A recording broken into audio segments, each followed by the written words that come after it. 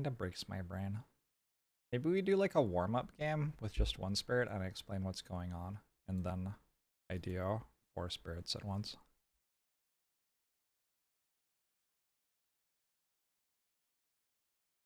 It takes a lot of thinking. Sometimes I would just like sit there and think for 5 minutes. It's so much fun. It is so hard to stream.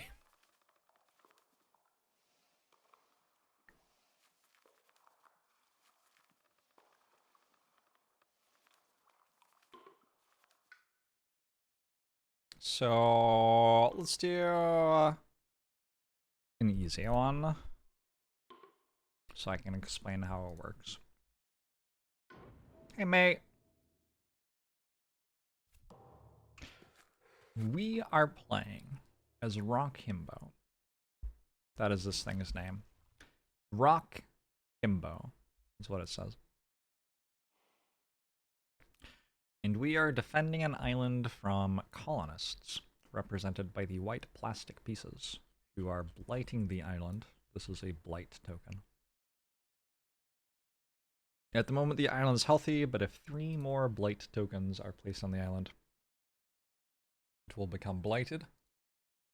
And then, depending on which sort of blight it is, which is something that's unknown, that gets randomly chosen if the island blights. I'm just trying to work out where to put this. There. And I sit, I think, down here. Okay. There will be some amount more blight tokens on this, and then if I run out of those, so we go blighted, and then the blight is like, this thing happens, and also there are 6 more blight tokens, or whatever. If we run out of those 6 blight tokens, we lose the game. So that is one way to lose the game. The other main way to lose the game is if the explorers just do all of their explore deck. This is a bunch of cards. They get through all of them. They have colonized the island and win. But we try to kill them all. And the main way that we win is by creating fear. Every time I create 4 fear, I earn a card from this deck. Yeah, if I get to that card, I win. And then these other, like 2 and 3, they change the win condition. At the moment, with no fear, if I cleared every single enemy off the island, I would win, which is very hard to do. But once I get to phase 2, at that point I only have to clear all of the cities and villages off the island. And here I would only have to clear all the cities off the island. So they could have a bunch of little people and a bunch of villages, but if they had no cities, I would still win. So as you generate more fear, it gets easier and easier to end the game. And sometimes you'll have turns where it's like, do I go all in on ending the game this turn or try to play conservatively? If I play conservatively, the enemies will keep on scaling up. Maybe I don't actually get to do that. There are lots of really interesting inflection points in the game. This is an explorer. It has 1 hit point and deals 1 damage. This is a village. It has 2 hit points and deals 2 damage. This is a city. It has 3 hit points and deals 3 damage. Pretty straightforward. These are Dahan, who are the indigenous population of the island. They are not strictly allied with me, but tend to be on the same side as me. They have 2 health and deal 2 damage, but they act after the invaders do. So in combat, if there's a village versus a Dahan, the village will just kill the Dahan before it gets to strike back, even though they both have 2 health and 2 damage. And this is me! My presence is represented on the island by these little tokens. This is 2 of them stacked on top of each other, which makes a sacred site, which matters for some stuff. This says that it can be cast 1 range away from a sacred site in a land with the Han in it. That's what that says. So I have to have a sacred site within 1 range of the tile I want to play this on. So that's a thing that a sacred site does. My passive also says defend 3 in every land where I have a sacred site. So that's another thing the sacred site does, which is specific to this character. There's like a variety of things that they do. And then this is only 1 presence, which doesn't make a sacred site, but I could add another presence to it, and then I would have a sacred site.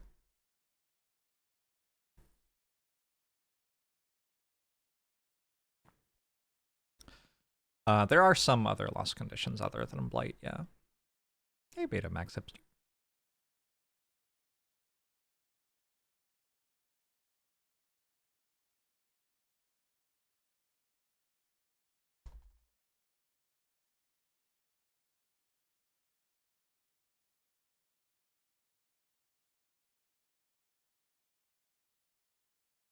Alright, the Mouse Master. Sorry, I just updated the title.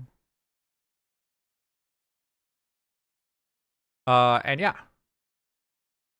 So the first part of the turn is growth.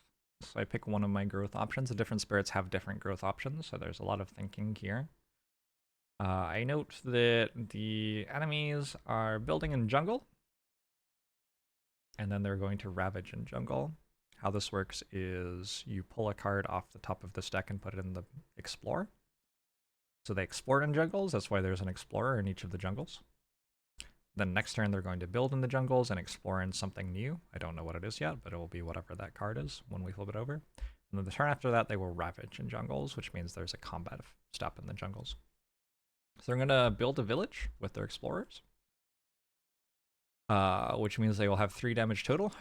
And my character defends 3 in every land where it has a sacred site. So building a sacred site here would make it so this is no longer problematic. That seems kind of like a sensible first thing to do.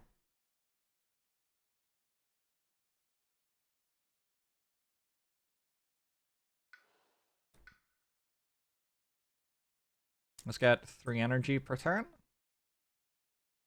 Probably. This is a way that I scale, is my growth often puts presence onto the board. One of the things that does is put presence on the board. Another thing it does is take it off of my growth track so that I go from having 2 energy to turn to 3 energy per turn kind of thing. In a power card, I'm going to look at we can choose minor powers or major powers. Minor powers tend to cost less energy.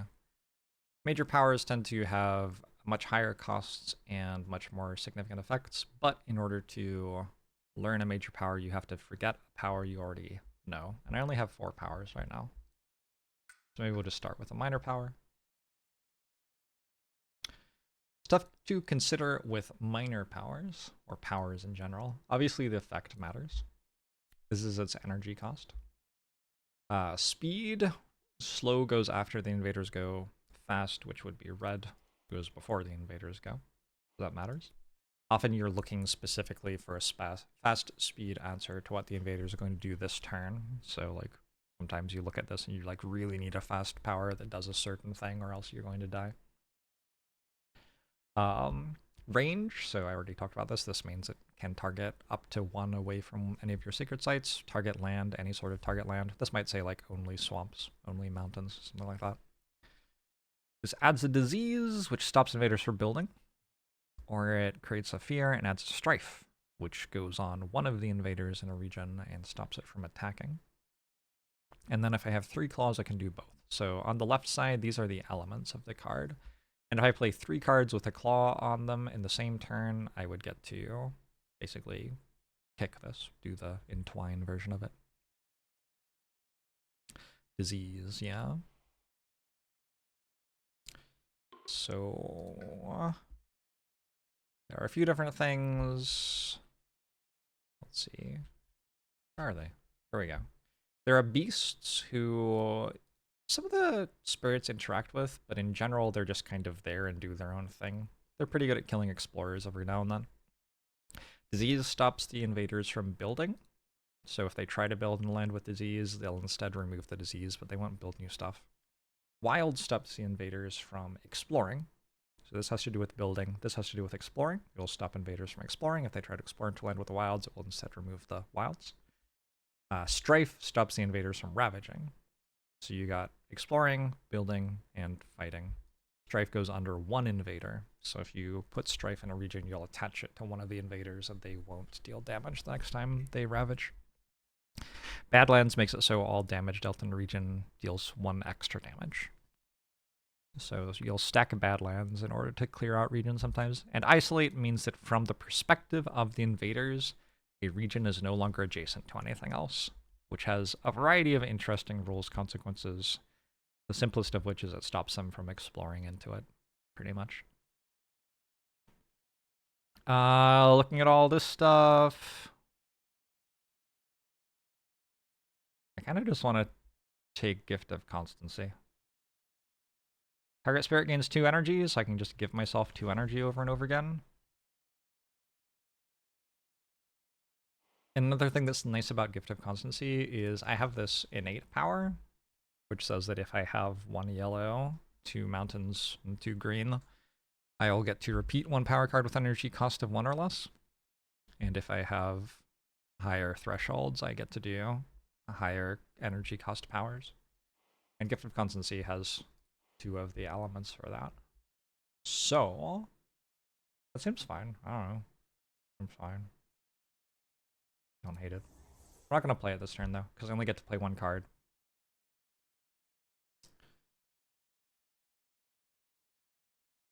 I'm doing an excellent job of explaining this. It's a really good game. I would love for you to understand the game, because it is so good. So, now I am playing cards. And I have 3 energy, because I gained 3 energy from my growth. Every turn I'll get another 3 energy as it stands. These are my 4 starter cards. So, a Year of Perfect Stillness, invaders skip all actions and target land this turn. It costs 3 and it doesn't kill the invaders. So this is a nice like stopgap when the invaders are starting to overrun a region and you need to stop them from like dealing 1 billion damage to it, which will put blight into the land. You can just make them skip all their actions for the turn. Boom, no problem. Powerful card, but you know, kind of expensive and doesn't kill the invaders. So reactive instead of proactive. Guard the Healing Land. Similarly, reactive instead of proactive. It removes a blight and defends 4, so it can be used to stop invaders from killing stuff in like most lands, but it doesn't kill the invaders. Also, removing a blight is nice, so even if they did manage to deal a bunch of damage in a land, you could just remove the blight that they added. Again, though, it costs 3. Like, 3 is a lot to pay for a power. Draw the Fruitful Earth, only costs 1, gathers up to 2 explorers, gathers up to 2 Dahan into a land. This is a more proactive card, because I can gather the explorers out of the lands that they explored to. And because the track goes explore, then build, then ravage. If they explore, say, wetlands next, I could gather them into this jungle instead, and they wouldn't be in the wetlands, so they wouldn't be able to build in the wetlands. If the wetlands are empty, they're not going to be able to build in the wetlands. And we also have Rituals of Destruction, which deals 2 damage, and if the target land has at least 3 Dahan, it does an extra 3 damage and 2 fear. So this is a way to like, actually blow the enemies up. I don't really know what I want to do. We're playing at difficulty 0. I'm just going to draw the Fruitful Earth, I think. Try to gather some explorers. I don't know where they're going to explore to, but we'll see, I guess. They've built in the jungle. They have explored to the wetlands. Okay. So I'm just going to... Honestly, I don't mind them building here because I have 2 Dahan. But... Well, now I don't even want to play it. Interesting.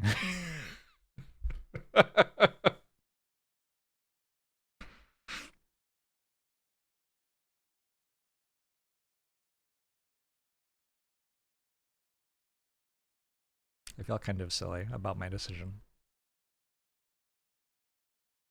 Oh well, I can demonstrate that you don't have to play a power. Like, I could have played this just to get the elements for other things. Maybe I had a different card that needed 3 claws and this has a claw in it, so I just play it, but I don't actually want to use it.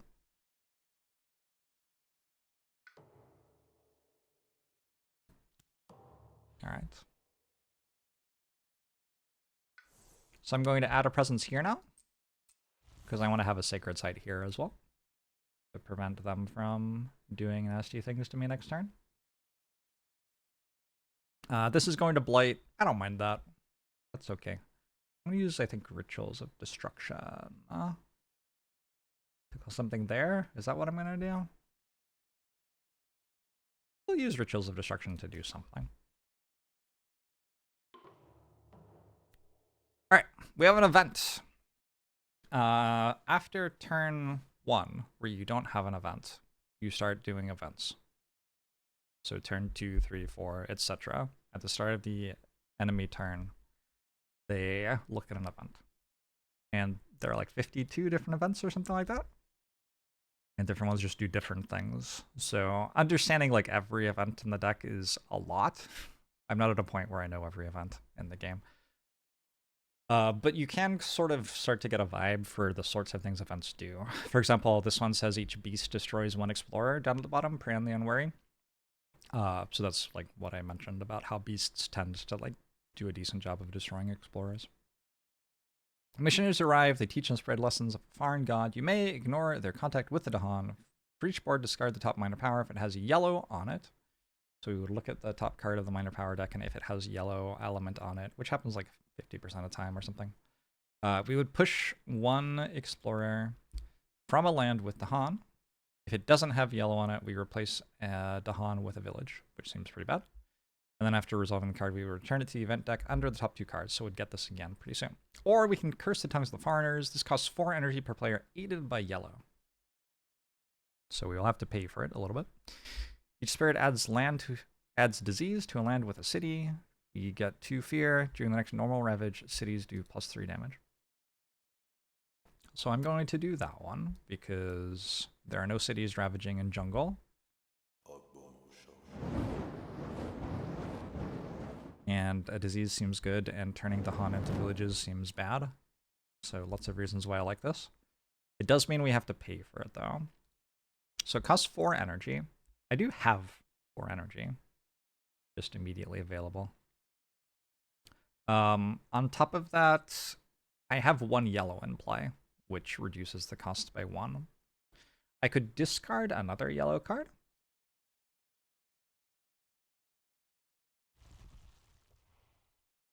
And discarding another yellow card would basically earn me 2 more energy toward paying for this. I could also forget a yellow card, basically like remove it from the game and can't play it again. That would give me 4 energy toward it. I think I'm just gonna pay 3 energy. I have so much energy. Wait, I thought that had a city in it. Oh, my bad. Mark! Thanks for the 18 months. We can get a counter attack on H5.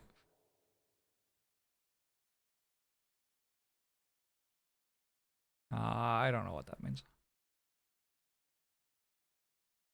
Are you saying we could gather Dahan into here, so when they ravage here, we would hit back? I think I probably could have done that, but I decided I wanted the Dahan here to kill that instead. Alright, so this time they're exploring into mountains. This mountain already has a sacred site in it, so I'm not too worried about that. This one doesn't, though, and could get a bit out of control, so I think my plan is going to be to shoot that with Rituals of Destruction and just kill the explorer. Right, my turn again. Let's gain a power card and add a presence. I now get 2 card plays per turn, which is really nice. I think I could probably start looking at major powers already.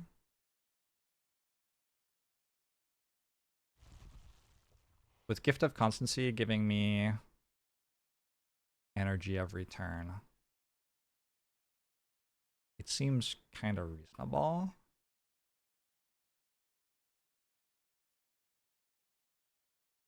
It gives me a lot of energy as well. Yeah, so unfortunately it takes another couple of turns before I can play 3 cards per turn. Let's start looking for some like sweet major powers to end the game with. Irresistible Call is a really sweet one. Gather 5 villages, 5 Dahan, 5 beasts, and 15 explorers into 1 tile. So the big thing this does is like it stops the invaders from doing anything in all the other tiles where everything was just gathered from. If I took this right now and targeted here, I would just kind of pull everything out of all the surrounding stuff. And I would still have to worry about 1 wetland region, but I wouldn't have to worry about anything else anymore. It also has a lot of my elements, so that's cool. Although I need mountains in order to actually get this, and it doesn't have any mountains on it. Other options: vanish softly away, forgotten by all, remove an invader and an explorer or village. So we could remove a city. We could target here and remove the city and the village. or we can remove all damaged invaders. If we kick it, it does more stuff, but we're never going to get 3 moons and 3 purples, really. Just not conceivable. For each blight in or adjacent to target land, add a Badlands, a Disease, or a Strife, max +3 of each, for each blight in or adjacent to target land. If I like targeted here, that would be for 2. So I could add 2 Badlands, and then I could achieve 2 fear and do 3 damage, because I'd have 2 Badlands at that point, so I'd be dealing +2 damage on anything. And again, we're not going to kick it with 3 moons, that's just not happening. Sweep into the sea. I do actually have yellow on a decent number of things, so it wouldn't be that hard to kick this. Push all explorers and villages 1 land toward the nearest ocean, or if the land is coastal, destroy all villages and explorers. This is the coast. Kind of looks like we're surrounded by ocean, but I mean, maybe we are, but this is the only part that actually counts as a coast, so these 3 are coastal.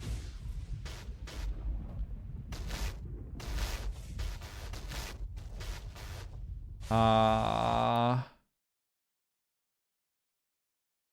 not opposed to sweeping things into the sea, and it feels like I could actually kick this at some point. Jeez, thanks for 45 months. Hey, Teal Baron.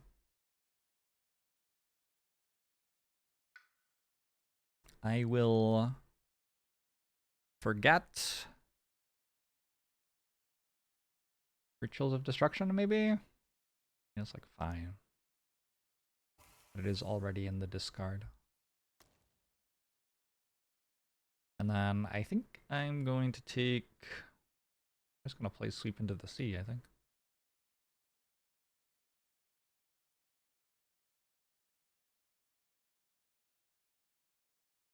And kill these.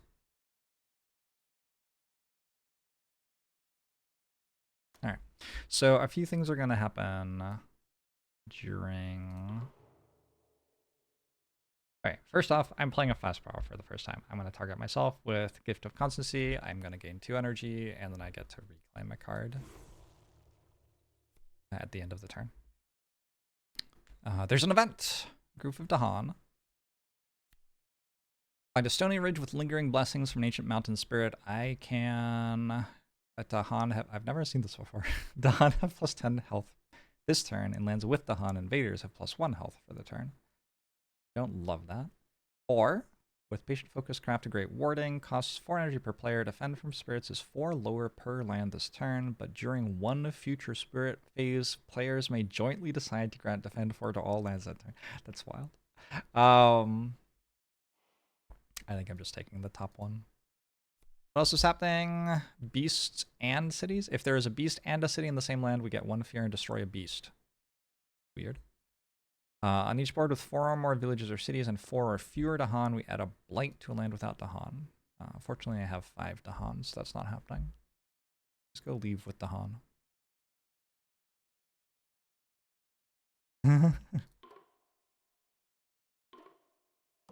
That's kind of wonderful. Hey, I just got an achievement. Experience all of the 30 events in Jagged Earth. So I guess that was like actually the last one that I hadn't done. Unfortunately, I don't get to kill all the invaders in this region now because the Explorer has an extra health. And they blighted this wetlands, which is too bad, but mostly okay.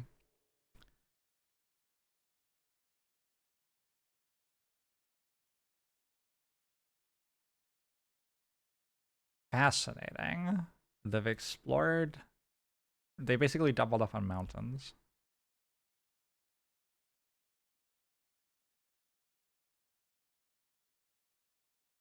So now they're going to Ravage here, and then they will build. I might just go Year of Perfect Stillness on this next turn, so they don't get to do anything. That kind of makes sense. It's very expensive to sweep 1 Explorer into the sea. But also, it does stop the Explorer from building, and then stops them from ravaging afterwards. So it's kind of appealing. I would sweep this toward the sea, and then sweep it again next turn. But unfortunately, they would ravage next turn before I got to play my stuff. And they would build. They'd ravage, and then they'd build a city, and then I would sweep the... Yeah, that's not working. I just put push one explorer. Goodbye, one explorer. Let's reclaim a gift of constancy.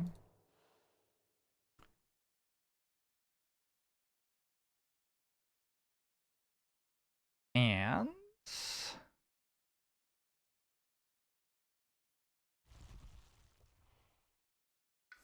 I'm going to add a presence. I don't see any obvious reason why one of these places is better than another. At this point, I can target everything on the entire board with my stuff that goes one away from sacred sites. I guess I could set up here. Because they have a bunch of stuff there, maybe that'd be useful. Alright, so we're gonna go Year of Perfect Stillness to stop this from doing anything, which kind of stops their entire turn from doing anything. And we're playing Gift of Constancy again, like basically always.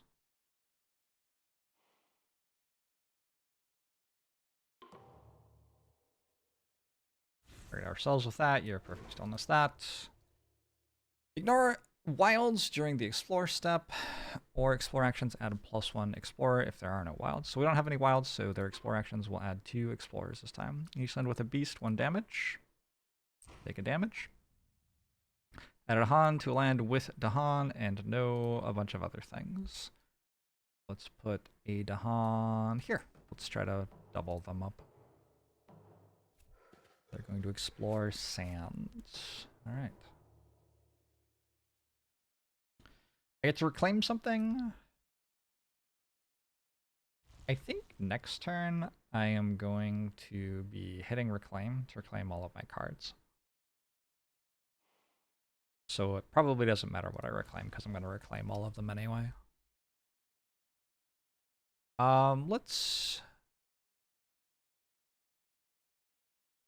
Yeah, that seems true.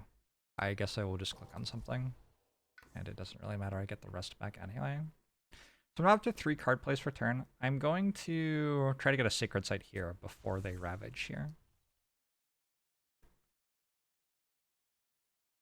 So this turn they're going to ravage here, but I have enough defense that it doesn't do anything. They're going to build a village in the sands and a village in the sands. They have a city here already. The way that building works is they will always build a... Oh my god, how do I explain how this works?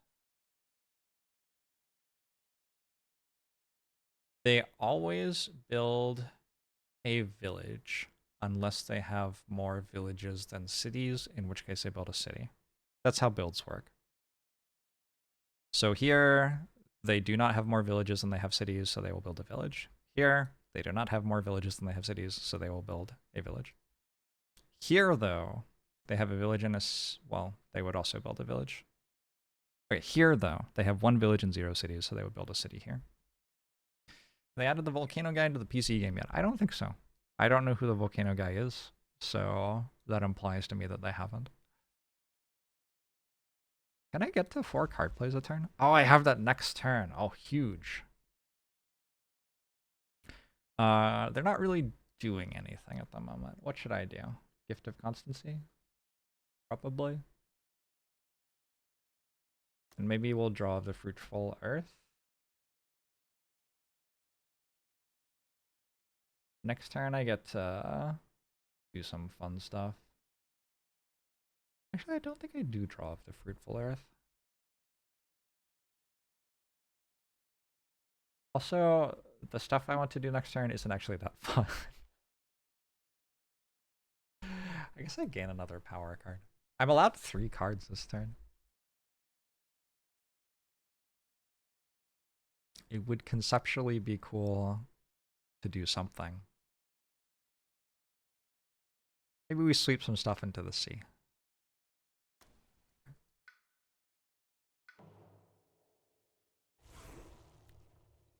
When exploring once per board, place a village instead of an explorer. Add a beast to a land without blight that has a village. Apparently there was only 1 possible tile for that. Yeah, there was only 1 possible tile for that. During Ravage, we get defend 1 per Dahan in a land. Doesn't do anything. the event said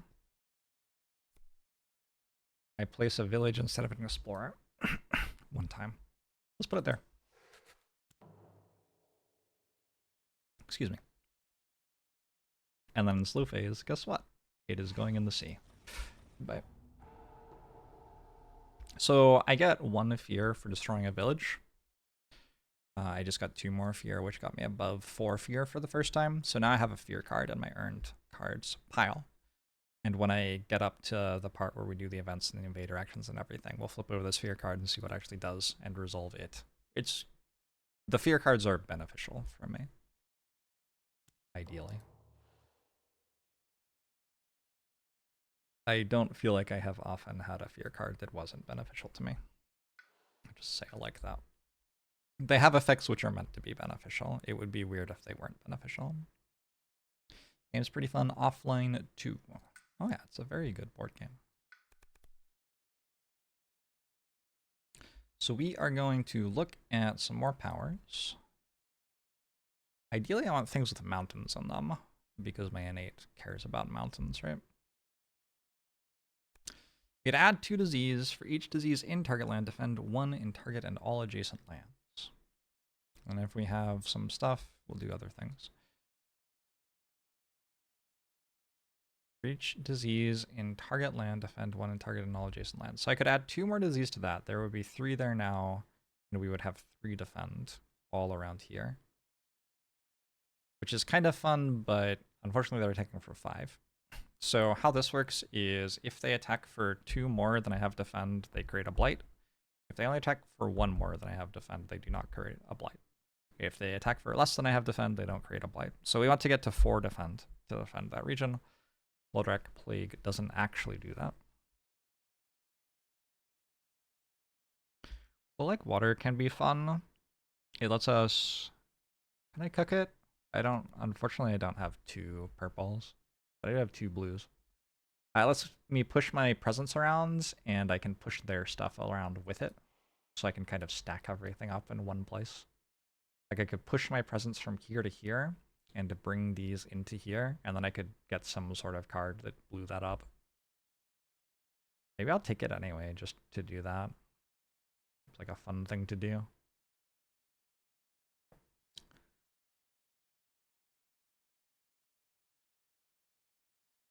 I've just realized that I'm gaining a major power, which means I have to forget something. Whoops. Oh, this defends 4. Boom, boom. Boom, boom.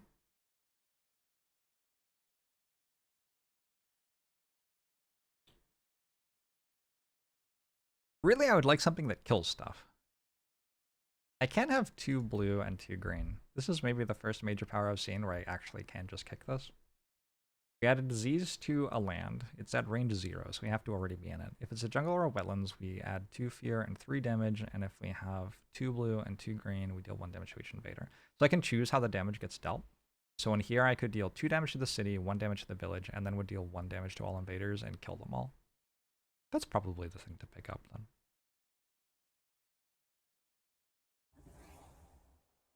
And I think I'm going to forget Sweep into the Sea, actually, which is in my discard. Alright, we can now play 4 cards this turn. Go Smothering Infestation, Gift of Constancy again. I'm going to guard the healing land and take your Perfect Stillness. So I've procced my innate power for the first time, and I'm actually proccing it at tier 2. So I can repeat any card that costs 3 or less this turn.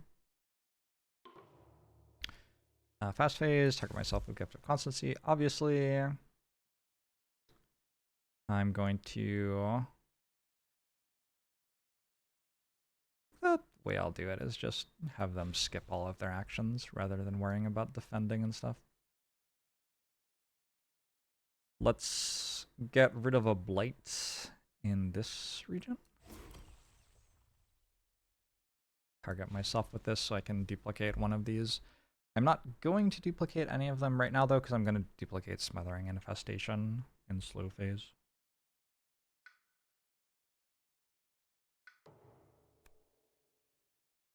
After advancing, invader cards perform a build step for one terrain not shown under any invader action. Okay. Each beast deals 2 damage. Remove any token that destroys a village or a city. Well, we blew up everything in that region, and one of our beasts died. Add a Dahan to a mountain or sands with a Dahan. We'll put them there. They get a fear card. Each player adds a strife in a different land with at least 2 invaders. So this strife stops them from ravaging one time. They all died to the Dahan. They didn't ravage because I made them skip all of their stuff. They are exploring the coastal lands.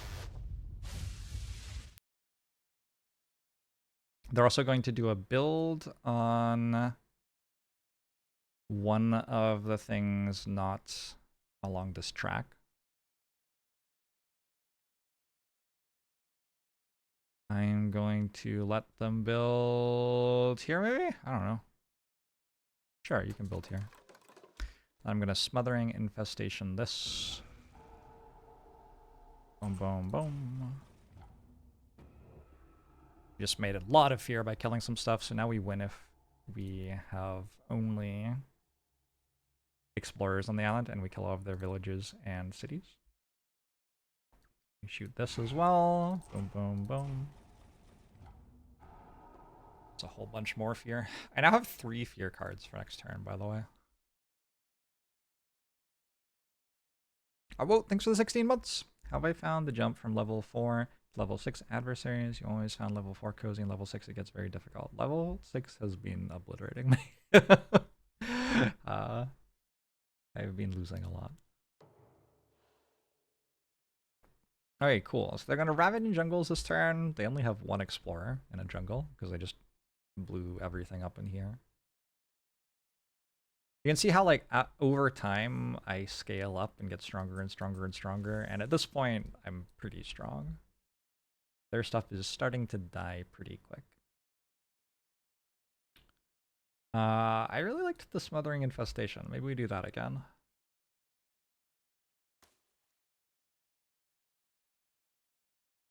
Gift of Constancy again. I do need to play this to kick Smothering Infestation. That's kind of awkward.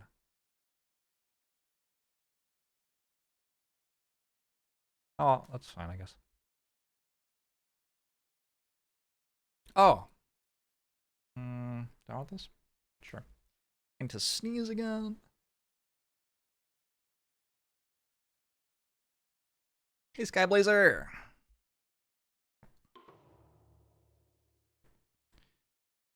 So I want to probably target something. Hold on.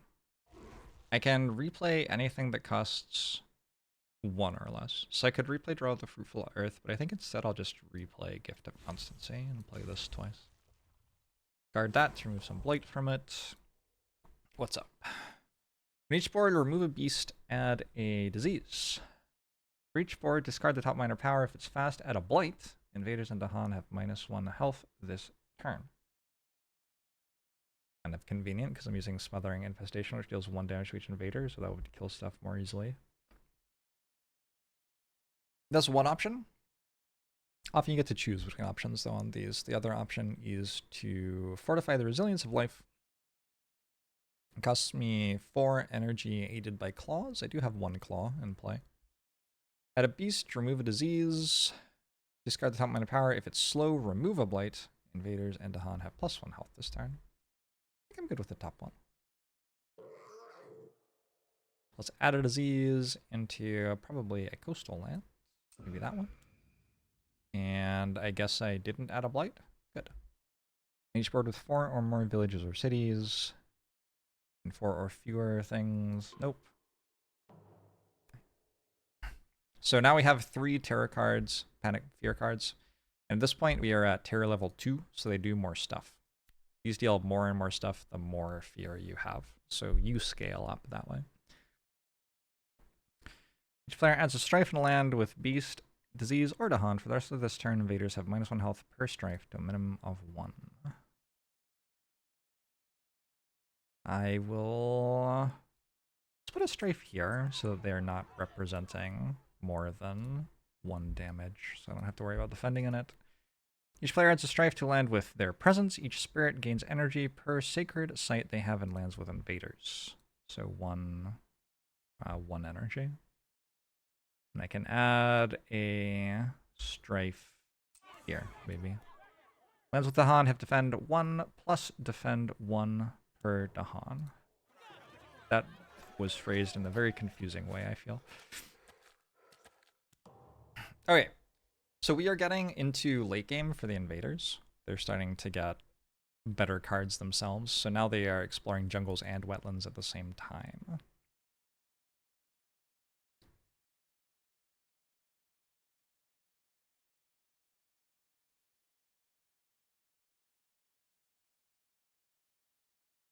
I think I will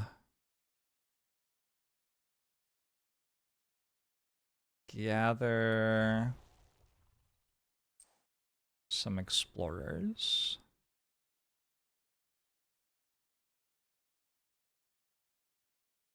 Here, I can gather Dahan. Sure, they're not doing anything in the sands. And then I'll Smothering Infestation this, which kills all their stuff. I get 2 reclaims. 1...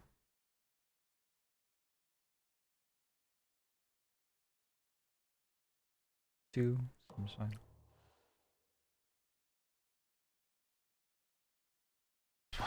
What if I lose? I don't think I'm gonna lose, but I'm kind of... this feels very slow. They only actually have 4 cards left before they win. If I get 1 more fear card earned and kill that city, I immediately win the game, though. So let's look at a power card that can kill a city, maybe. Winds of Rust and Atrophy creates a fear and downgrades a village or a city. Downgrade does the thing you'd think. Cities downgrade to village, villages downgrade to explorers. Mists of Oblivion deals 1 damage to all invaders. Land that thrashes in Furious Pain deals damage per blight. They don't really have any blight. Infestation of Venomous Spiders makes invaders skip stuff. I think Winds of Rust and Atrophy is the thing that can actually kill a city, so let's take that one.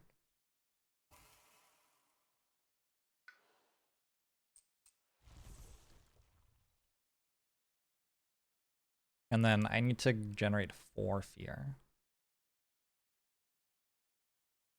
which is not actually a thing I'm doing. They're building in jungles and wetlands. This disease will stop them from building here. But they will build a new city there.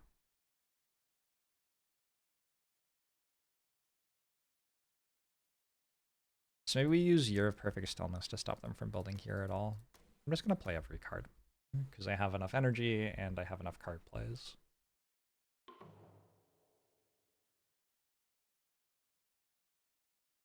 So we stop them from building here. We downgrade this city. Gift of Constancy yourself, of course. Each land with 2 or more villages, push a village to land without a village. Doesn't do anything. 1 fear per board with disease. Oh. Yep, I certainly have those. We also dealt 2 damage to a Dahan and a land with a disease. Not too big a deal. During Ravage, Dahan only deal 1 damage, but deal damage before invaders. Doesn't do too much. Each player removes an explorer and village from land with beast, or 1 explorer from land adjacent to a beast. Somehow I don't have any beasts left.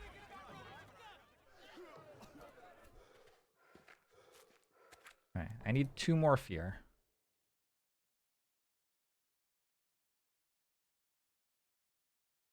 If target land is jungle or wetlands, 2 fear. Well, looks like we did it. We now win if there are no cities. There are no cities. Why is this kicking? Oh! Oh, the kick is 1 damage to each invader. Oh, Didn't actually read what the card was. GG. So this is Spirit Island. The game's incredible. I have just played one spirit at no difficulty. I am now going to play 4 spirits at the same time at max difficulty and lose. I will not win. I am very unlikely to win while doing this. 4 spirits of any complexity against a random adversary at level 6. I got France again. This is a 3rd time I've rolled France. I've rolled France 3 times, Habsburg once, and Russia once.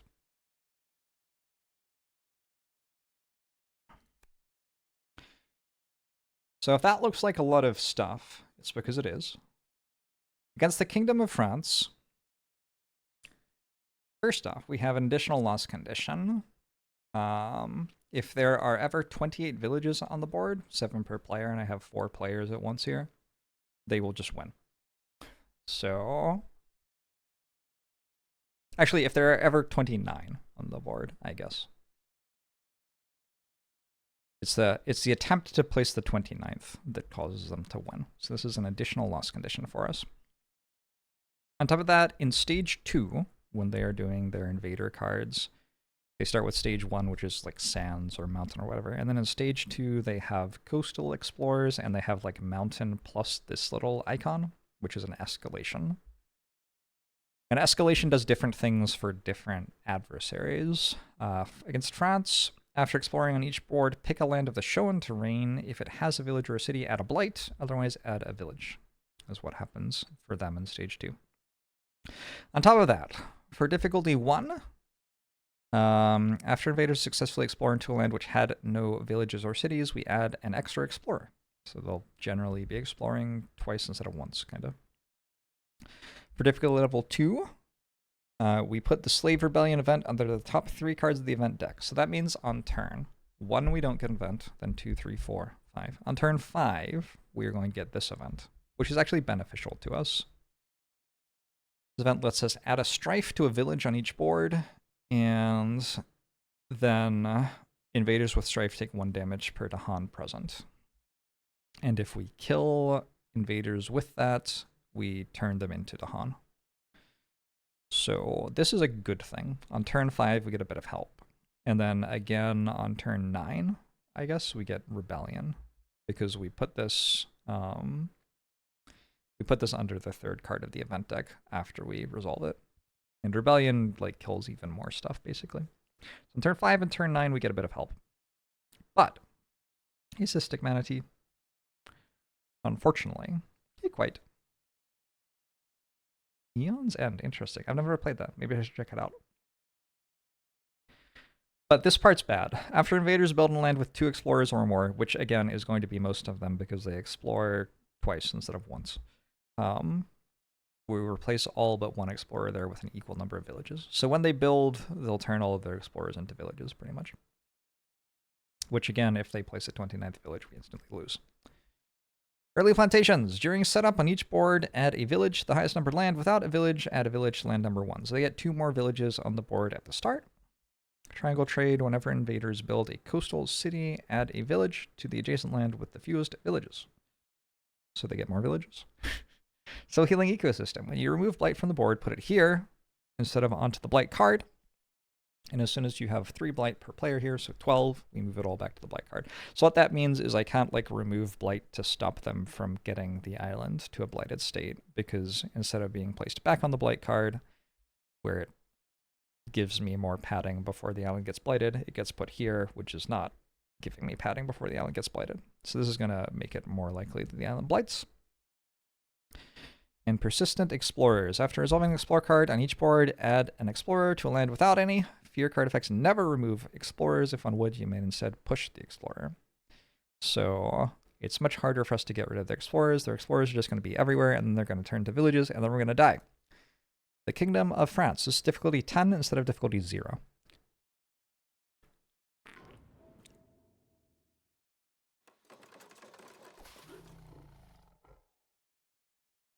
Cheaper, no setup time, or need to meet up. Good trade-off, I think, these games. I mean, I am of the opinion that these games are awesome, so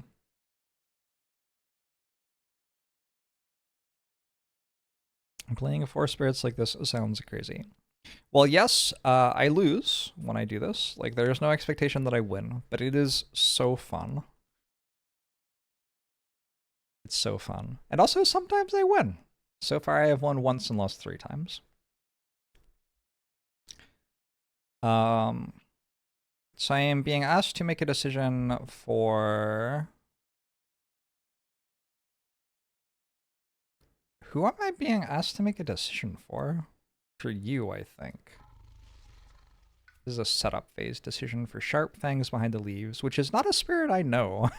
I don't even know what this cards do or anything. On setup, I can put a spirit in a land of my choice with a beast, anywhere on the island. So this spirit uses beasts to kill stuff, is my understanding. We need to make lots of claws, and then we will deal a bunch of damage to things, but also we will remove a beast. You know, this doesn't do as much as I thought it would. We can add fast speed in lands without blights, gather a beast, and then do 1 damage per beast. Oh, that seems more like it. Okay. So if we have 3 claws and 2 leaves. These are called animal and plant, I guess. Their names are written there. We can start dealing damage to things. This is a slightly more complex spirit than the Rock Himbo I played. Rock Himbo is one of the simplest spirits imaginable, to be honest. This one gets to grow twice every turn. So probably we will usually add a presence to jungle or a land with beasts. And then we get 1 other growth option.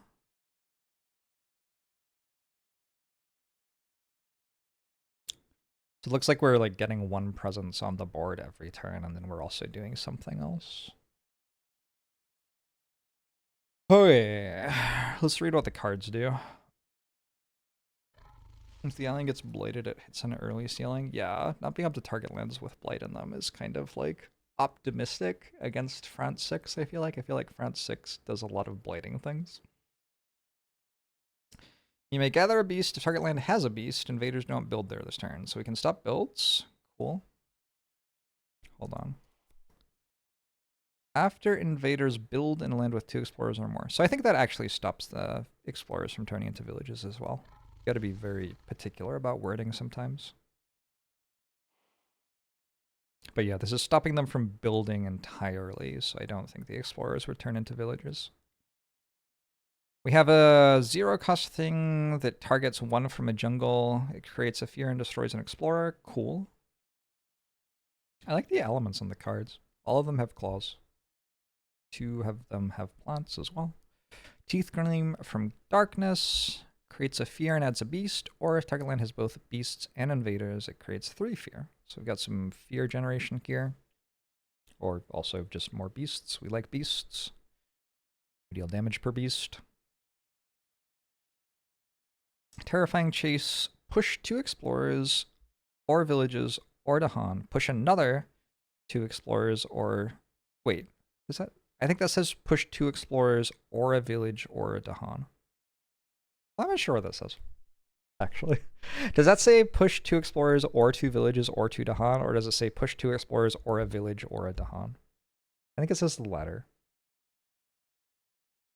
You think it's 2 of the following? All right, I will trust you. 2 pieces of the script. Okay, so we can push 2 villages. Okay. We could also push 1 village and 1 Dahan, I guess. Okay, so that's working as well as it possibly could for us, basically. For every beast in the target land, we can also push another 2 of that group, and if we pushed any invaders, we generate 2 fear. This makes quite a lot of fear. Fear, fear, fear. And it also kills some stuff. And it can kill an explorer like this. Also, except during setup. So unfortunately, there are going to be 2 explorers. And I have to decide where to put my extra presence.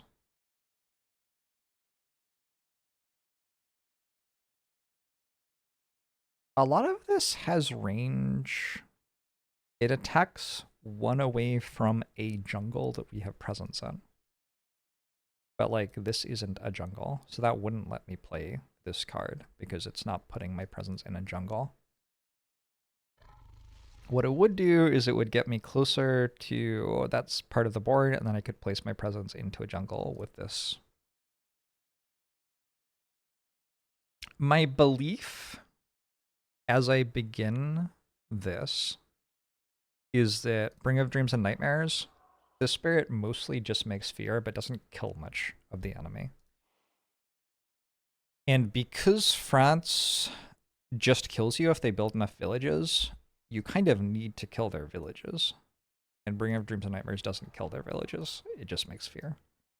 So my belief is that Bringer of Dreams and Nightmares is going to need the most help. So I'm kind of inclined to put this over here by Bringer of Dreams and Nightmares, but it's like right in the corner. You could just like place a presence over there instead. Maybe that'd make more sense.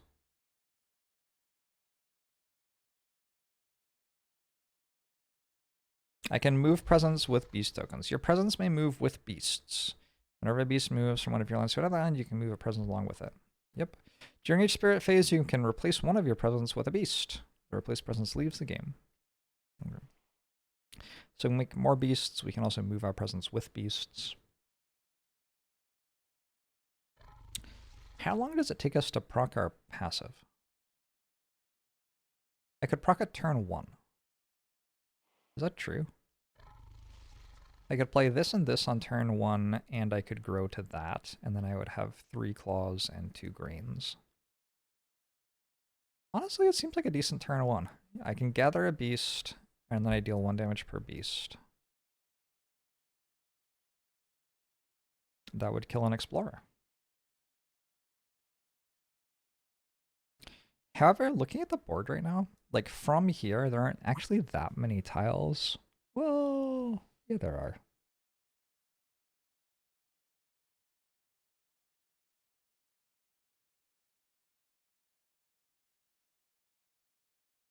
We'll try here. I don't know. The invaders are exploring in the mountains. They are also going to click a land to add an explorer to it on every board. So my typical thing with France has been to add explorers to lands with beasts in them because the beasts kill explorers so frequently. So as long as I'm not putting an explorer in a mountain, it's not going to build. So like I can put an explorer here, and there's a beast there.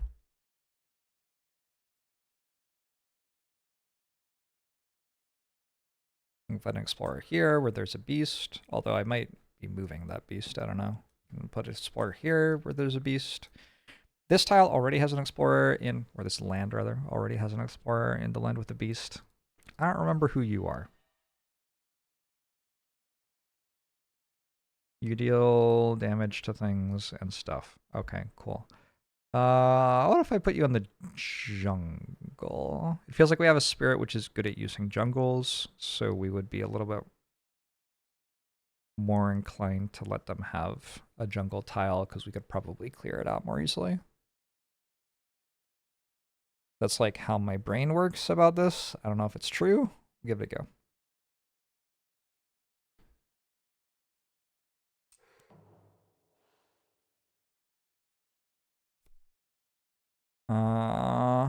Fear card effects never remove explorers. But the things that make beasts kill explorers are events, not fear. Okay.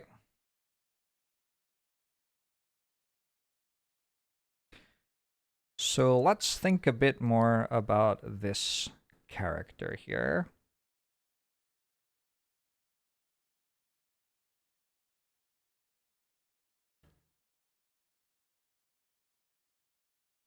It really feels like proccing my passive would be a very nice thing to do on turn 1.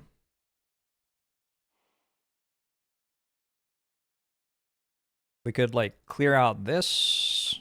We could clear out We could place a presence here, and then use that to gather a beast into here and clear that out. It doesn't look like I can actually clear this out. This is a problem. This is a problem. Because this one has too much stuff in it for me to clear it.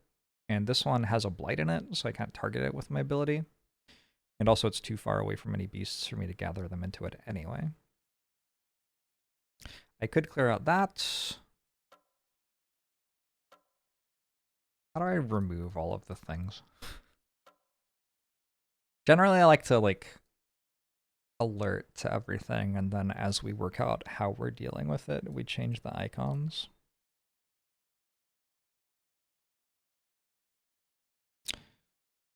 So I think that clearing this out is probably a good idea. I can use my passive for that.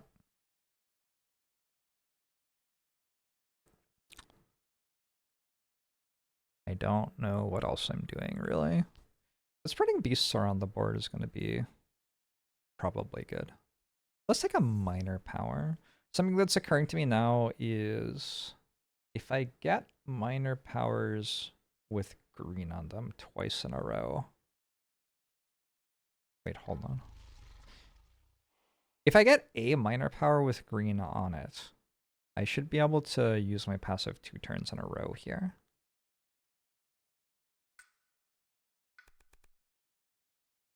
Well, that doesn't have green on it. Maybe there's something I can do with it. This turn, target spirit may use a slow powers if it were fast or vice versa. That's usually a very strong thing to be able to do. Unfortunately, it has none of my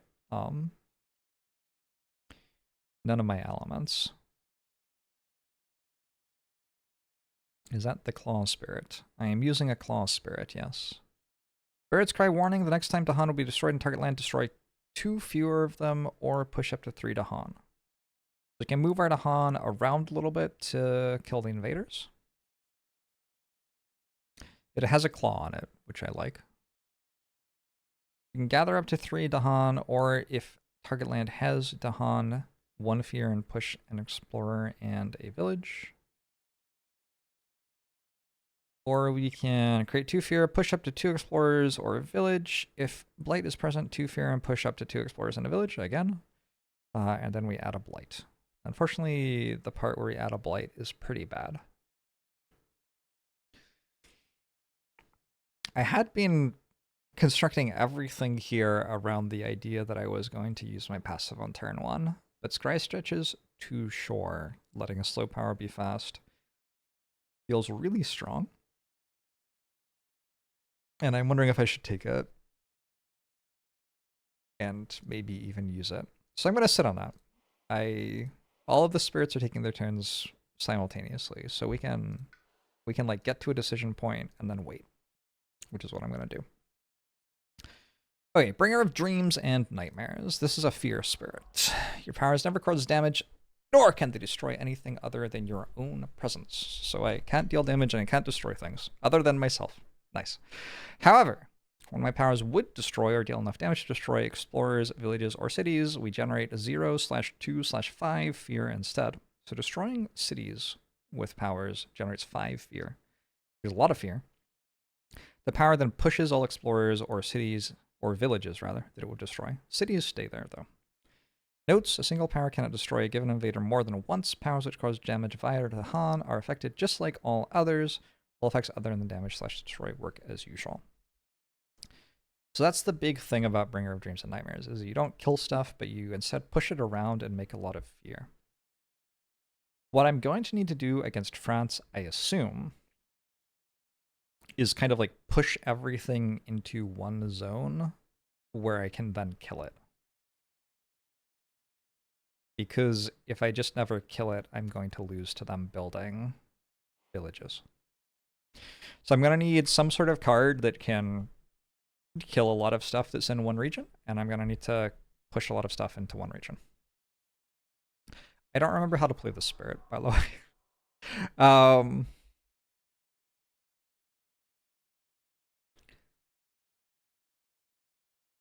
There was a while where I was doing random spirits and I just happened to get Bringer of Dreams and Nightmares like 5 times in 10 games. So I felt like I knew what was going on, but it's been a little while. The growth options are a little weird. Presumably we start by gaining a power card and adding a presence. That's the only one that really makes sense. I think I was playing it as a major power spirit, by which I mean I was just ignoring this track entirely and never getting to the point where I could play 3 cards in a turn. Instead, I was doing this stuff.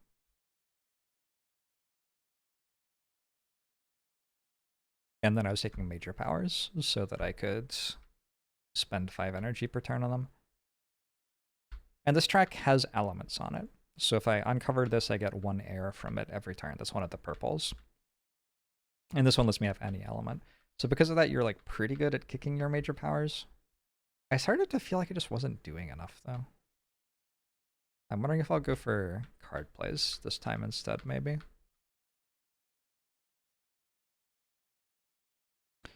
Bringer seems to non-bow with spirits that just want to trash things. I mean, Bringer kind of non-bows with everything. I think it combos with stuff that wants to kill a lot of things in one place, because it can push everything into that one place and then somebody else can kill it all. Yes, Rob. My cards. Oh yeah, you can start by getting a major power. If target land has Dahan, gain a major power. If you forget this power, gain energy equal to Dahan, and you may play the major power immediately, paying its cost. So you can just immediately go into a major power with Calling Midnight's Dreams. You have to forget something when you gain a major power. So it's saying if you choose to forget this card, you also get a bunch of energy. But you could forget something else instead.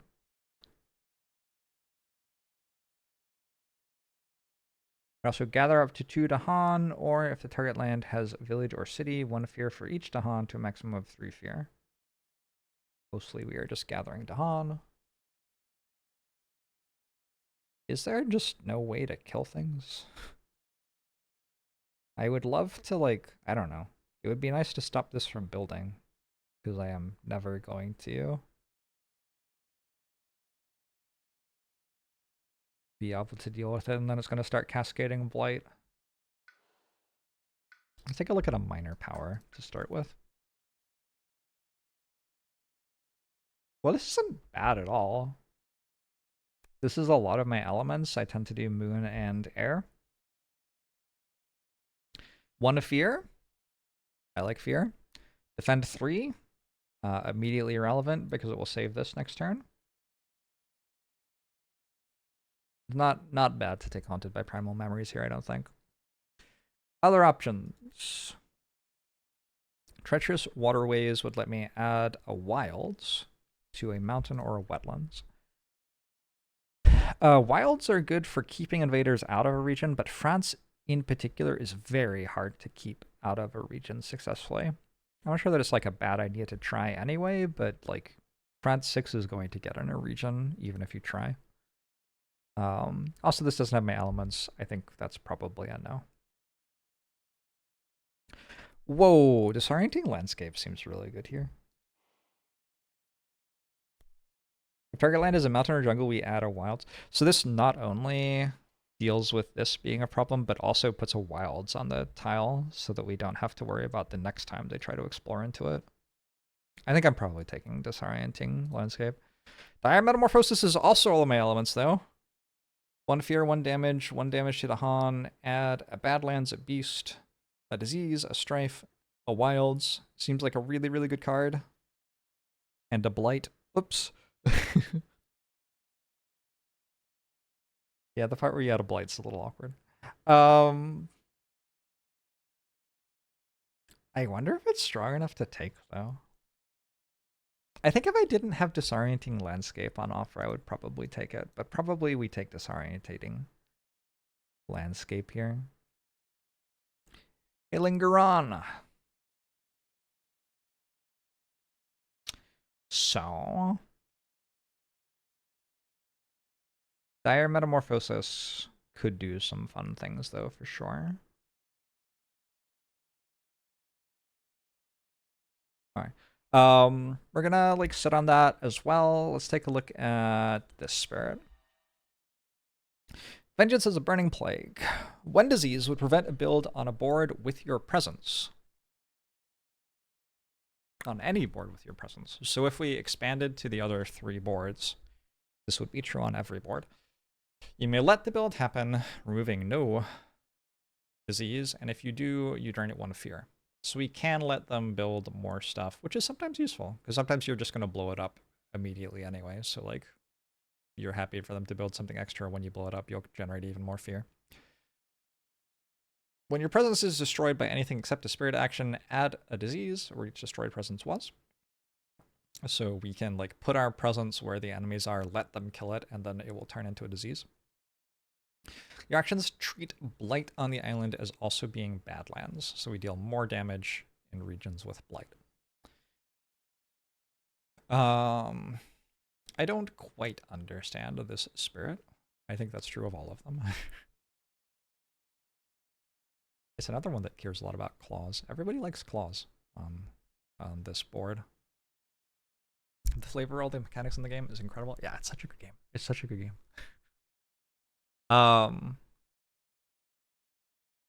I feel like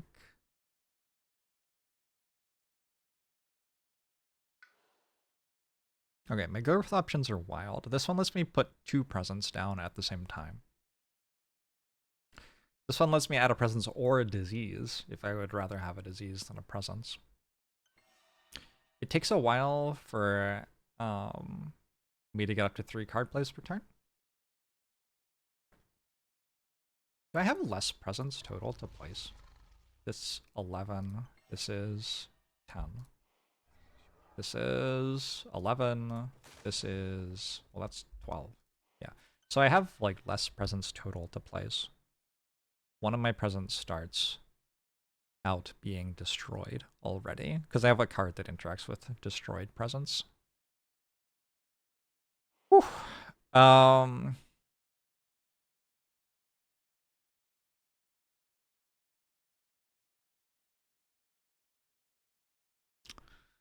Alright, what are my starting powers? Target spirit removes one of their destroyed presents from the game. So at the moment, I'm the only one with destroyed presents. So that would only be able to be Vengeance is a Burning Plague. 1 fear and 1 damage, and 1 of target spirit's lands. So this would target me and let me deal 1 damage. Cost 0. So it doesn't have to do tons. It's also my power, so Blight counts as Badlands. Even if you target a different spirit. Cool. Strike low with sudden fevers, creates 1 fear, and makes invaders skip ravage actions. Which is a powerful effect, but it's kind of expensive, and also against France in particular, I need to kill them. Or else they're going to build enough villages that I die very quickly. So I'm not sure that's like the best card available to me. Plague Bearers, 1 fear if invaders are present. For each disease, push 2 explorers or villagers or Dahan. That's the same thing, where it's a group of that. And 1 disease may be moved with each pushed piece, so we can push stuff around a bit. Fetid Breath spreads infection, just adds a disease somewhere. Disease stops builds. Stopping builds seems better against France than stopping ravages.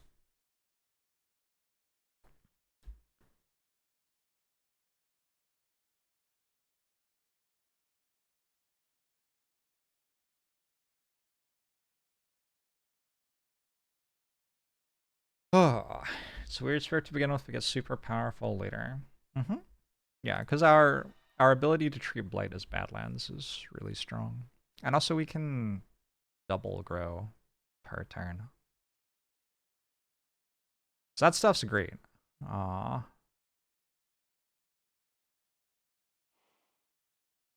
how to actually get started is tricky to understand here. I think what I'd like to do is actually use this growth instead of this growth. Just put 1 presence down on the board. Take a look at a power card, grab a miner, and then I'll use my growth to grow into this mountain, and then use my 0 cost card to kill this explorer. I'll have 2 energy total, so I could also use Fetid Breath spreads infection, I guess. Stop a build next turn. Or I could just like, well, okay. Ideally, I'll get a minor power that I'd rather play. That's ideally what I want to happen. Give this a go. Take a look at a minor power. I like claws and fires, mostly. Blood draws predators. After next time invaders are destroyed in target land, add a beast and 1 damage per beast. Count max 3 beasts.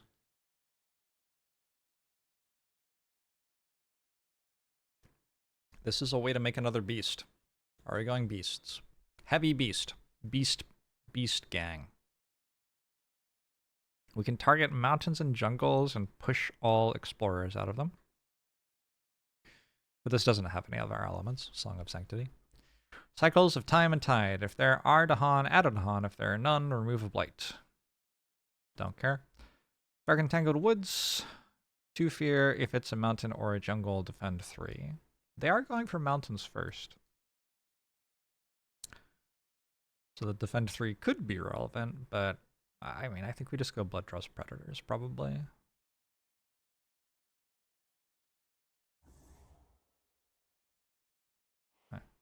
Sorry. And then I'm going to add a presence here. I'm going to play 2 cards, this one and Blood Draws Predators, I think. Oh, shit. Wait. Whoa, undo. Undo.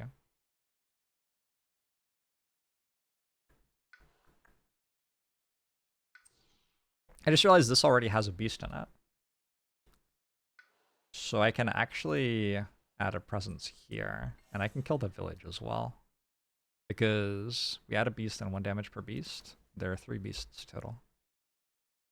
Or there are 2 beasts total plus 1 damage from this, which makes 3 damage total. And they have 3 hit points. So that one's good. This one's good. Everything else is still a problem. Pretty about the entire rest of the game. You have to stop watching actively because you're so passionate about this game and Vengeance in particular. You have strong opinions. What a disaster.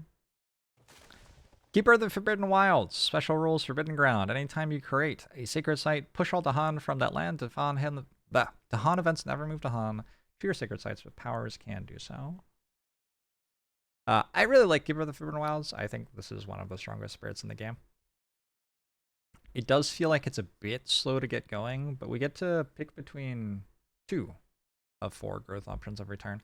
And there are 2 that add presence, so we can theoretically be adding 2 presence to the board per turn. That takes a while.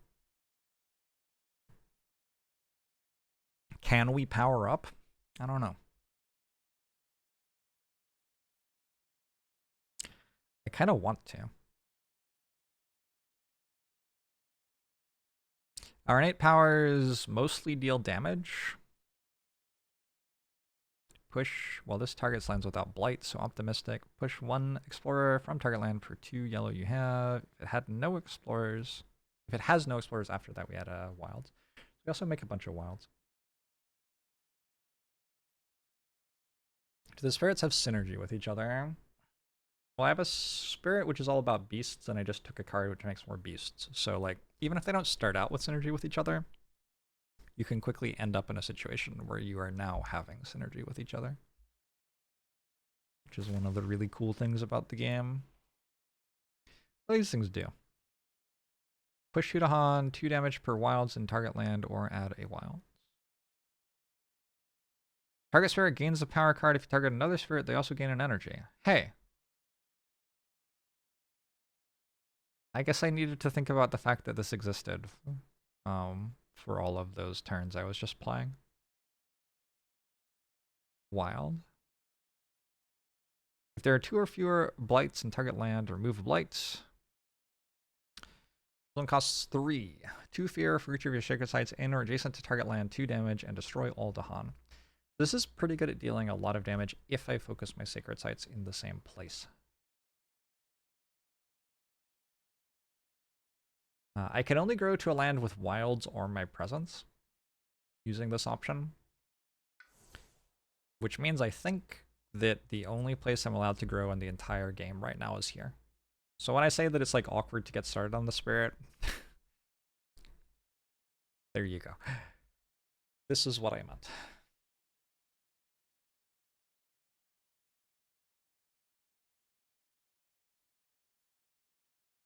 Keeper has an advantage against France by placing a wild down, which stops French explorers. Oh yeah, well, I mean, placing a wild down always stops their explorers, right? That's the thing wilds does.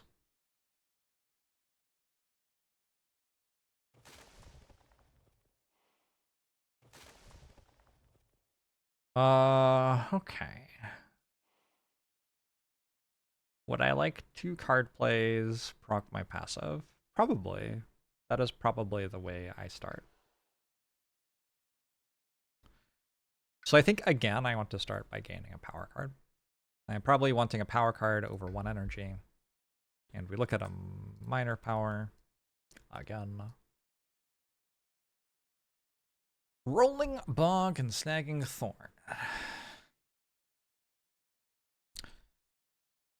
It's a range of 1. It creates defend 2. So this is going to build. Well, is it going to build? I'd actually prefer it didn't build. Yeah, I don't think it is going to build. But like in theory, at some point, I can use this to isolate a land, which stops explorers from getting into it for a turn. And defend 2 in it, which would be enough to defend against, like, if this builds a village, then there's 3 damage to defense is enough to protect us. I don't think this is the card I'm taking.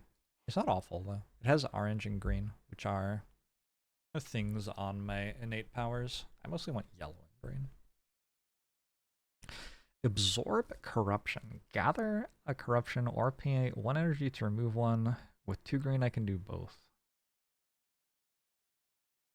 Is that good? It feels very slow, but it definitely has my elements.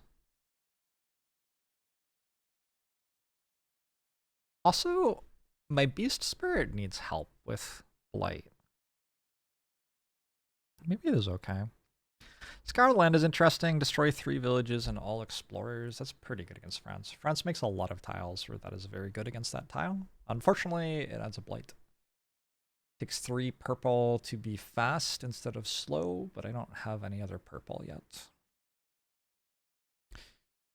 Reach to Han, 1 damage to a village or a city. Or 1 fear and gather up to 2 Dahan. Doesn't have my elements though. I think I'm just gonna take Absorb Corruption, and I'm not expecting it to be great. I got Blood Draws Predators as Vengeance. That is so great. I think so too. I'm excited about it. Okay, let's do this. I push my Dahan.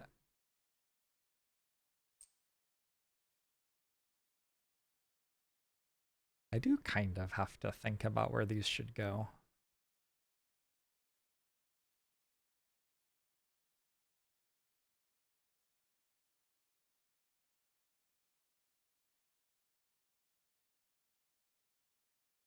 I think they probably go here. Now I have 3 in this region. We're just going to build a village and then they're going to fight. And 3 Dahan is actually enough to kill them in that situation.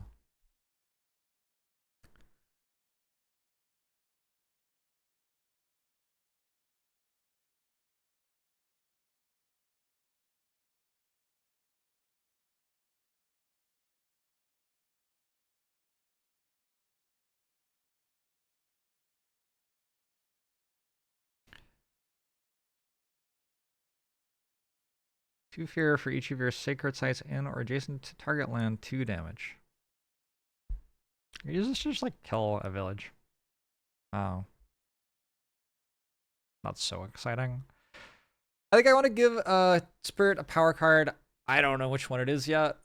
It'll be a different one, so they also gain an energy. But I don't know who. Maybe we go like 3 card play per turn, Bringer of Dreams and Nightmares, and give it another minor power. Or maybe we give you another power, since you have a double growth option on your track. You could get pretty strong pretty quickly, but you want to use this, so you need somebody else to be feeding you power cards. Vengeance has a Burning Plague. That's probably my carry, right? I think that's probably my carry. I don't know what else I'm doing. Like, I can do this. Add a wilds to a land without blight. Okay. I'm gonna pay 2 energy to add a wilds to a land without blight, I guess.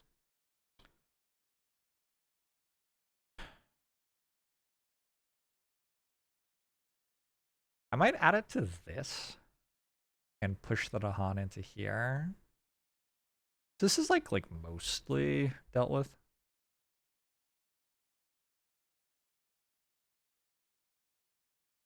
And this is on its way to being dealt with.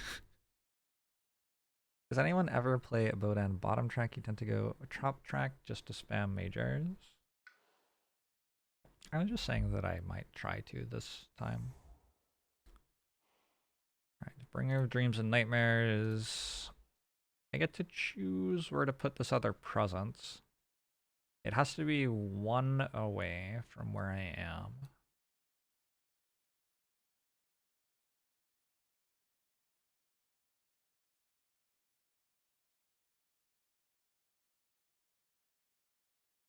I find that in 4-spirit games, you are more likely to do something weird with your spirits because the other spirits influence what you need. I also find that in 4-spirit games, you are more likely to have minor powers, which give other spirits energy. So more card plays per turn is just stronger in general.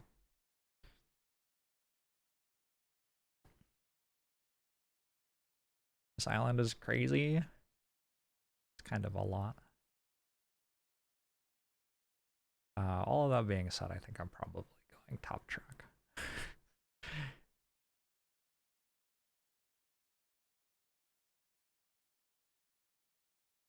The thing is, like, this is so strong. Target spirit gains an element they have at least 1 of. It's very, very good, and you have to get to here to get it regularly, basically. Unless my 3rd card always has a moon on it. So far, all of my cards have moons on them. I kind of want to fuck around.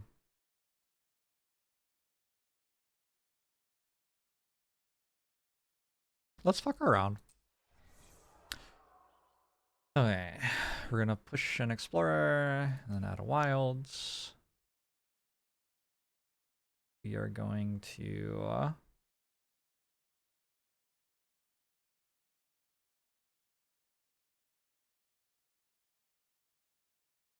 fuck around and find out. No. Not find out. Only fuck around. Only fuck around, thank you. No finding out necessary.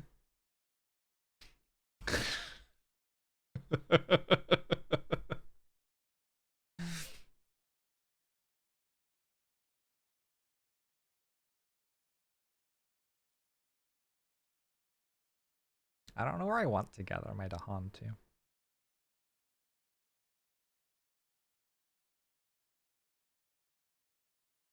I guess the obvious place would be here. I could gather Dahan into here.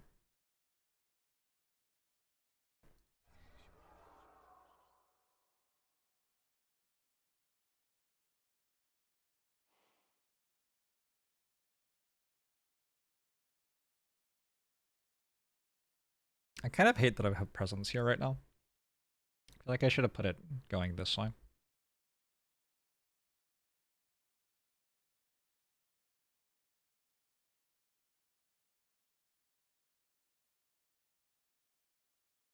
The thing is, I want a land with lots of Dahan in it to play and benefit from this card in.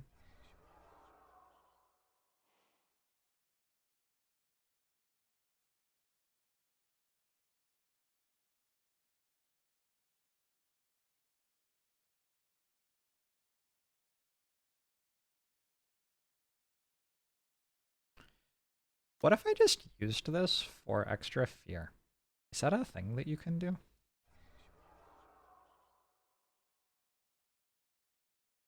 Like, it feels conceptually like it could be a thing I could do. It procs my passive for another fear, and then I can use it for the bottom mode if invaders are present to fear. I don't know if I've ever like done it like that before. Let's try it. Let's see what it's like. All right, you were choosing a card. I think I'm taking Sky Stretches to Shore because being able to fast speed a slow power will at some point be incredibly powerful. I don't know when, but at some point that's just going to matter. My other growth group is going to be out of presence. I was going to get animal going. We have a bunch of beasts over here, so getting closer to those seems like a good idea.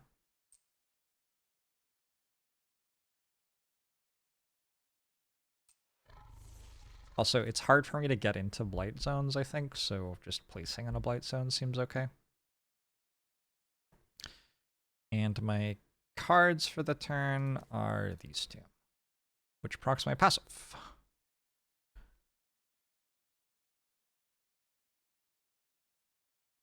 Alright. Finish playing cards. Fast speed stuff. I would like wilds here. I would like to give these invaders some night terrors, and then to give them some midnight dreams. And I would like to give these invaders a disorientating landscape. Let's push them back here, maybe? And got some wilds going on over on the side of the board. Here I would like to ranging hunt.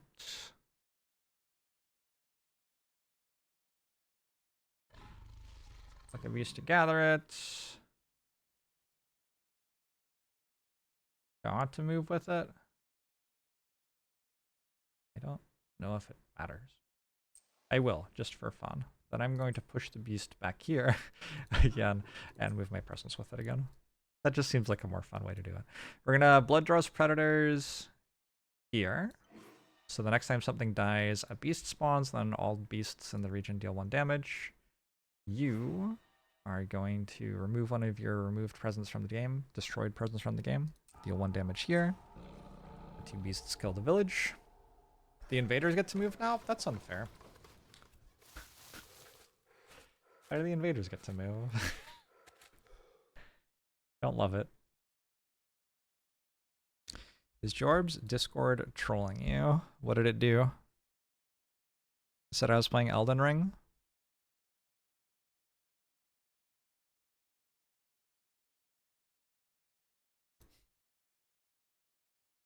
You're getting bloops. Huh, weird. I don't see anything on my end. Okay, so we successfully stopped this from exploring with the wilds that we placed, so that's worth 2 energy. Like, those explorers turn into a lot of stuff as this jungle card moves into build and ravage. This spot has 3 explorers in it, which is kind of a lot of explorers. So that's a little scary. This has 2 explorers in it. This has 2 explorers in it. I mean, they're friends. They have a billion explorers everywhere. We did push the explorer into here, and then immediately they rolled jungles, so that's a bit awkward. We are putting 1 more explorer in a variety of places on the board. Let's put an explorer in the sands, I think. I think it's better to stack regions tall. This sands. If we put an explorer into this mountain, mountains are about to ravage, and like the build just failed. So it will just immediately die to the Han there, which is good. I think same idea here. We already did mountains. This is empty. Having 1 explorer here isn't actually threatening. I guess slow powers. Teeth gleam from darkness. 1 fear and add a beast. Yes. Yes, I would like that.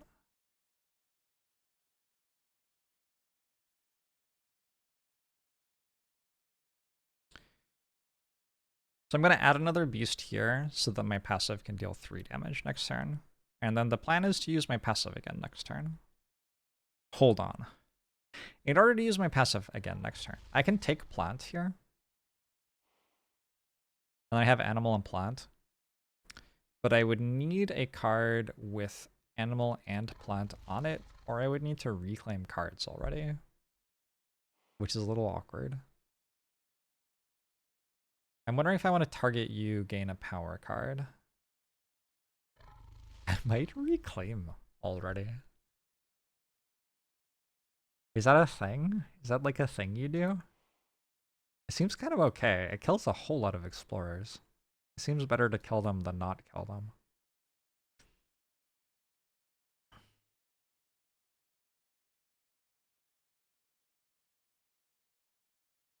Unfortunate about the France thing where they get 2 explorers, because like killing both explorers is a lot better than killing not both explorers.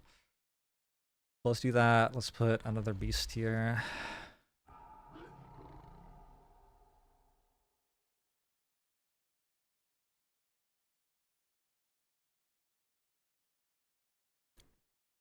Another idea. I could not deal with this. And then I could use Blood Draws Predators to completely wipe it if I put enough beasts in it. Probably I can't make that many beasts. I have 2 yellow and I have green. Unfortunately, this only has 1 range.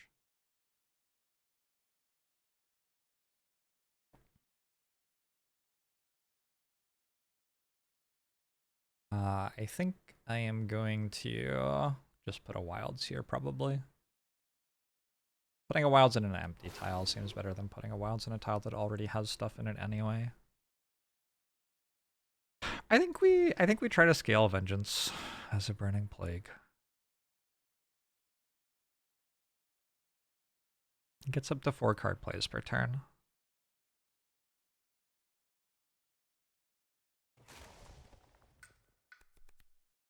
I'm pretty sure we take a minor power. Seems way too early for a major. Alright, what have we got? 2 fear if target land has at least 2 villages or cities, plus 1 fear. We want stuff that deals damage. So Purifying Flame deals 1 damage per blight, and if it's a mountain or a sands, I can instead remove a blight. That deals damage. Target spirit gathers a Dahan into one of their lands, 1 damage in that land per Dahan present. Pact of the Joined Hunt. That would have been good on my Beast Spirit. But it's also pretty good here. I think. It is slow.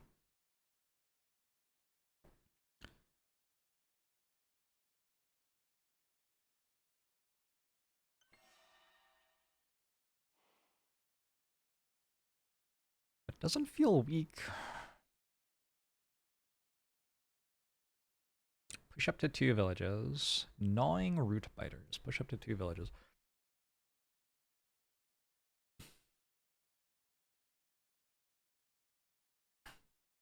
Pushing villages isn't awful. Maybe I just push some villages around. I still need somebody who can kill everything, but hey, Draco Bob.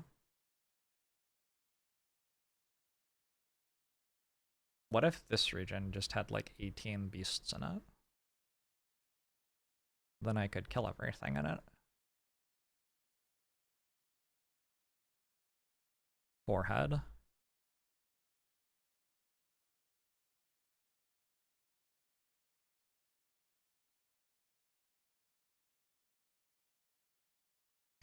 The game kind of is about killing villages against France, I think. And pushing them into a place where I can kill them is a way to kill them.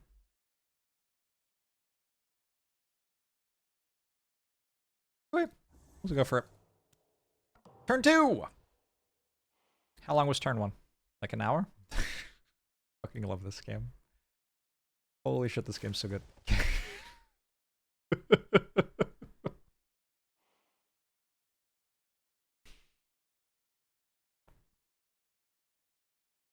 Alright, let's take stock again of what's happening. This is probably dying.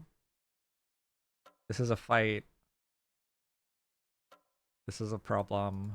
This is fine. This is a problem. This is a problem. This is fine.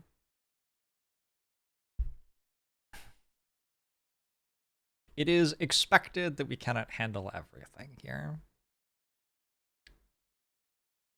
Yes, LDDL. Is the keeper of this verdant wild the gentrification spirit? Like a little bit. Teensy bit, yeah. It's kind of weird that it has, oh shit, this is going to build. 2 damage. Proc my passive this turn? Probably not. Let's look at a power card here. I think we're always looking at a power card. I don't need to get that stuff back. I think another minor. Need yellow and green. A spirit with presence on target board may add one of their destroyed presence, gather up to 2 Dahan, push a blight. Why are the yellow and green ones so bad?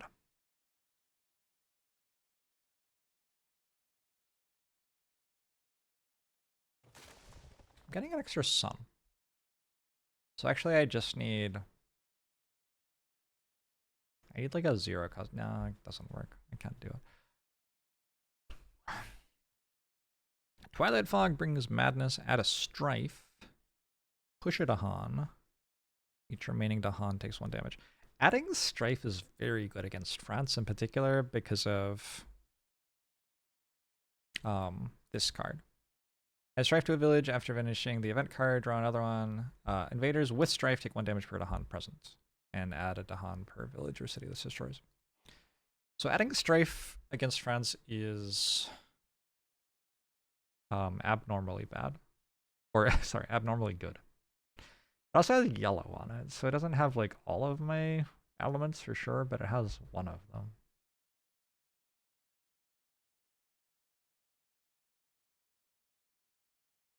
That might be down.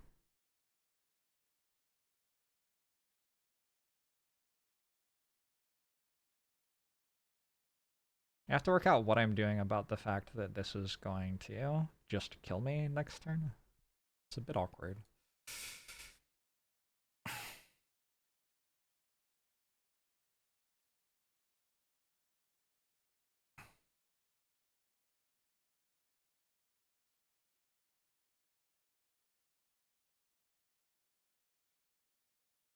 Just trying to work out if anything else does stuff.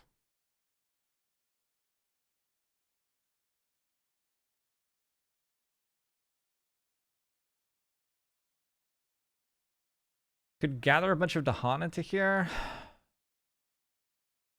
Actually could. So these are going to kill one of the Dahan, and then I could gather 1, 2, 3. I'd have 3 Dahan here. I would still need to like defend somehow. I have a bunch of ways to remove blight if blight happens. This doesn't seem terrible. It's just absolutely the wrong elements. It has a fire on it. Fire does something.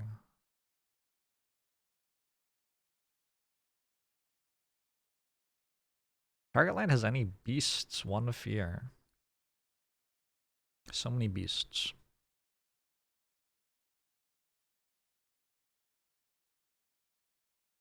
It's just kind of, this just doesn't really do enough.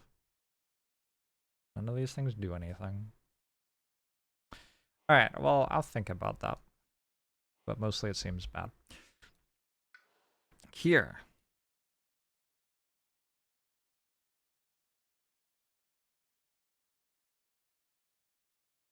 I think I'm gaining another power card. Almost certainly.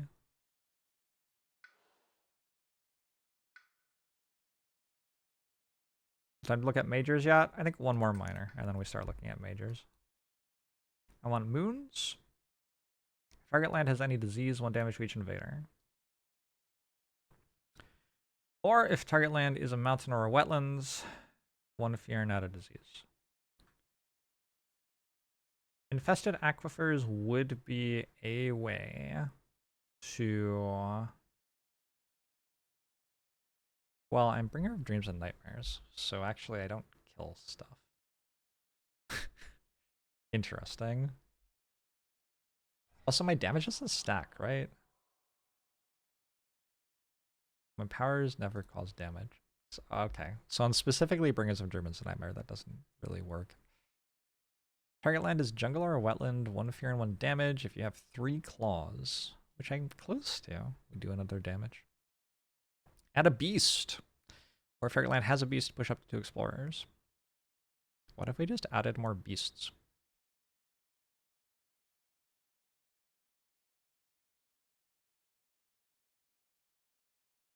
YOLO? Gather up to 2 Dahan. Dahan have +2 health while on target land. This would keep a Dahan alive here, but it still blights.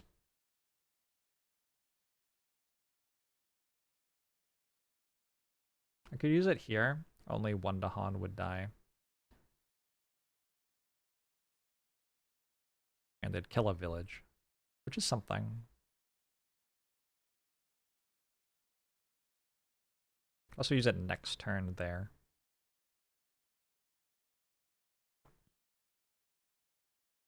That feels a little bit more relevant. It's definitely not my elements. These are just kind of bad, I think.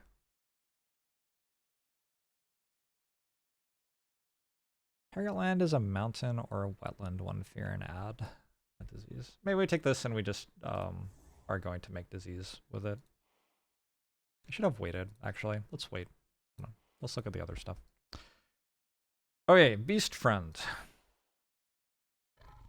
The big thing that I want to do with Beast Friend this turn is I think I want to try to make this proc.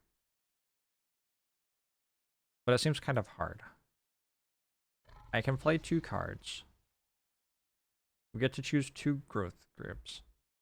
So I think I gain a power card and I look for something with green and red on it at the same time, ideally. And if I hit that, it's easy.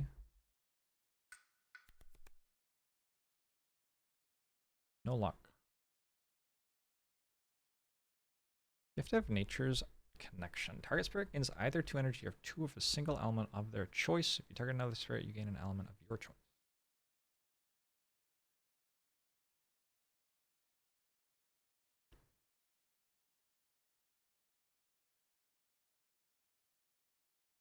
This is an example of the sort of card that I think makes you want bottom track a little bit more often in multiplayer games. Because I'm pretty sure that's a very, very strong card and I should take it. I'm not sure exactly what I'm going to do with it, but I'm pretty sure I want to take it. Steam Vents is a little bit expensive for its effect, probably. I can't really kick it.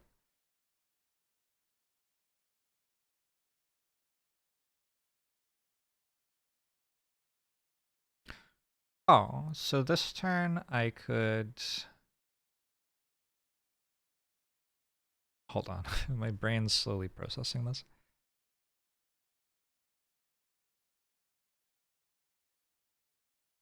I could add this, then have plant and animal, and I could take this. So I already have plant and animal. Then I play, like, one of the animal cards, presumably.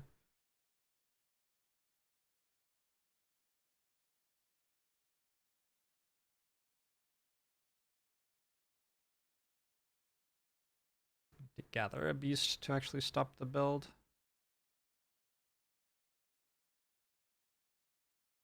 Alright, so I could stop a build here and kill all of those. Okay, this actually works, because it's very confusing, but it does end up working. Gift of Nature's Connection. Hold on, we wait. We let the turn get more and more and more complicated. More and more and more potential. So much potential. I think I'm just adding presence to Summer with Cities on this person, though. I think I'm coming toward the middle of the island. We are trying to scale you. I don't know which cards I'm playing.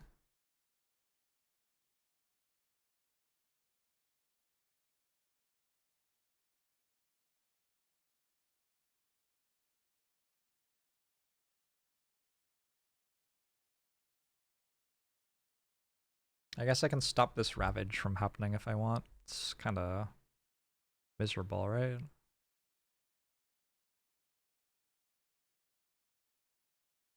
This is fast speed, targets lands with disease. There aren't a lot of those right now. 1 damage per disease.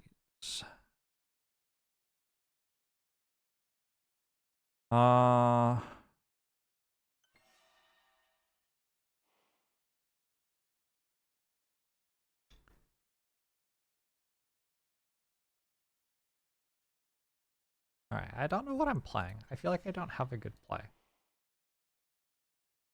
When I don't have a good play, I definitely start wanting to gain a power card.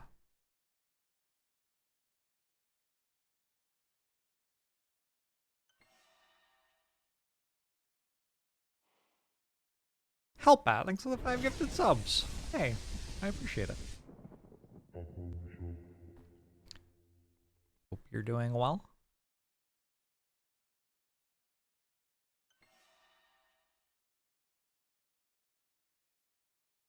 Just like placing 2 presences, I think, better. I could just add a disease somewhere. It's not incredible, but it works.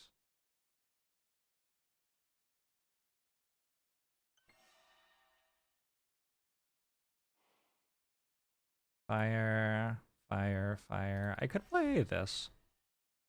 1 damage in a land that I am in.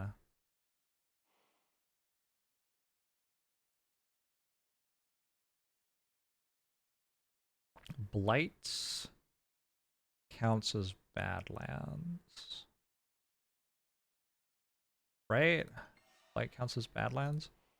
Okay. So actually I think the thing I want to do here, I need to get fire.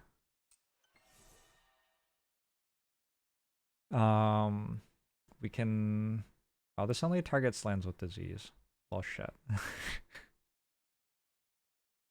This also only targets lands with disease.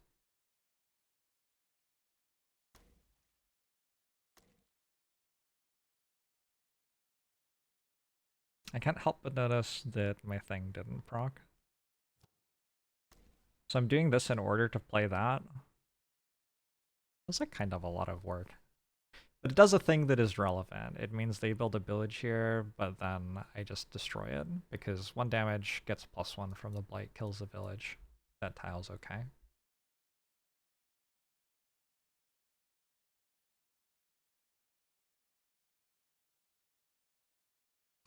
Because this is going at slow speed,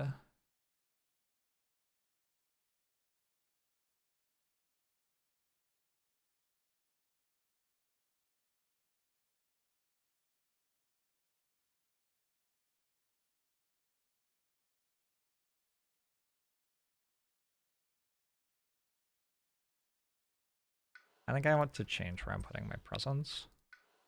I actually want my presence to die.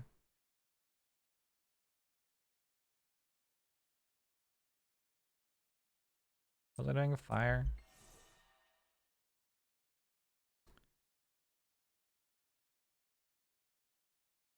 Fire and fire and...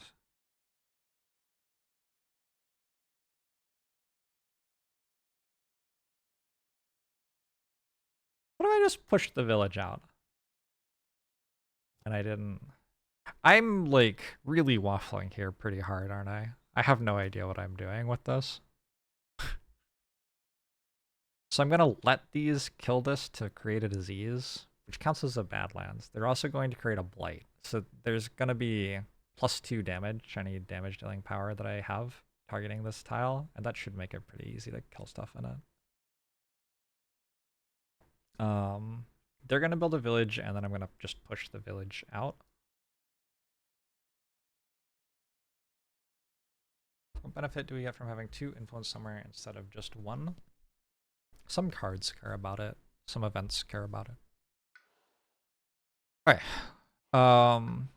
You were taking Gift of Nature's Connection. I would also like to add a presence.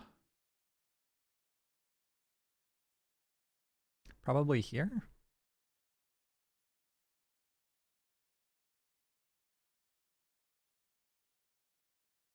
Yes, because I need to play a range 0 card. We need plants.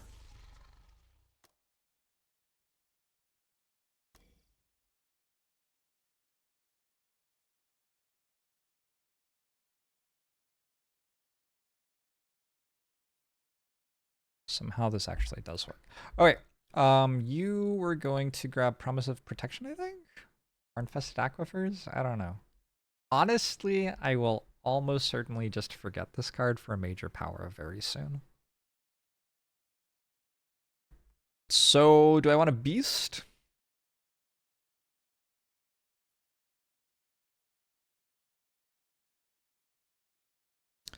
What do I want? 1 fear and 1 damage if lands a jungle or a wetlands.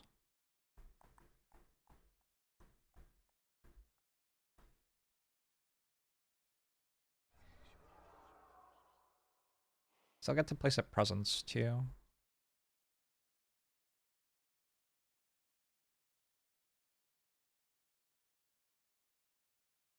I don't hate the idea of like moving some Dahan in here or something.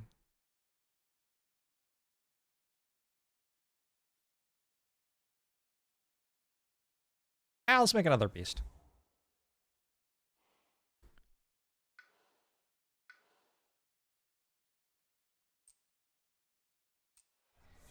How many turns have I played? This is turn 2. Already. So soon. You're probably surprised. I'm surprised, honestly.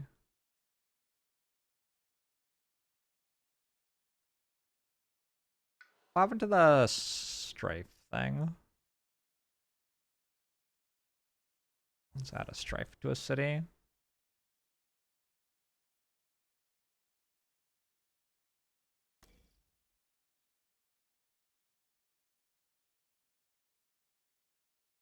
Alright. I also get to do this thing. There's a presence there. I will add a strife to a city. 2 fear for each of your sacred sites in or adjacent to target land. 2 damage. Destroy all the Han.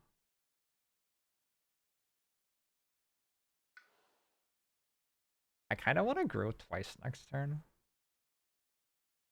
Growing twice next turn means I have to start with 2 energy, then use this growth option to get to 3 energy, which means I can then play this. I'll have, I'll grow twice, so I will have 5 energy, so I can gain a major power card. This seems pretty good. I don't know.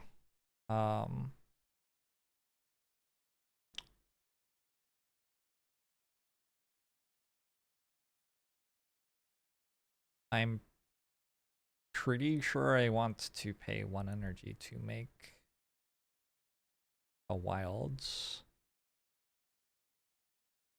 There are 2 or fewer blights in target land. It only targets jungles or wetlands. There are no blights in jungles or wetlands near me. So I'm kind of just paying 1 energy to make a wilds right now, which is fine. That is okay. Alright, I think those are my cards. We're going to prey on some builders.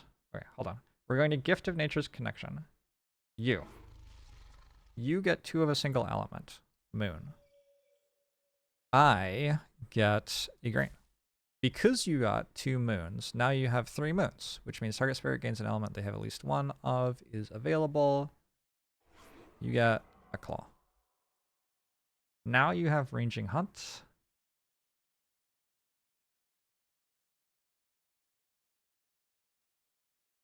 Which means I could clear this and then move here.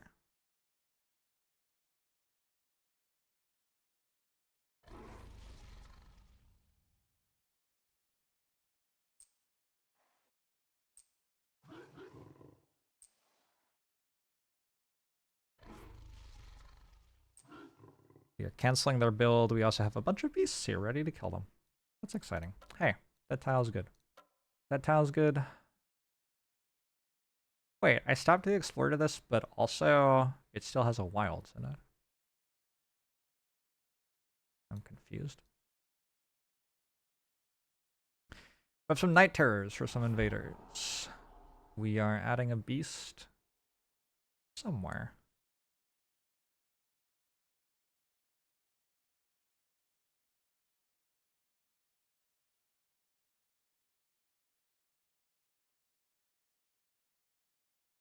Here seems okay. Have I ever played Astronarch? I think so. Next explore card matches all lands without village or city instead of the printed land type. Ignore what? What? What? Does that mean I lose the game?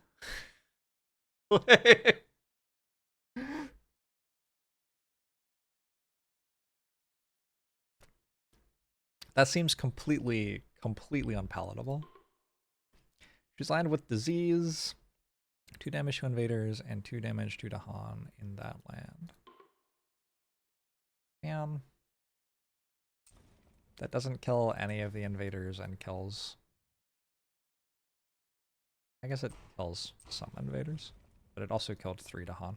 You start with at least 2 Dahan. Among us lands, either reclaims 1 power card or regains a unique power it previously forgot. Alright, so we get to reclaim some stuff. Oh. I have to think. I want to call in Midnight Streams next turn? Probably.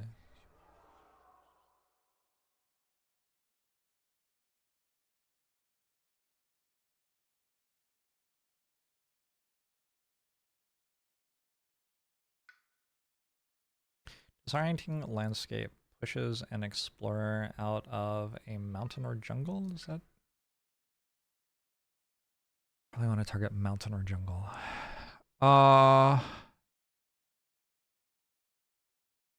Okay. I guess I'll get back calling Midnight Streams. This is a thing I care about. Mountain Ravage! Decent amount of blight coming in. Jungle builds. Good shit. They built a coastal city. They are exploring sands, which actually means everything else in the entire world. I should have built... I'm realizing now I should have built this village in a new place, actually.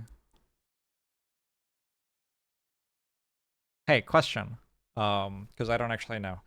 Once it gets to build, is it just sands at that point? Or is it still everything?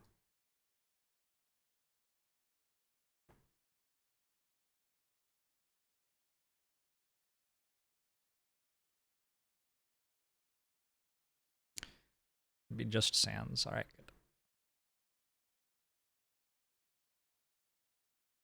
We'll go with putting this here.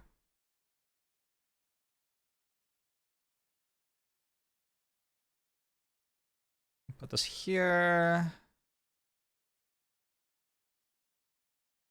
Maybe put that there. This is probably something I could spend a lot longer thinking about, huh? I always played it as just sands in physical. Okay.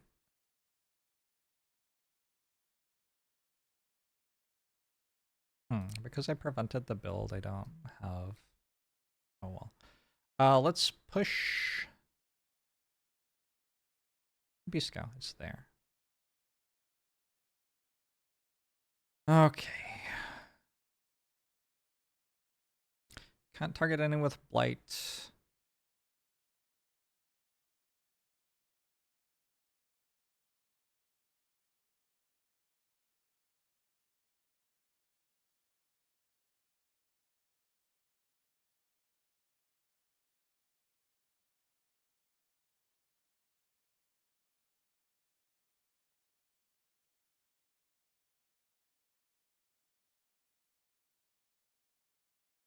Stop that build. That build looks nasty.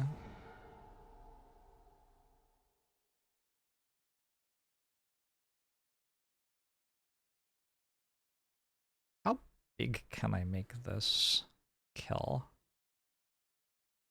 Am I reclaiming ever? Growth group, pick one. Reclaiming is kind of hard. Which is too bad, because the thing where beasts deal damage would be really nice to be able to grab. I'm doing this. Remember when this was empty? That was recent.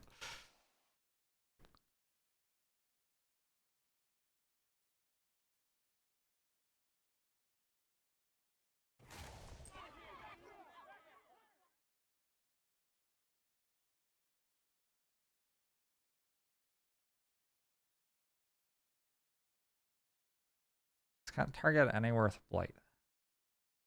And I need to target somewhere with one or fewer explorers. So this might be kind of the only place. I guess it's there.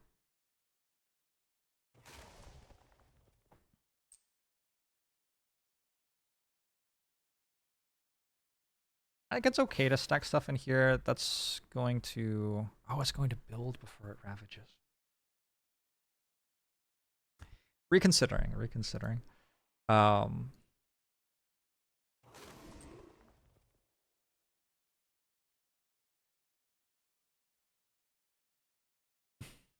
Let's put it there.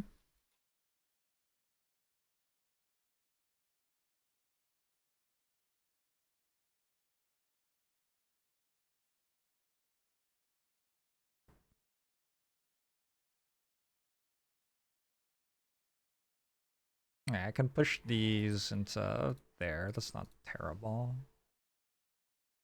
Maybe that's what I always intended with that card, and I just forgot. I don't know. There's nothing to do with this. I just used it for my passive, so I guess that's done. That's everything, right? Okay. Turn 2 is done. Turn 3. I have basically already won. Not dead yet, right? Almost got a fear card. I'd say it's going great.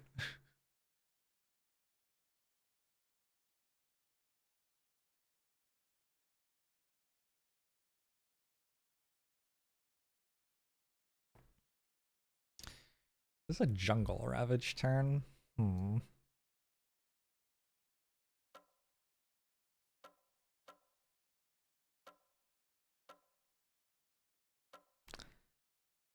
This is fast speed, right?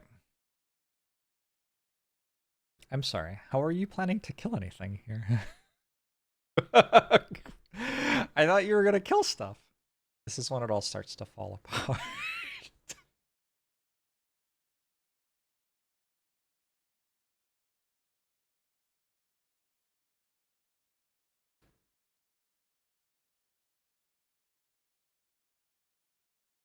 What does it say? For each of your sacred sites, 2 damage. Destroy all the Han.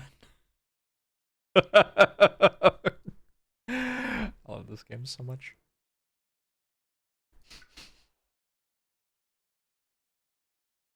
So I'm going to add a presence to a wilds here, I believe.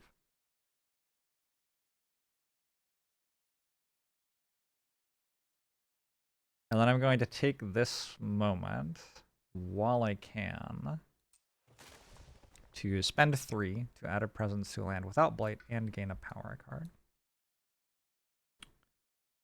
And this is the first time I'm going to look at a major power card. These ones cost quite a bit more, but hopefully also do a lot more. Can I kick Cast Down into the Briny Deep? I think I can. This is a win condition. This is actually a really big win condition against France because I can destroy an entire board worth of villages.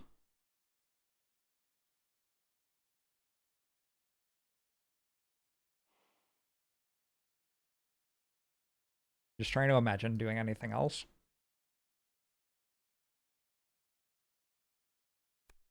Destroy the board containing target land and everything on that board.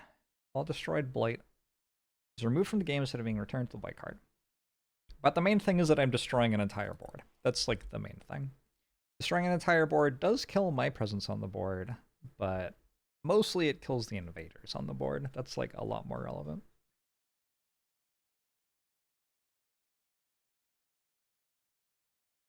You would have immediately snapped Firevine and not even thought about how to kick Briny Deeps.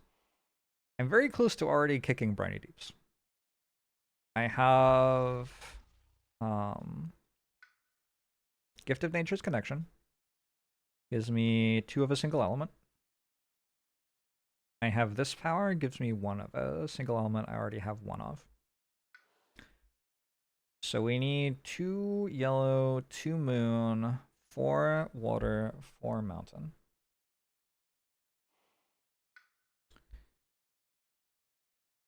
So Twilight Fog Brings Madness is incredible for this. How do you get elements? So when I play Twilight Fog Brings Madness, it gives me all of these elements for the rest of the turn. But there are also other cards which are like this innate power. Target spirit gains. Oh, you can't see. Target spirit gains an element they have at least 1 of. If I have 3 moons as Bringer of Dreams and Nightmares. What happens if you destroy all 4 boards?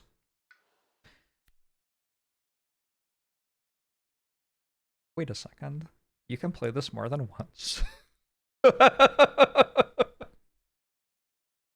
What the fuck?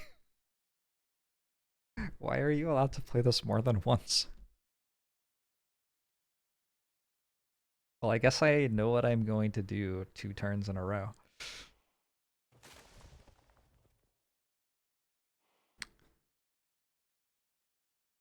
Has to target a coastal region from a sacred site. So I need a sacred site that's coastal. This region looks like a pretty good one to annihilate. So maybe we sacred site there and we can target from there.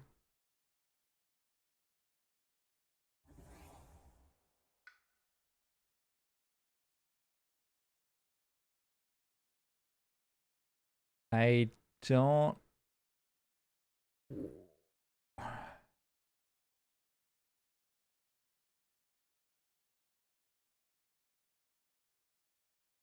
Probably don't need Sacrosanct Wilderness anymore.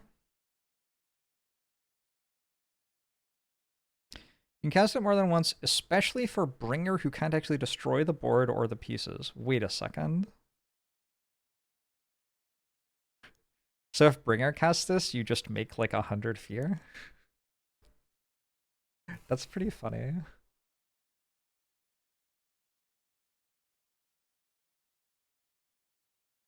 I'm going to take this chance right now to add presence over here, I think.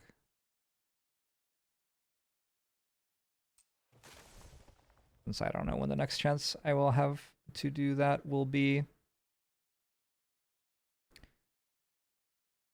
So if next turn I reclaim cards and gain an energy.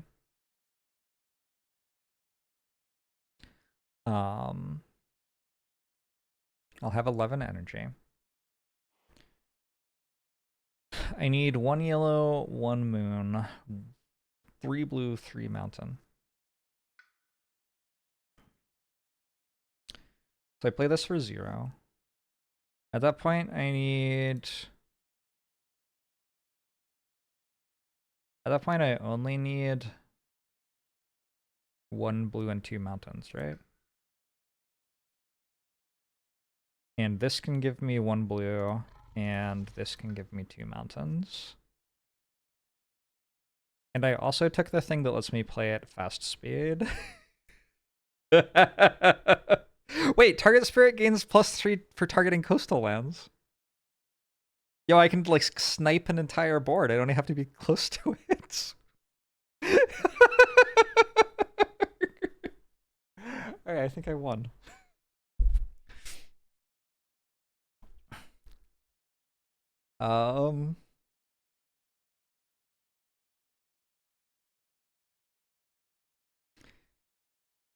That's kind of incredible. Alright, cool. So we do have to make sure that we have 3 moons next turn. I guess I'm probably going to reclaim cards next turn. Feels likely.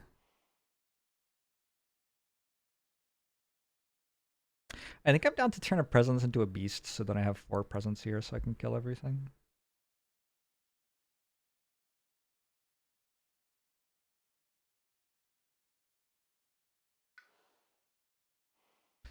Let's just like generally look at the other spirits' turns. There are only 12 villages left that are allowed. This is going to build 3, 4, 5. That's not going to build a village, fortunately.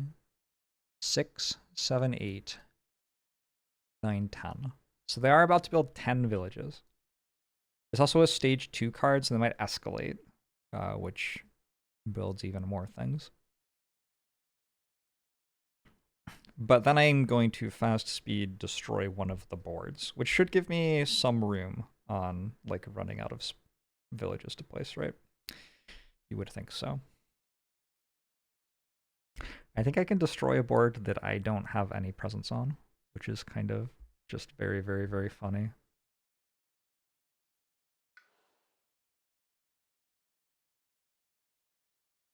So next turn I'll have to reclaim.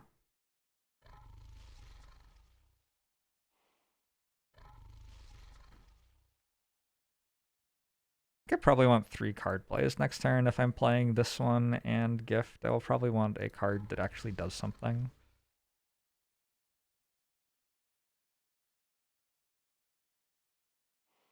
Let's gain a power card, grab another minor power.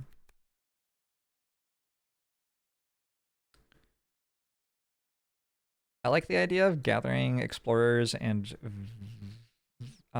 villages onto a board that's about to be destroyed. That feels like it would be strong. I also kind of like Scepter Strength of Multitudes. Defend to 5 is just pretty good. Costs 0. Has a claw on it. Maybe I just do that. And then I can just defend to 5 in this region, and that's covered.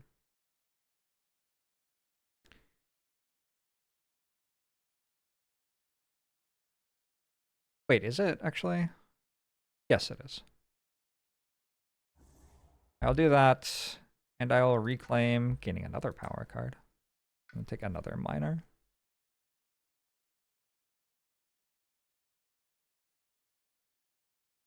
Destroy an explorer and a Dahan. Add a wilds and defend 2.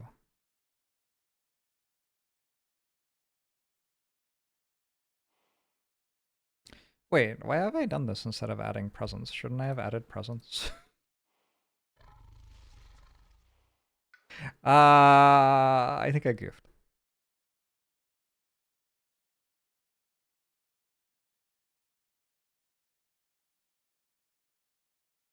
It's actually fine though, right? Because I can push my presence to here and then defend here. So my play is going to be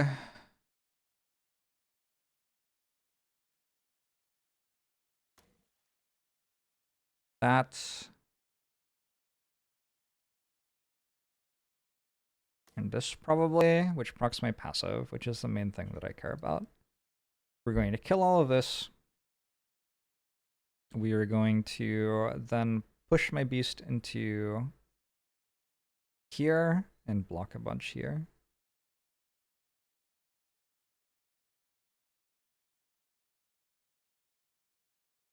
Does Bringer mean anything?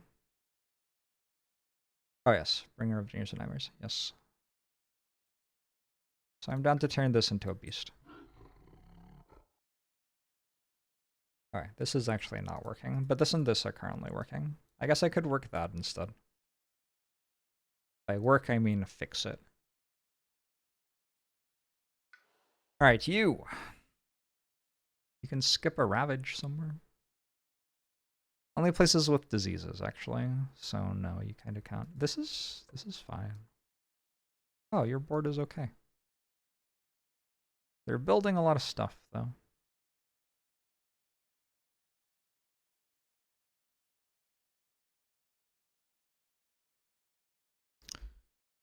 I think I am going to add a bunch of presents.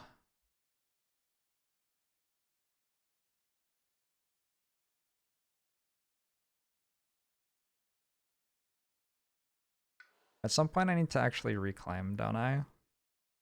Hold on.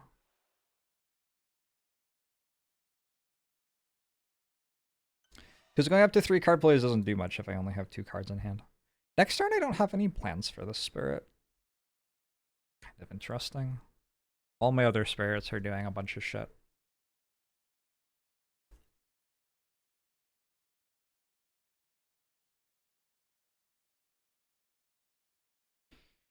You've seen me putting up VODs of this game. I've been watching them to sleep. Nice. That's awesome. I'm glad.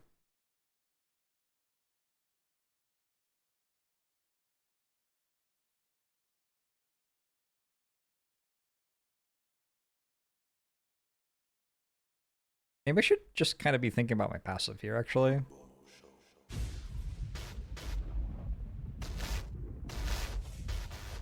Kill that. Killing that village by itself feels like it's kind of a win. So animal and energy per turn? Maybe do this. Invaders skip ravage actions. This only targets lands with disease. I have 2 of those.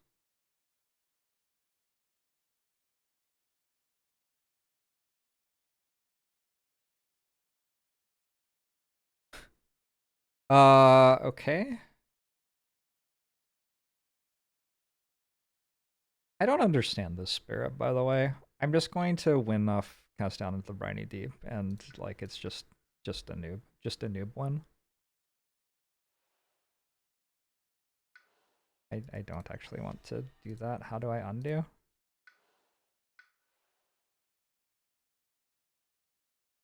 Let's do this. And I think I'm going to look at a major power now. Look for something that deals some damage. Insatiable Hunger of the Swarm. Add a blight at 2 beasts. Gather up to 2 beasts. Each beast does 1 fear, 2 damage to invaders, and 2 damage to Dahan. Destroy a beast. It's also very, very kickable. That seems very good.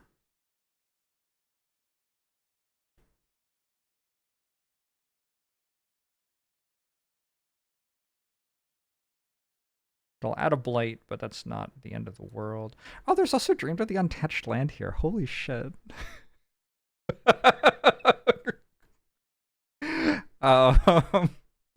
There's also Bloodwreck Plague. Oh my god. Got fixated on the one thing. They're trying to ravage jungle. Bloodwreck Plague is obscene here, right? Pretty sure Bloodwreck Plague is obscene here. This year knows things with 33 months. We're gonna take Bloodwreck Plague.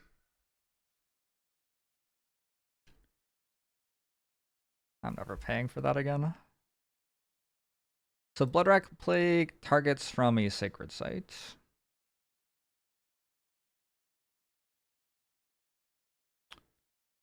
I no longer need this.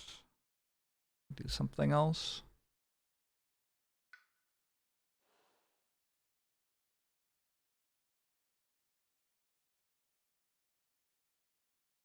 Can I kick Bloodwreck Plague this turn?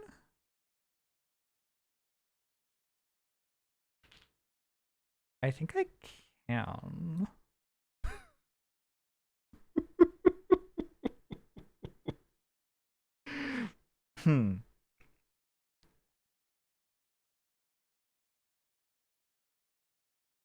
Okay.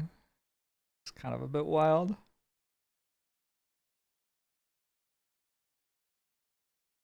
Having some fun though. Having some fun. Bloodwreck Plague, this thing. In order to kick this, I now need another mountain and another claw. So I guess I'm playing this.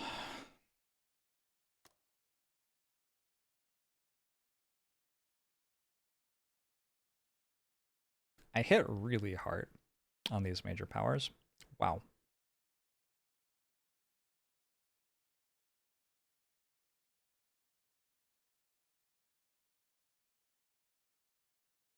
I don't think I've ever hit that hard on major powers before. That was just wild. Is this game just hit the right major powers? Is that like the game? A little bit concerning if that's all the game is.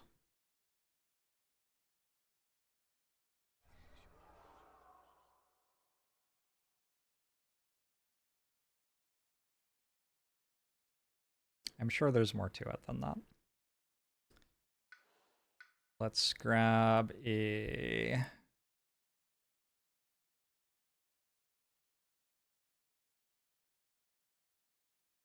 I mean, the major powers have been doing so well so far. Let's grab a major power. I think it's time to start looking at major powers for Bringer.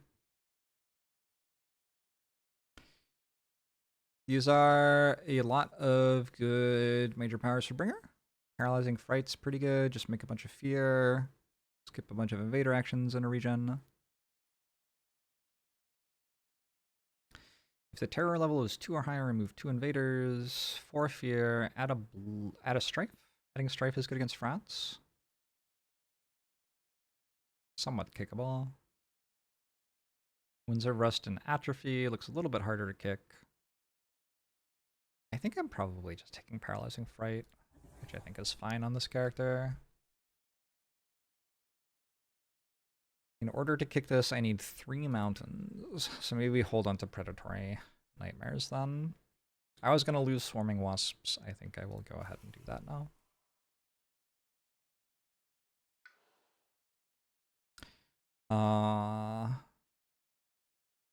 Like spread out a little bit, I guess.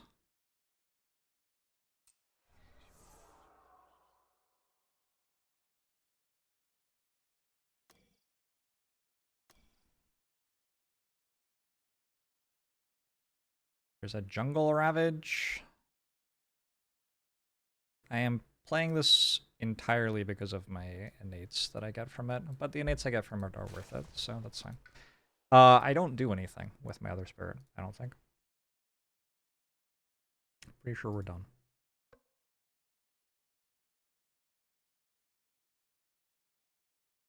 You went and got The Tribe Must Survive after watching some of my Twitch VOD on it, and holy hell, is it good, really hard though.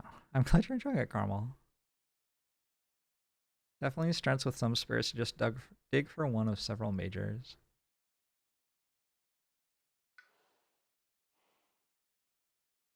Yeah, I believe that. That makes sense to me. Yeah, I don't think I play anything, right? It's just, it's not going to be worth it to pay the energy. I don't think. I could absorb corruption. But it... Oh, I guess it creates a wilds, actually. And then next turn, I'm playing this and this, so I do have enough energy to play everything. I do have to reclaim next turn. Okay, yeah, that's actually fine.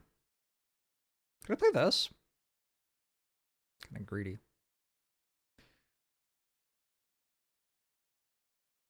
It does feel kind of greedy. Let me, like, think about this, though. 7, 8, 9. No, I don't have enough. Wait, actually, that costs 0. I could. There's, like, stuff with events, though, where I might lose energy. Alright, we'll just go absorb corruption for another wilds.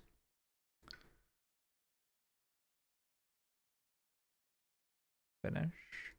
Cast down is a meme card? Please. Cast down is OP. No, hold on. We're trying to kick this. So in order to kick this, I need another mountain and another claw. So first off, you take a look at what I guess the first fear card is. Each player adds a strife and a land. Oh, that's pretty good against France. Let's take a mountain. You get claw. I will also have a claw. Alright, now Bloodwreck Plague is kicking.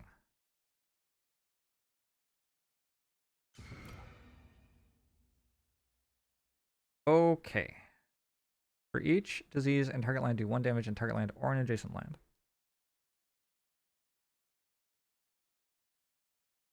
What do I want to kill? That to stop the build? These? Well, that's already stopping build. Let's kill this to stop the build.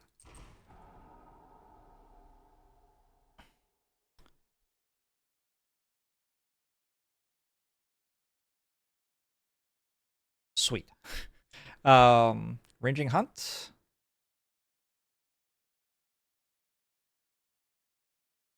Blow up that.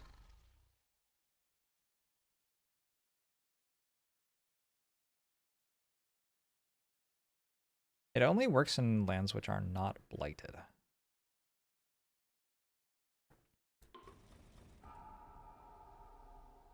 Where should I go now? Oh, I can use Absorb Corruption to pull the blight out of this land, actually. Alright, let's go there then.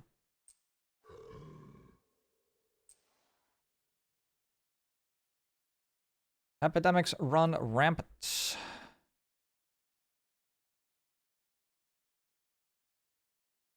You're all dead.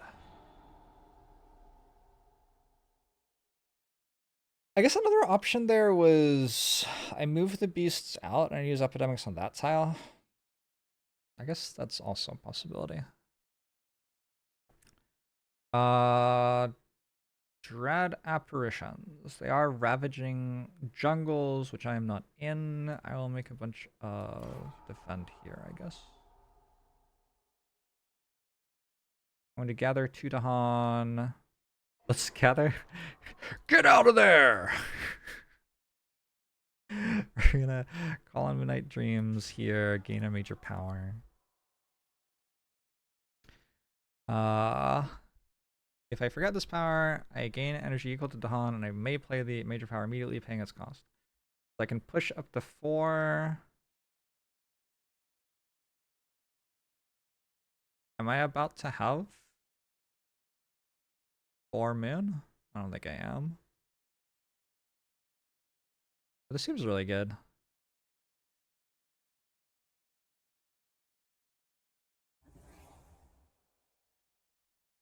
Unfortunately, when I forget Midnight Stream, I lose the moon.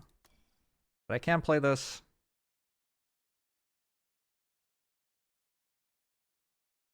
If there was a jungle ravage that I felt like dealing with,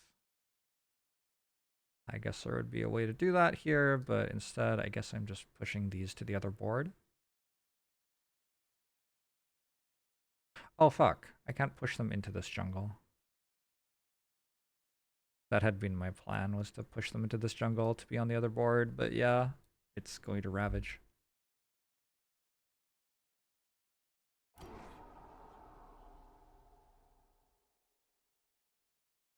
Doesn't Bodan have moon on his top track? It does. You want to know about future Ooga Booga tribe survival content? Possible. Possible there will be more.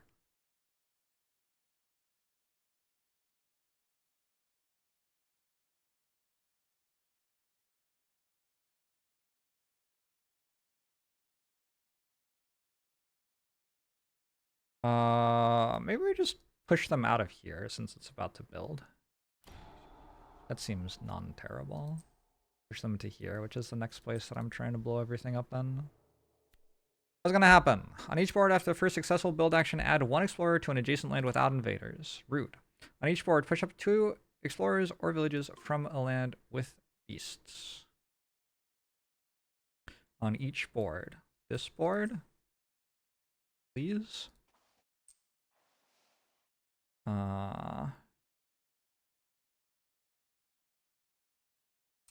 Maybe this board also. I'm just kind of piling everything there.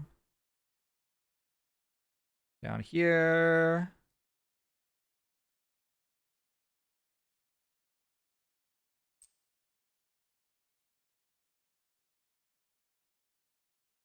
And to stack everything here. 2 fear per land with Dahan and a city. I feel like the Dahan and cities kind of died from the disease card at the start. Add a strife. A land with beast, disease, or Dahan. So I want to add this in areas with the Han and villages because of France. So there. Here. Is that actually next turn? That's next turn. Each player does this. I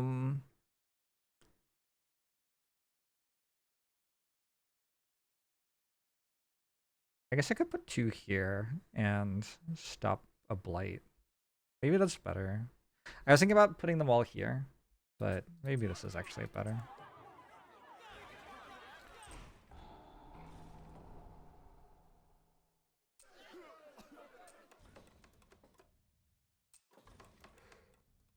Please don't kill me somehow.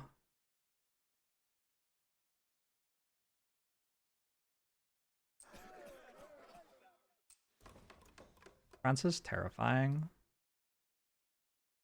What is this? What am I clicking on? Oh, whenever they build, they put an explorer in a land that doesn't have... Yeah. Ooh, they went sands again. Oh, that's exciting.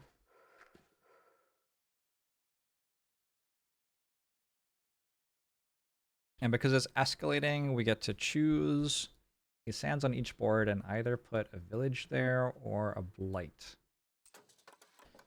Put a village. I have to put a blight. I will put a village, I guess, and a village. I don't even know what this one is. What's happening now? I'm putting an explorer somewhere?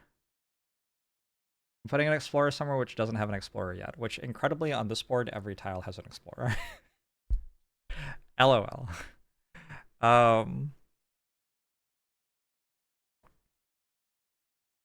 This is okay. I think this is okay. I think this is fine. This is also fine. Alright, slow phase stuff. Let's absorb corruption from there.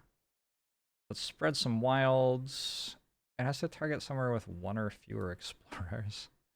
So here? Here? Here, probably.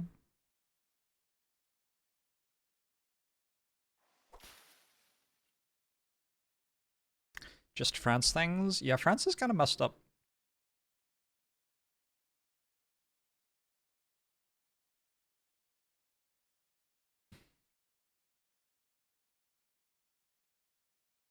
One fear if invaders are present. I would like to, I think, push this explorer here and bring a disease with it. Sorry, what's happening?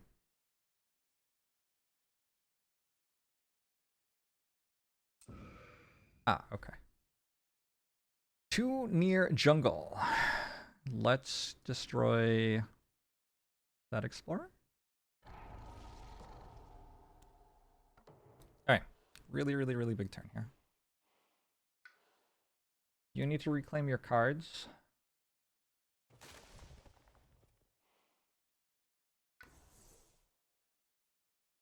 And then I guess I was assuming I was going to do this, but I could gain a power card.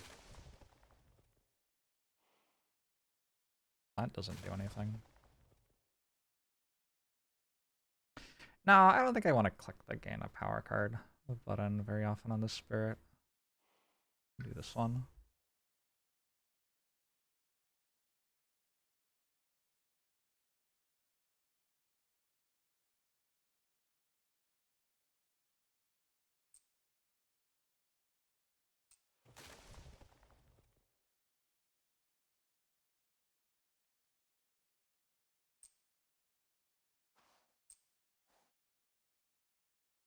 Wait, I'm sorry, we push all? I don't want to do that.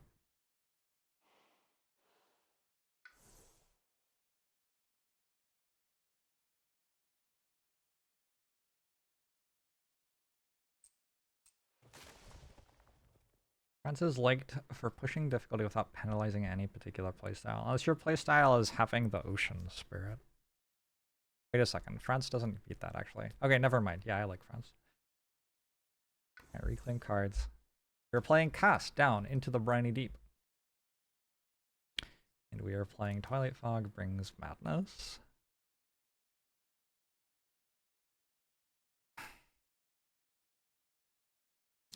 I have to reclaim cards here.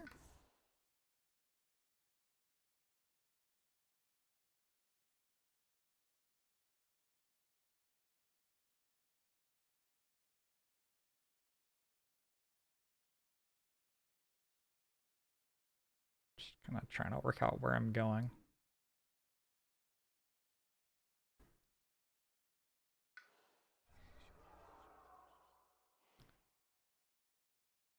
I also have to reclaim cards here.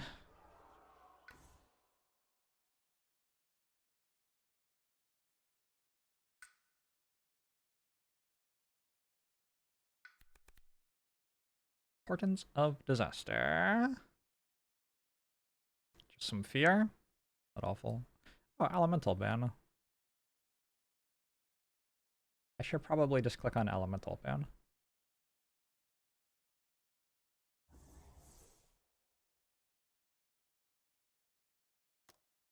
With Elemental Boon, this is already kicked, I think.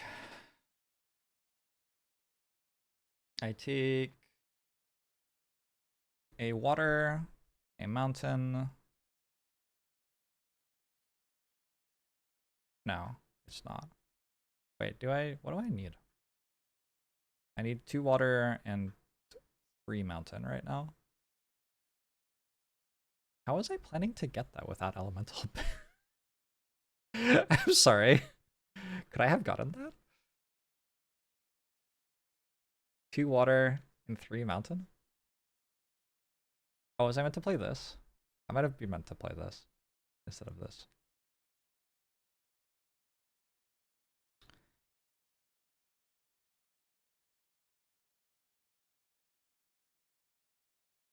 Three mountain and 2 water is not a thing that I can get from 2 here and 1 there. But anyway. I'm interested in other FromSoft games after Elden Ring. At the moment, I'm interested in Spirit Island. What I'm currently interested in. We do have to, I guess, worry about like ravages and stuff. This entire board's dead.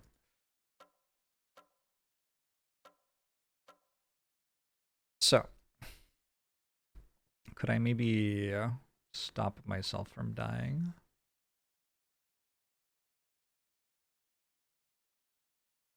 Gather up to 2 Dahan, or make some fear. There's an Explorer and a Wilds, no. Empowers generate fear, defend 1 per fear. So I do this. I do this. This is going to make Moon plus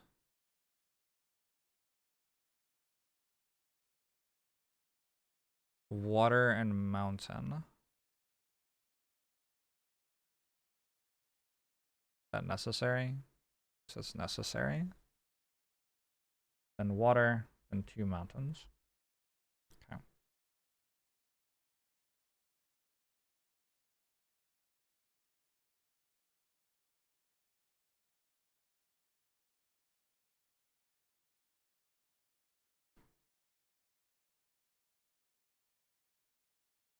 I don't want to start looking at major powers. I have so many minor powers. They don't feel great, but like... Tiger's hunting. I assume that's really good. Alright. I'm so good at this game. I feel like my powers have just been obscene over and over and over again.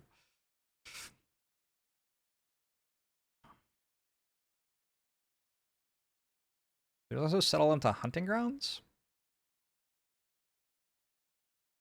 Probably also decent, but I think Tiger's hunting is probably the one I want.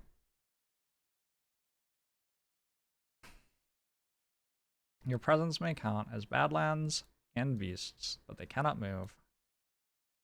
If you have 2, 3, 2 fear, and 2 damage in one of your lands, no. I don't have enough presence. I turned my presence into Beasts already. I think Tiger's hunting is way better. Way better.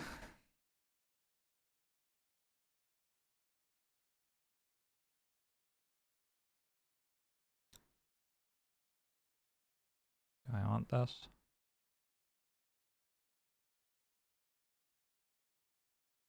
Oh, there's a lot of options, huh? Destroy an explorer and a Dahan. Add an... I feel like doing this here would be pretty nice this turn.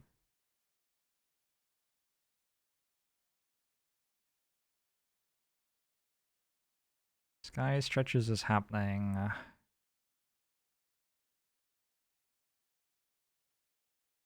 Maybe just get rid of Terrifying Chase.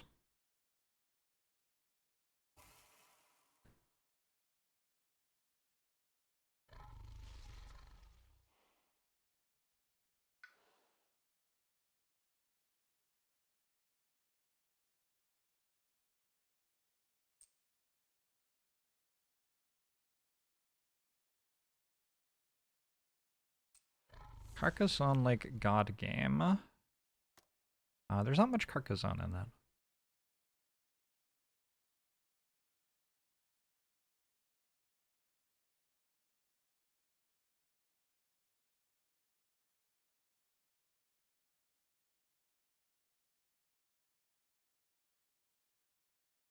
Add a beast, gather a beast, 1 damage per beast.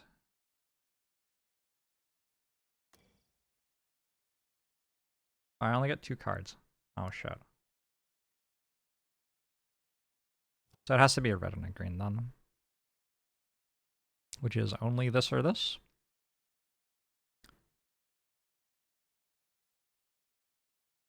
I like the name of Too Near Jungle.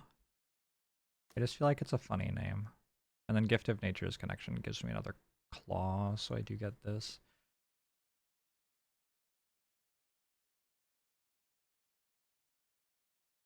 Alright, that's your turn.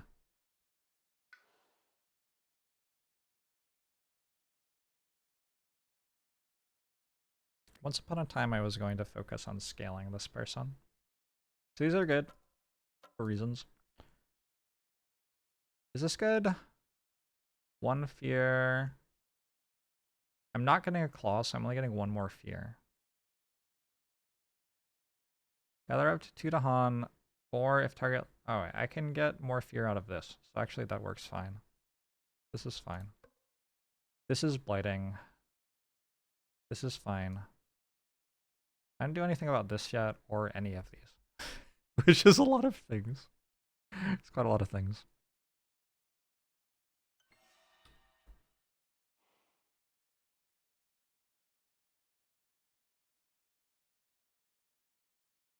They're ravaging and they're building.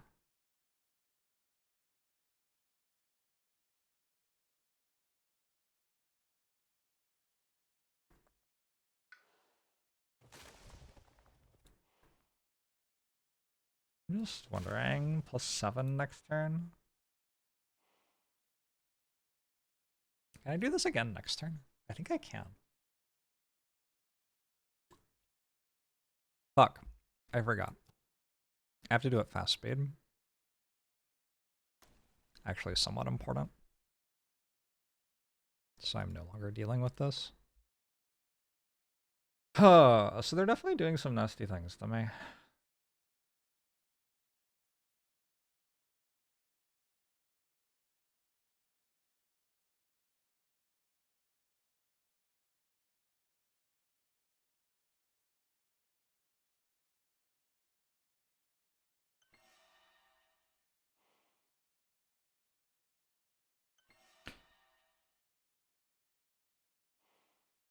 Reclaiming seems reasonable.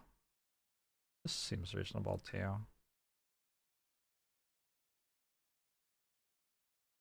Blood draws predators. No.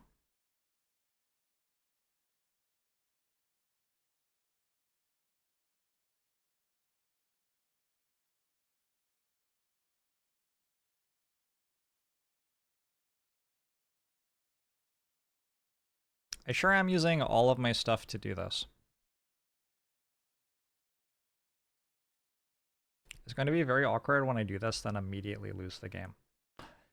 Which I think might happen.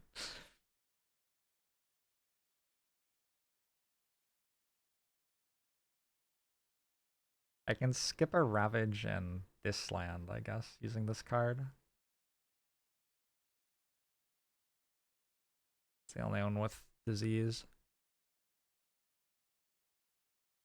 If I reclaim cards, I still only have 2 card plays.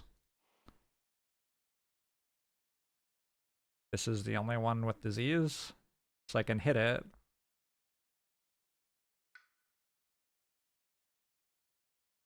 I don't have enough energy for Bloodwrack Plague. I don't have a Destroy Presence. I do have a Destroy Presence. So I can use that to deal some damage here. Looks like we're cascading out of control a little bit over there.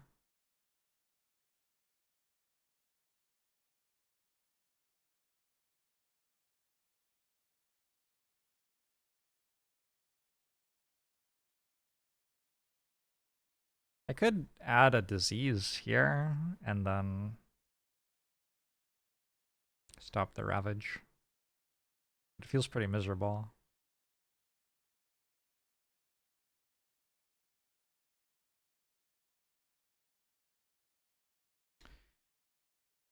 I think my strat might be, we just hope we survive this turn. And we get off this board, and then we blow this board up as well. Which, I mean, seems fine. I don't know.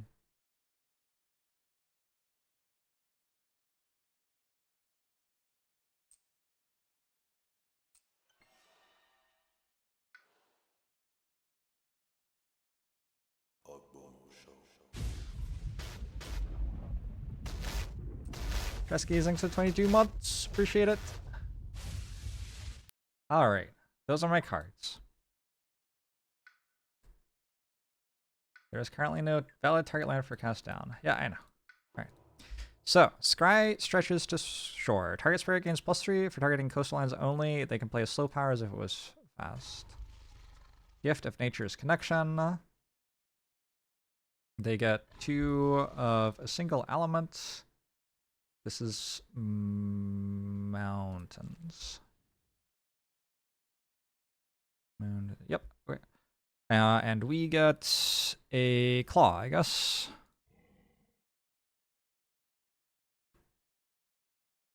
You're skipping your Ravage. Sorry, you're skipping your Ravage.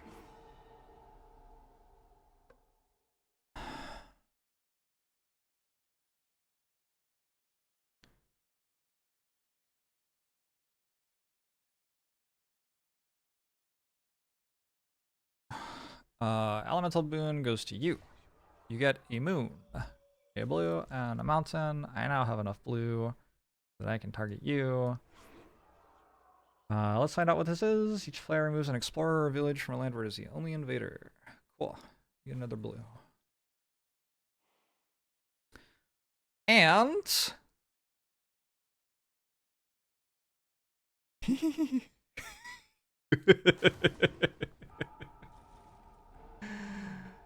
oh boy.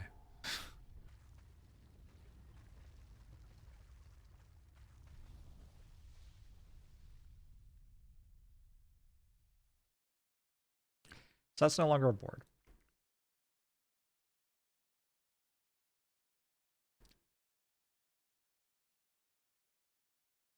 When we generate fear in here, we get defense. More fear. More fear.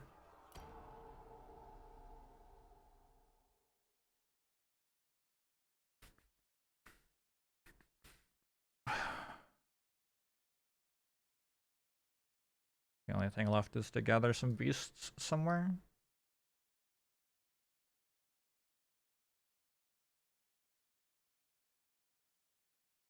I can do that again next turn, right? I think so.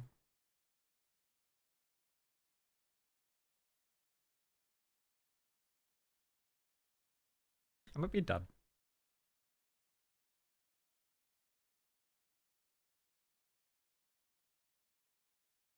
I think I can, unless I'm dead. Fucking hell.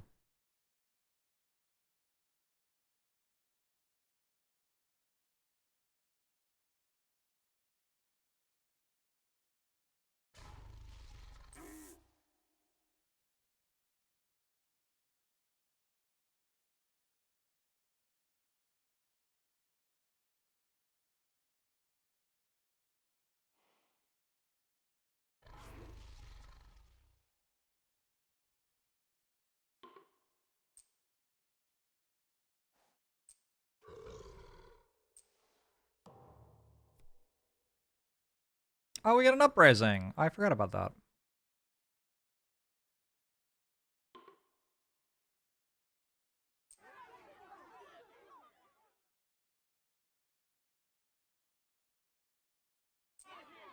Just trying to kill villages as much as I possibly can here before they build.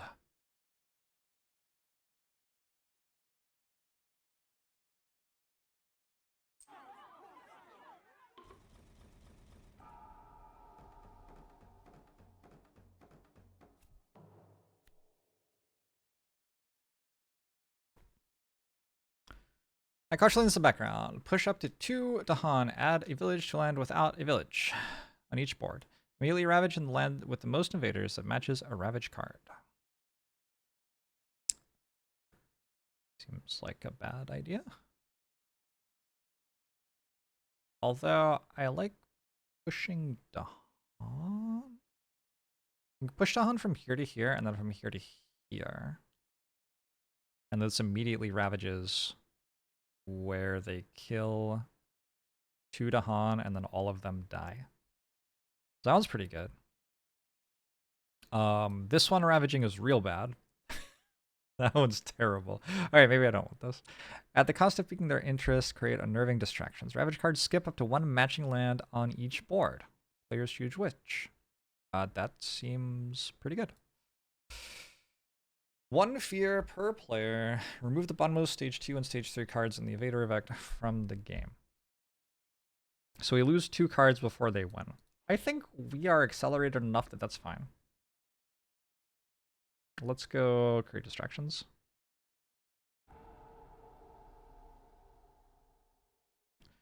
Beasts also count as bad lands. Destroy a damaged invader and land with a beast. That's none of them.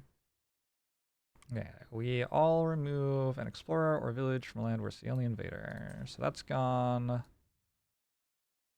I'm pretty sure I'm killing all of this again. Am I actually? I don't know. It's no longer scary. That's gone. Oh, right, we push these instead of destroying them. Well, we can push them into there.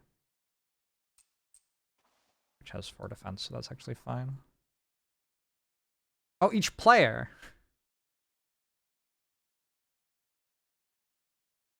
I've just remembered that there are 4 players, even though there are only 3 boards. Defend 1 in all lands? Huge. Wait, does that actually matter? This skips its ravage, right?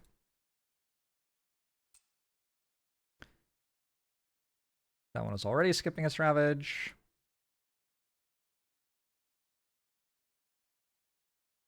Let's skip this ravage and ravage here because that kills 2 explorers and makes a disease actually. Very nice. We allow the ravage here.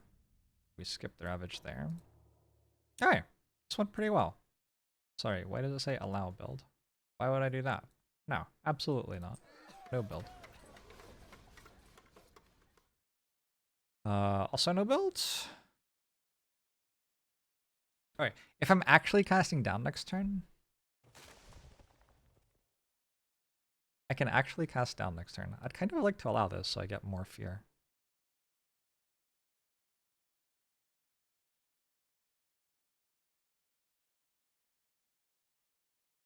It just makes more stuff that then dies immediately. Because I will target this board. Wait.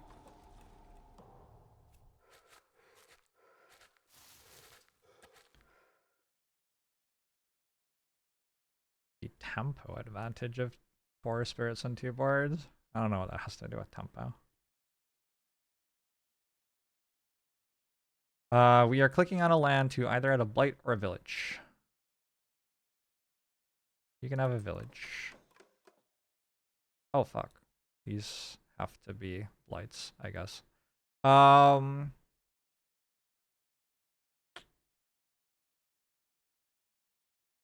Let's blight that.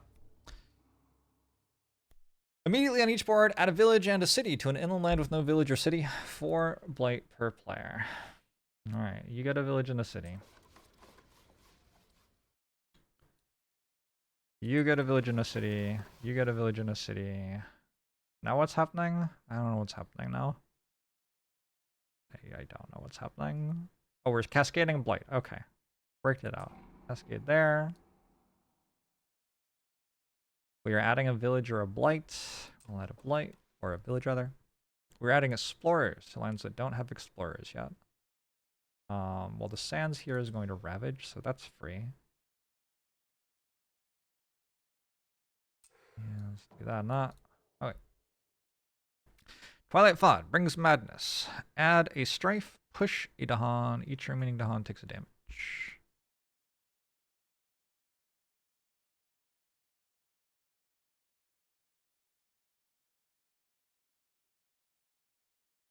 You said invaders will only explore, build, ravage 2 boards, but you have 4 spheres worth of actions. Yes, that's an action economy advantage. That's not what the word tempo means.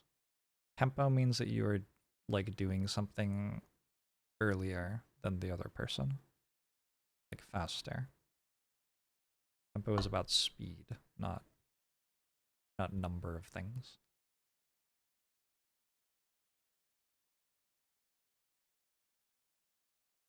Using sky stretches to shore to play a thing fast instead of slow is tempo.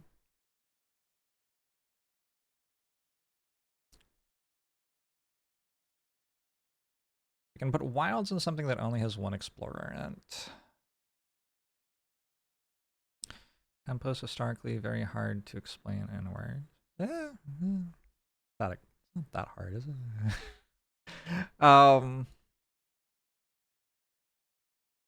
I'm gonna target here. I'm stacking stuff up in there.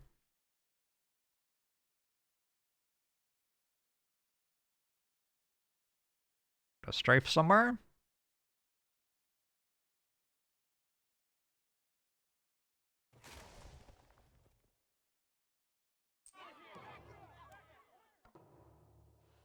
Having 15 blight from the blight card that I got, these are like random. So there are lots of different possible blighted islands that you can get. Sorry, where is it? Nope. I think maybe I have to go to the main menu to show you all the different cards. But basically there are a lot of different blighted island cards you can get, and they do different things depending on which one you got.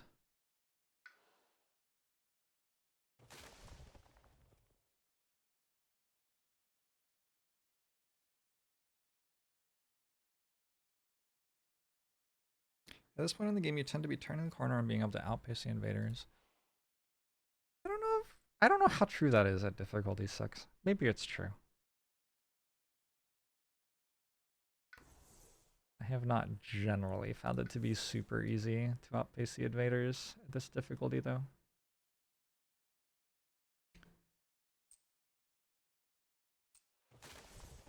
Alright, we are just going to cast down again. It seemed like a good turn last turn, let's try it again. So, let's reclaim.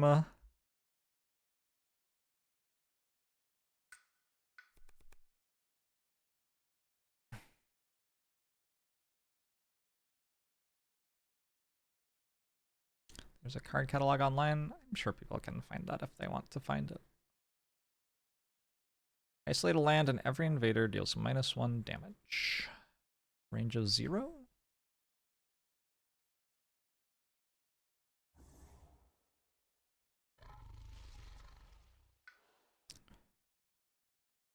Nice. So we got oh, I can't go to that. Interesting. So does this help anywhere? This doesn't actually help with any of the ravages. I'm going to blow up another board, at which point I only have 2 boards to worry about.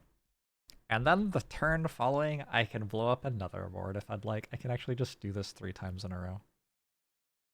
What a beautiful game. What other board am I going to blow up? This one? Or this one? Which board do I want to keep? We keep this one. All my beasts are on this one. But it feels like there are also a lot more invaders.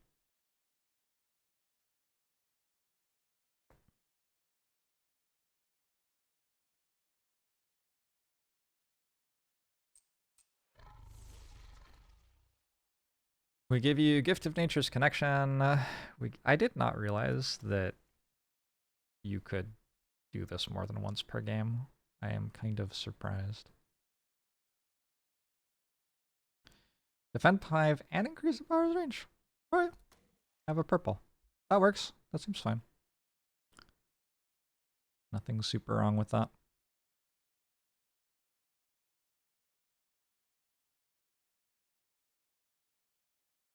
I've just realized in order to target this, I can't actually hit that. I can hit this.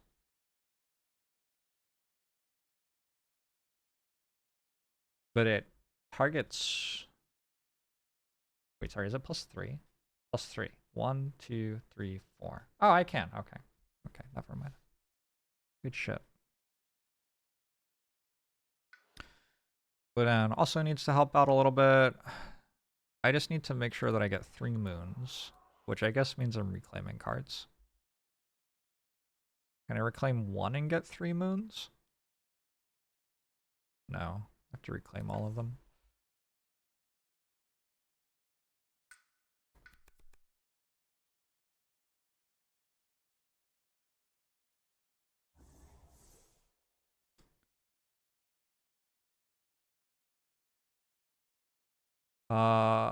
We need that, and then we need 2 cards with moons on them. I only have 1 energy, so I guess it will be this one, and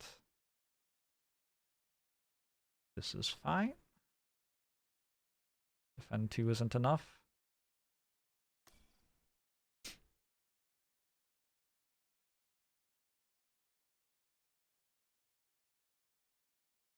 Oh shit, actually, this is my sacred site. 1, 2, 3, 4, that's not far enough. So I do need to change where I place this presence. The thing I'm allowed to do.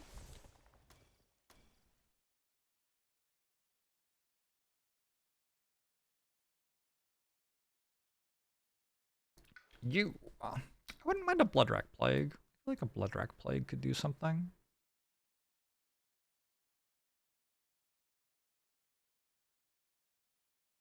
I think I was assuming that I was reclaiming this turn, yeah.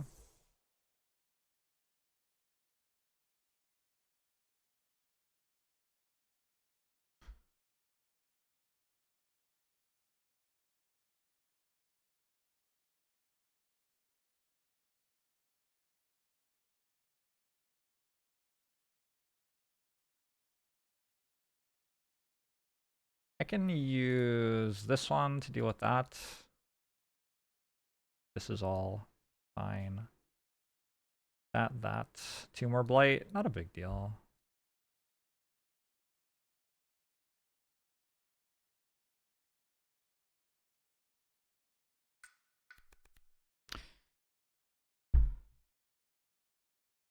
Do not have a sacred site.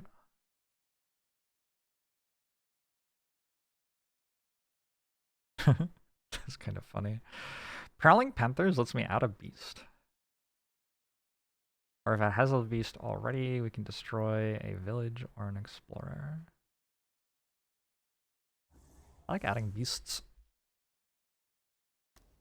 So that deals with this. Can I do something about this? Wilds and beast in it.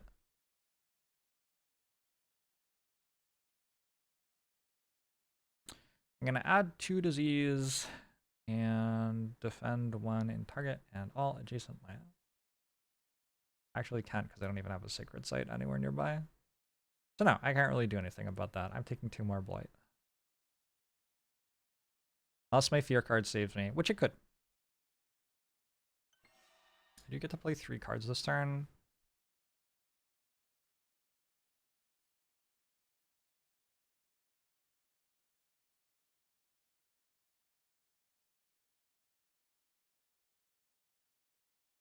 There are certainly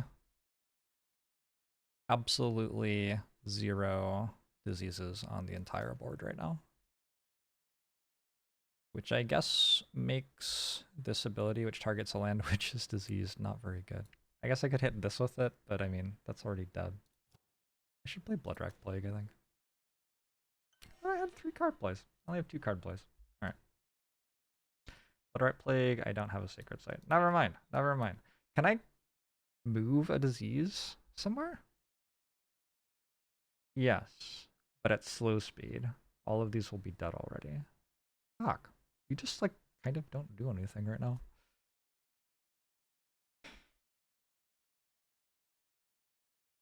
Pretty rude.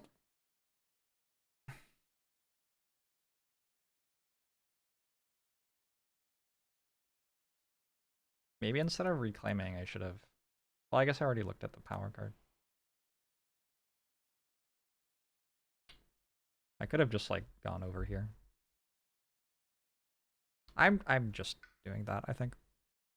Alright. Sky stretches. 2, 2, 3, 1. 2 mountains.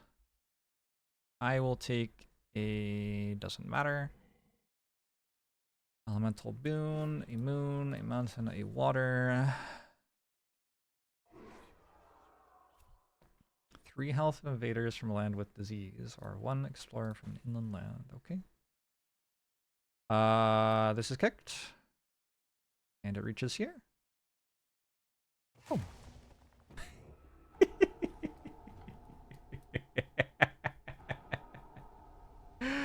Oh, yeah.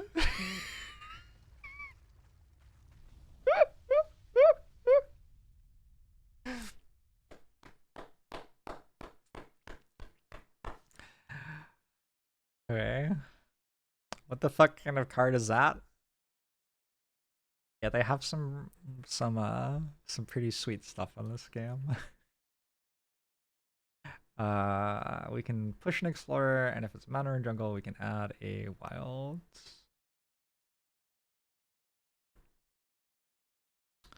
Let's push an explorer out of here, maybe.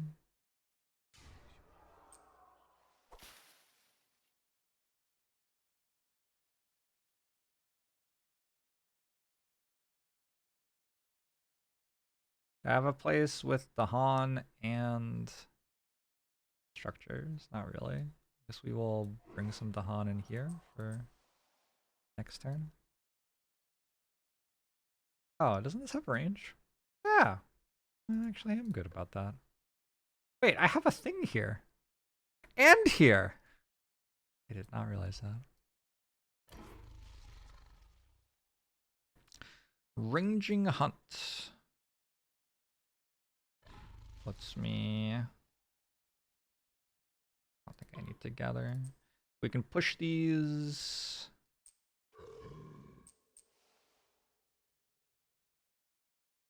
Fiery Vengeance goes here. Night Terrors goes here. Alright, what do you got for me? Invaders do not ravage in lands unless there are more invaders than the current terror level. Oh, they don't ravage here. Well, they weren't doing anything anyway. Each land with a beast, 1 damage per beast. Yo.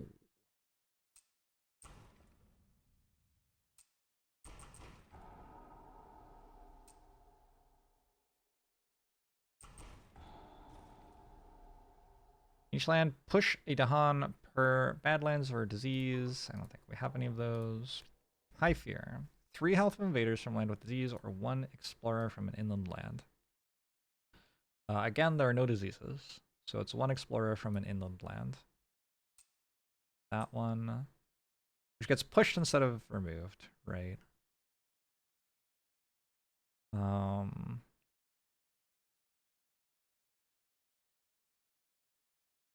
Yeah, let's like push them over here maybe.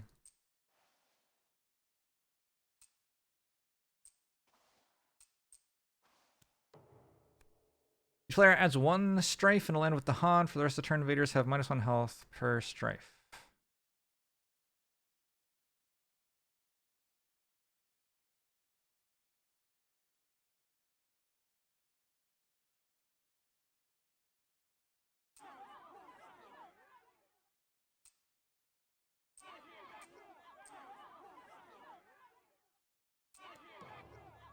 Ravaged Sands, build in jungle.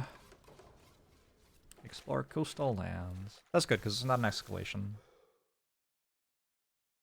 We are also adding an explorer somewhere. How about there? And slow powers.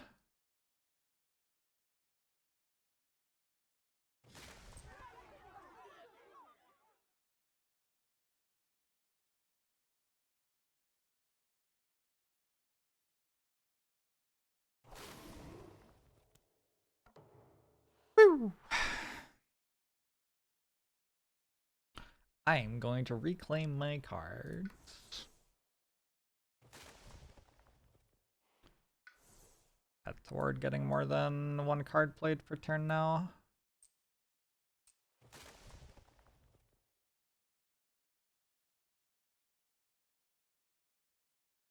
What's happening?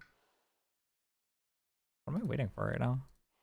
Why can't I click any of these? Oh, I'm pushing. Okay. Push those there. Seems fine. Care about this and this. They noticeably don't have diseases on them. Alright, your turn. You are coming to the party. Kind of hard to get you in here. Oh, this is a blight. Perfect.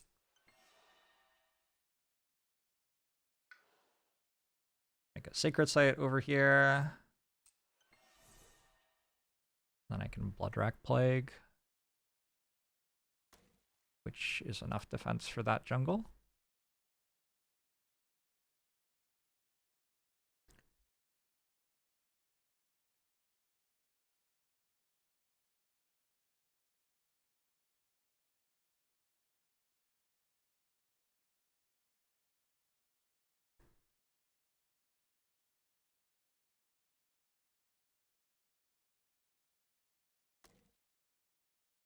I'm not entirely sure what else I'm meant to be doing. I think we can mostly click on random shit and win now. Convert the island to a reef. Mm-hmm. Correct. That is what I am doing.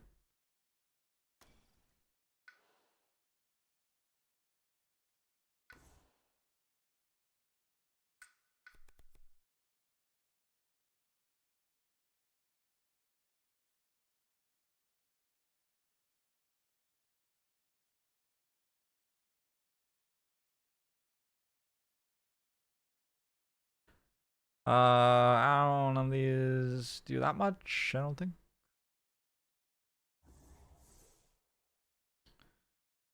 Go Elemental Boon. Dreams of Zahan and either of these two. Defend 2. Ravage is only hitting for 2. Right.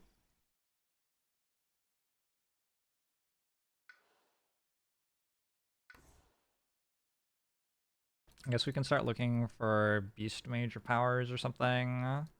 Your skill actions and target land. Seems decent.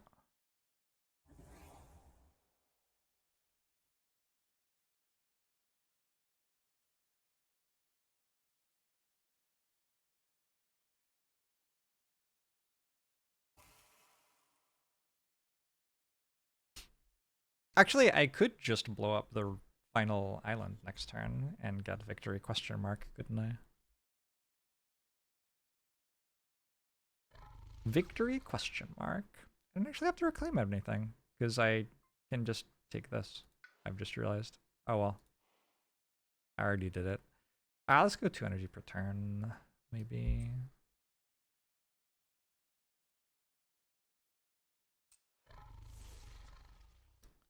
Turning a presence into a beast seems kind of reasonable. Turn that into a beast. This one, and then I got 3 card plays. Was there something I needed? Yes, I need that. And if I do a beast and green, we can also take a claw and do a bunch of damage per beast.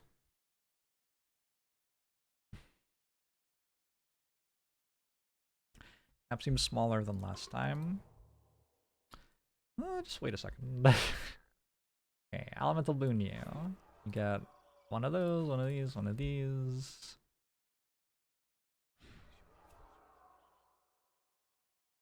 One of those. One of...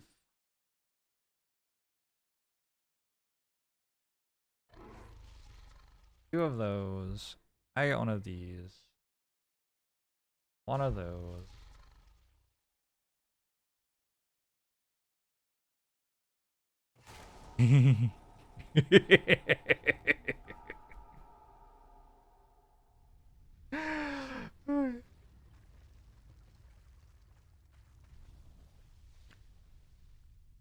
Well, this makes the game somewhat easier.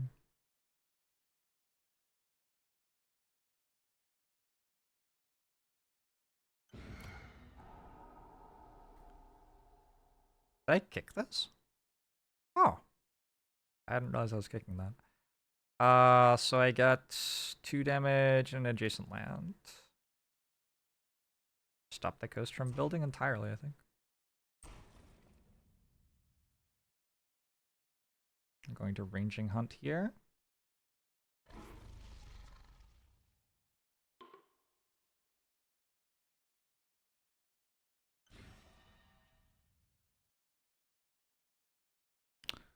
Ours damage is done separately to both invaders and Dahan. Whoops. My bad. Oh shit, I can choose that slightly more sensibly. There you go.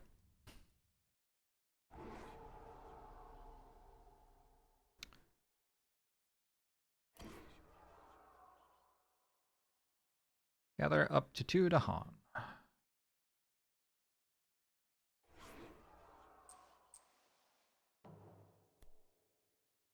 Destroy a presence from each spirit. Holy shit. I don't have that much presence. Next X blade added to the end of this turn. Come with the box instead of the blight card, where X is the number of spirits. Alright. So I lose that. Probably lose this. Lose this. And lose one of those. Each bard add a beast in the land without a village, city, or blight. Exclamation mark order. Gather 1 or 2 Dahan to land without Dahan setup symbols.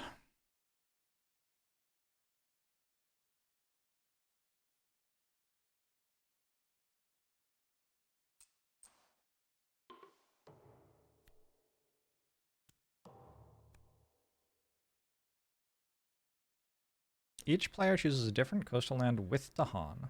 And each gather a Dahan and 1 damage per Dahan. Yeah, that this doesn't have Dahan, huh?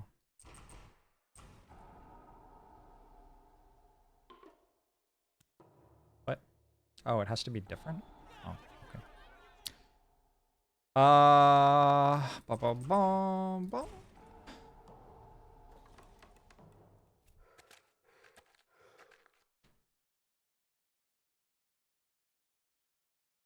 I am adding an explorer to land without an explorer yet. Now I get to play slow cards.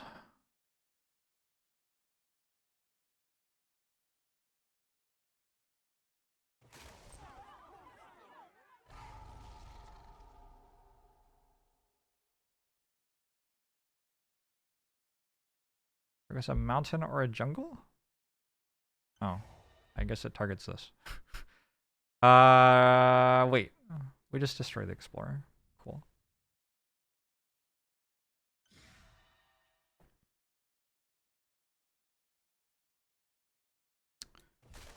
You are actually going to live in here, it turns out. Should be relatively easy to win this turn. Well, for starters, I could blow up the island, which would win. Should we do that? I kind of feel like I should like win by killing the invaders and leave the island here. I don't know. You're strongly in favor of blowing up the island? Okay, let's do that then. For you.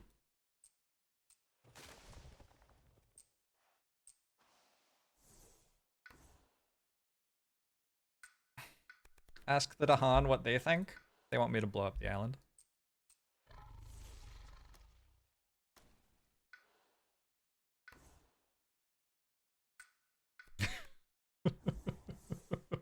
Trust me, I asked them. No, you trust me on.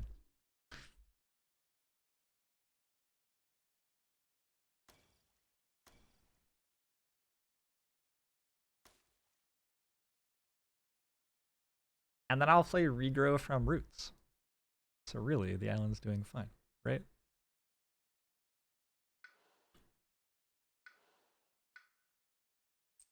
Look at this! We've placed all of our presents from that spirit. It must have so much presence.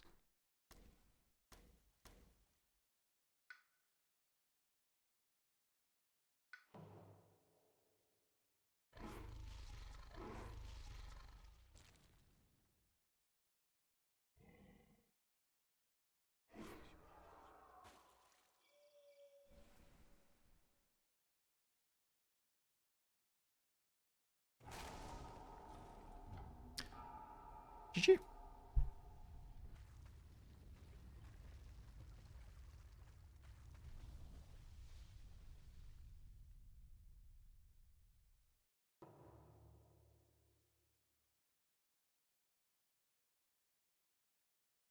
Game over victory. You want to sacrifice victory. You are destroyed, but some spirits of water and deep earth survive.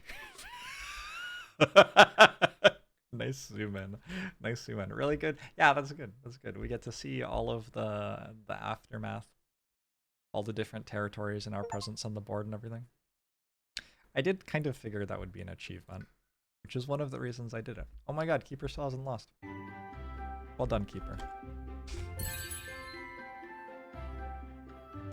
Keeper of the Forbidden Wilds. Sharp fangs behind the leaves. Bringer of dreams and nightmares. Vengeance as a burning plague. Against France, 6. We win sacrifice. How sweet. That was hella sweet. Alright. Yeah, Keeper's, yes, I agree that Keeper's very strong. I actually think the Beast Spirit did obscenely well there, though. Sharp Fangs. Sharp Fangs did really, really good stuff. Killed a lot of enemies very quickly. I am going to play again, but I'm going to run to the bathroom before I get started. We are going to be playing against Habsburg again with these spirits. I don't think I'll win this time. In fairness, though, I didn't think I'd win last time. I'll be right back.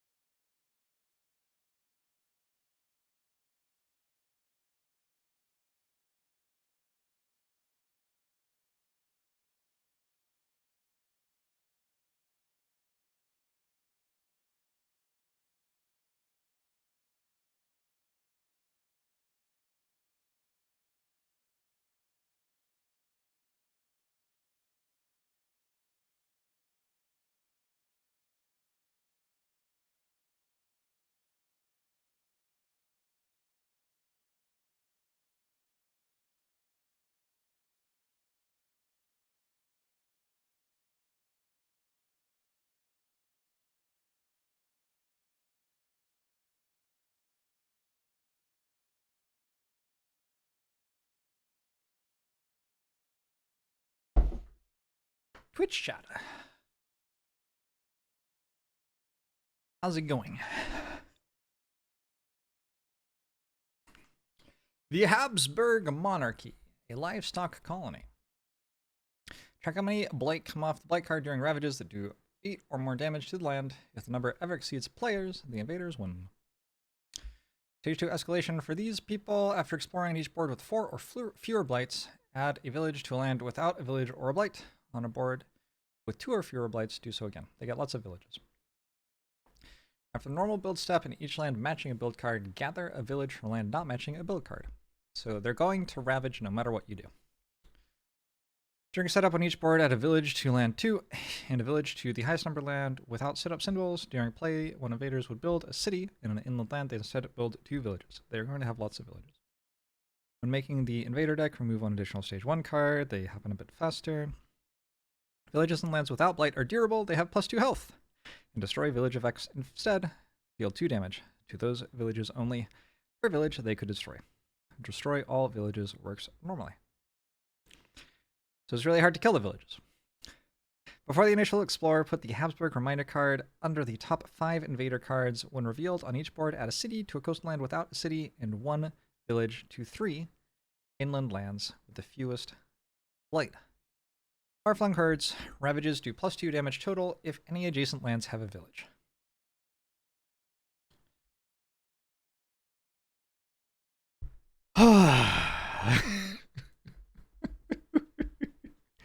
I don't understand how to not lose to Habsburg. I just feel like I get instantly overrun and none of my stuff does anything.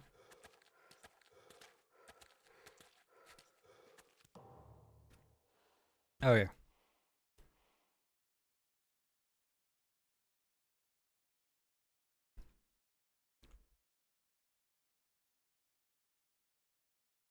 So, my spirits. We have Vital Strength of the Earth. Vital Strength of the Earth does get to place a presence every turn. No matter what, your growth is always going to place a presence. But doesn't get to place 2 presents ever, so that sucks. The growth is pretty interesting, though. I think before talking about you, actually, we should talk about Serpent Slumbering Beneath the Island. Because this is a complexity high spirit. Serpent Slumbering Beneath the Island. You start off limited to 5 presents on the island. Raise this with your Absorb Essence power card. Each use covers the lowest revealed number. Your presence limit is the lowest uncovered number. So this character absorbs essence. We gained 3 energy when we play Absorb Essence, and then we move one of target spirit's presence from the board to your Deep Slumber track. Absorbed presence cannot be returned to play. The target spirit gains 1 of any element and 1 energy. So we are going to eat other spirits' presence, putting them on our track here. We can also make other spirits gain minor powers. They can then play it immediately by paying its cost, or gain Moon and Mountain. We can make other spirits gain an energy, and then play another power card by paying its cost. Or gain a fire and a blue. Looking at my tracks, I guess fire has some use. Blue doesn't work on any of the other spirits, unfortunately. And then moon, none of my other spirits care about moon, but they do care about mountain a little bit. But I mean, basically, these are ways to accelerate other spirits. Elemental Aegis, I think, is pretty decent. Defend 2 in target land and all adjacent lands, and for every of another spirit's presence on my Deep Slumber track, we defend 1 in target land and all adjacent lands. So it's a bunch of defense. But honestly, against Habsburg, who are dealing an extra 2 damage and ravages, I don't know if that's enough defense ever. And then once we have presence absorbed, we get to use Serpent Wakes and Power. So if we have 2 fire, 1 blue, 1 green, we gain an energy, and other spirits with absorbed presence also gain an energy.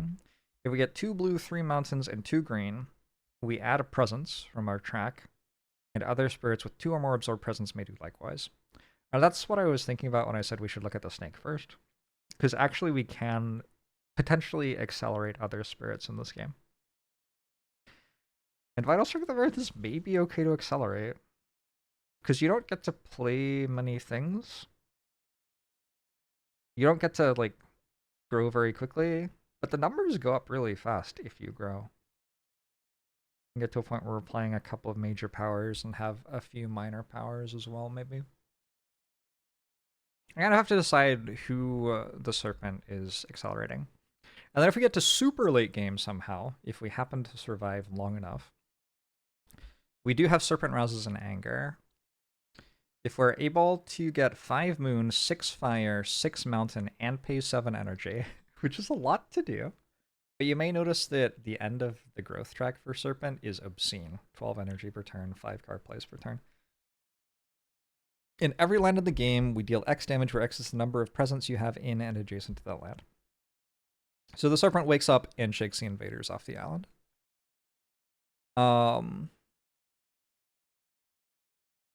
So that is a fun, very game warping spirit. We have to think about what to do with it. And just making Vital Strength of Earth slightly better is maybe not the best thing we can do with it. Although putting extra presence in lands does get us 3 defend in lands as well, which is kind of nice.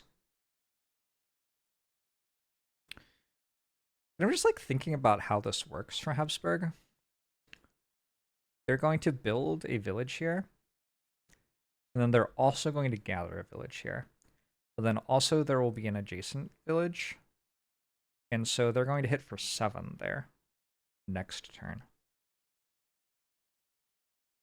That's fucked up. What the hell?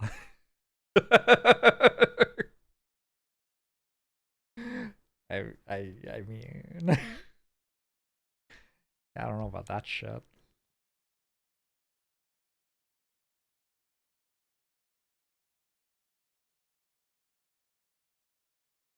Vital Strength of Earth is kind of just pretty bad. Once per turn, target spirit may repeat 1 power card with energy cost of 3 or less. Okay, I'm wondering, actually. Absorb Essence gives any element?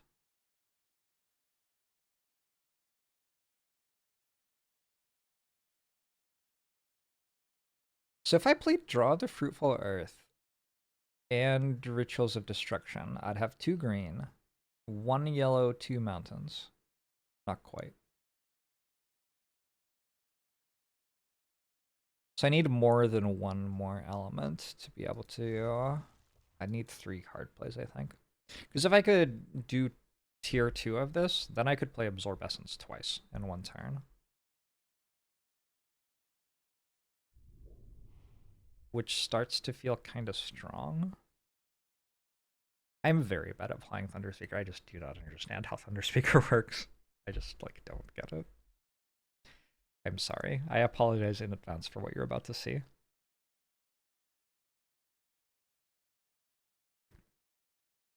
I don't think anybody else can help with the elements right now.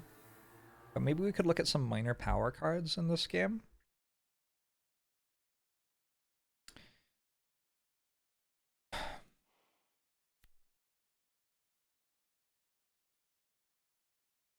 In each land matching a build card, gather a village from land not matching a build card in board and land order after the normal build step. So it has nothing to do with whether the build's successful or not. If I stop a build from happening here, it still gathers a village.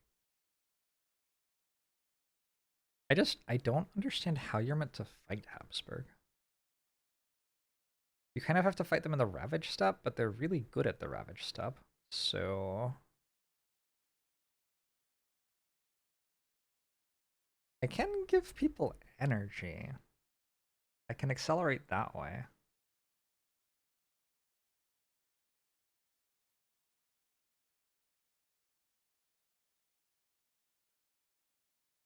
The game have matchmaking. I don't actually know if you can play this online or if it's like...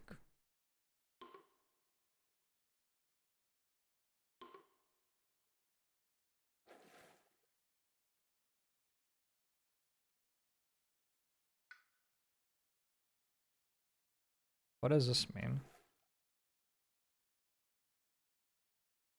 Oh, I see. It's like a code for matching with a friend. What's a quick play? I guess you can play online with quick play probably. I'm not going to launch a multiplayer game because I have no desire to play it, and I don't want to like launch it and then leave, you know? That would be kind of rude.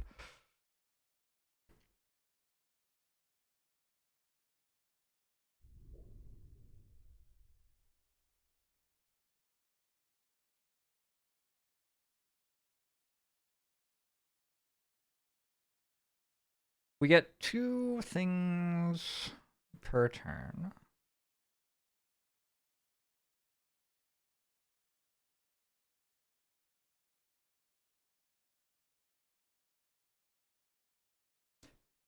I haven't really like theoried out what the way to do this as fast as possible is. You have to somehow get 2 green. You don't start with any cards that make green. So probably starting by looking at minor powers, looking for ones which make green is a pretty reasonable way to do it. I think we are kind of always going to be adding presence to lands without Blight. God, Habsburg's so weird. What are you meant to do when they just attack the land for 7 and a land that they didn't have anything in last turn? Isn't that kind of unfair? I don't know.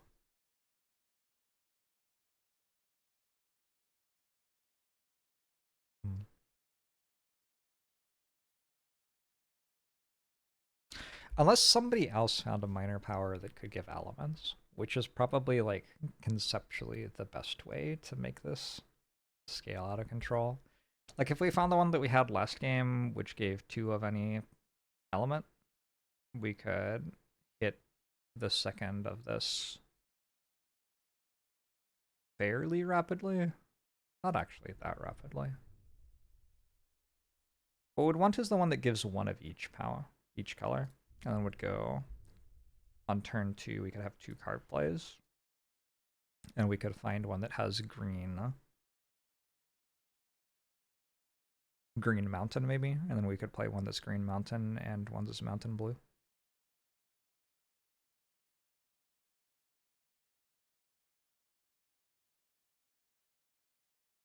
So I think we will do this and look at a minor power. Let's take a look at what we're working with. There's no green on that. Spur on with Words of Fire is fun though. I do need to find green or else my passive just doesn't work. This targets land with the Han and defends 4.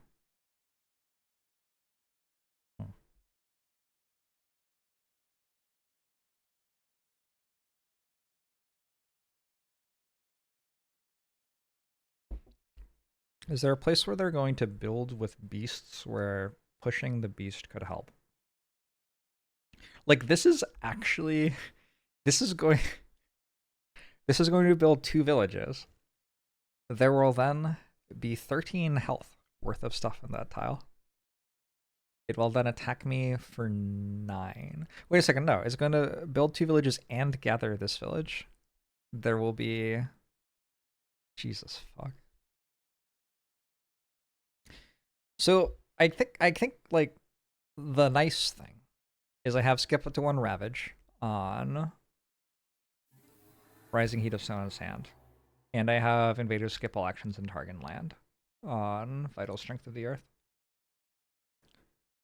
So I can do something with that in terms of slowing shit down.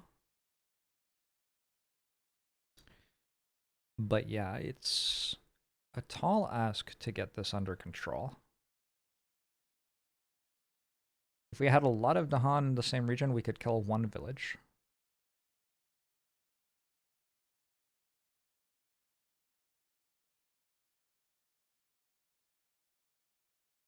Guard the Healing Lands is useful.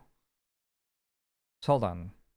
This makes a village draws in a village. 5, 7. So next turn I could guard the healing land there. And it ends up being enough. If I build a sacred site there. Oh. I can build a sacred site there. And then this can gather Dahan. So I could have a total of... How much are they hitting for? 3, 5, 7. 3 from my sacred site, 4 from this. I could even pull an explorer in from somewhere else. If they like explore jungles, I could pull an explorer in there. Hitolren. Historically, the way to defeat the Habsburgs is to start a bunch of nationalist independence movements. Gotcha, thank you.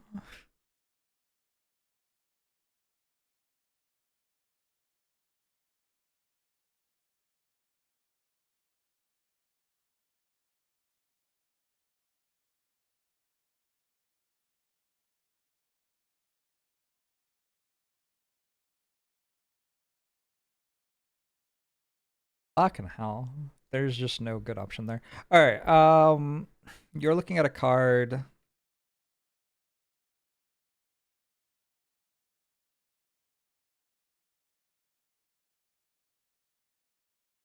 Maybe we turn one Speron with Words of Fire. It lets me immediately play another power card. If it's slow, it doesn't resolve until later. Ah, never mind. That doesn't work. Oh, okay. Thunder Speaker is so weird because you don't get power cards until you reclaim, so you're just like stuck with these powers.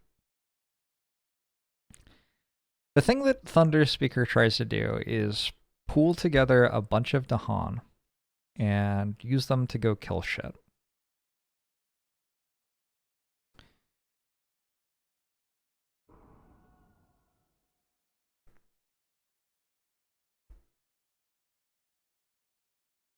This doesn't work against Habsburg.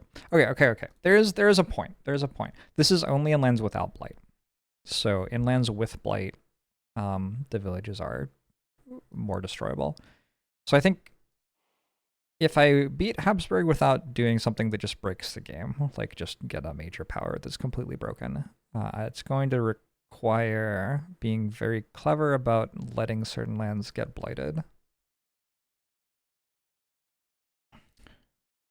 What order does this go on? In each land, got in board/land order. This is board A? Wait. This can't gather anything. It's kind of interesting. But this is going to build 2 villages and then gather that. Worth noting that this is gathered to there, so it won't be able to be gathered to here. Another thing about fighting Habsburg is sometimes the villages getting gathered can make it so there are tiles which are no longer adjacent to a village or city, which stops them from building. So that is another thing to think about. I can use this to help out Thunder Speaker, maybe. Because I noticed that Thunder Speaker isn't actually close to the wetlands. So in order to actually get to the wetlands, I have to do quite a lot of moving.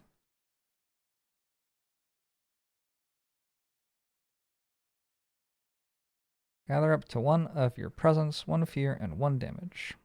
Killing explorers is generally going to be pretty good, I think. Playing Stinging Sandstorm this turn is probably okay. Gift of Searing Heat is probably okay.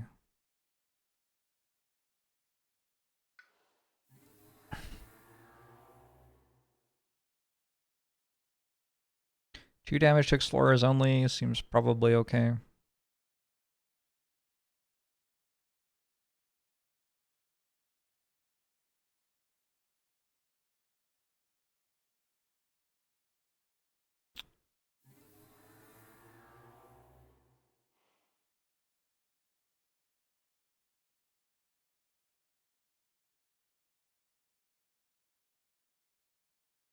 What am I doing next turn?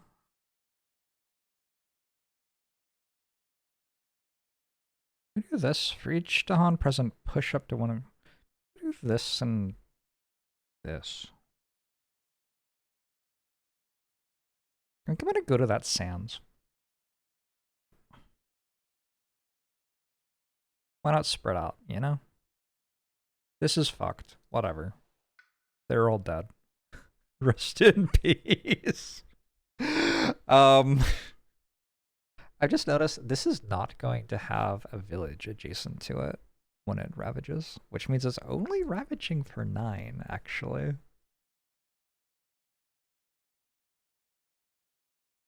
I guess that matters because we care about them doing 8 or more damage.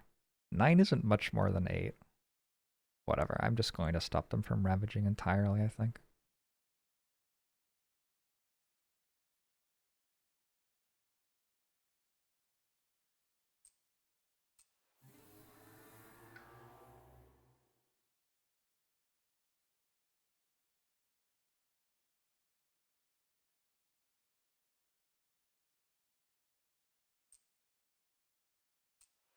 Whoa, that's not what I was trying to do.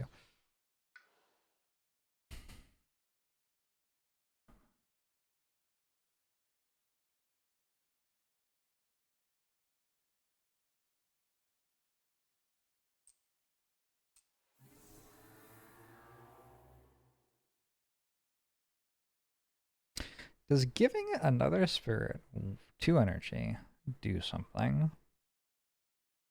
Here's a cool thing I can do. This lets me immediately play another power.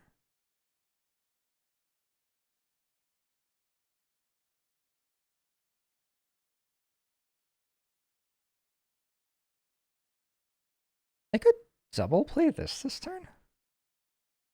Is that good?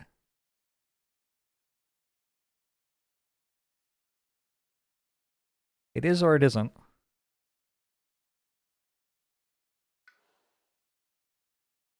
I think I'm going to try to get this passive going. It's probably okay.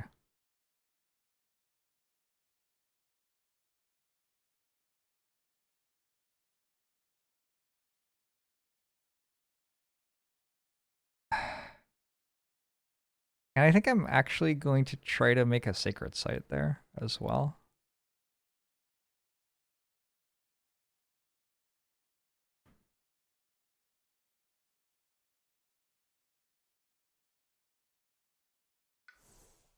I don't know. It's all a bit iffy, isn't it?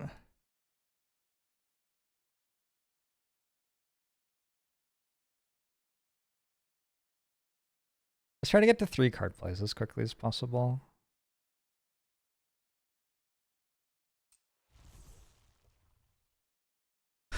So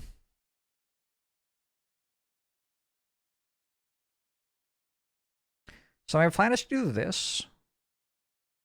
Yo, I only got 1 card play? No, it's good. It's good. It's good. Because we're going to do that, and then we're going to give you another power. Play this turn. So you can play this too. I believe this only targets lands with the Han.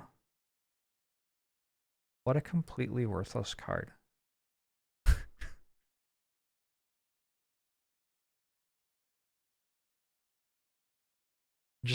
Just an objectively unusable card. I'm reconsidering everything right now.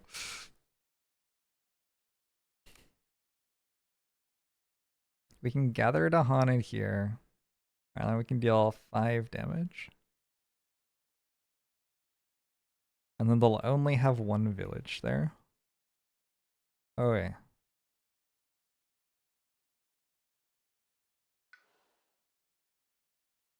You love this game? Me too. It's so hard.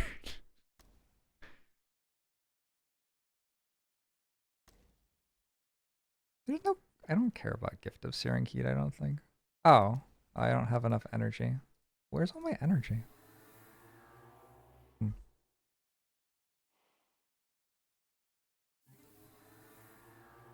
So next turn, I guess I'll place these two. And I'll play these two cards. Fuck yeah, island time.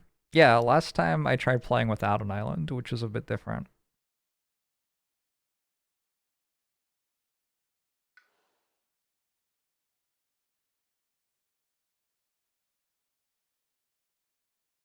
So we're going to play this,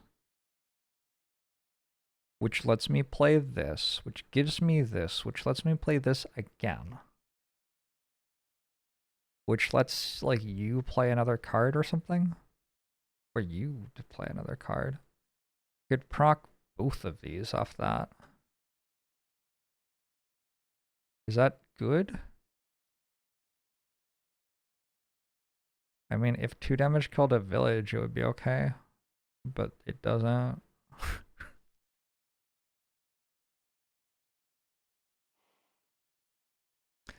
I'm starting to think maybe this is just not the right play.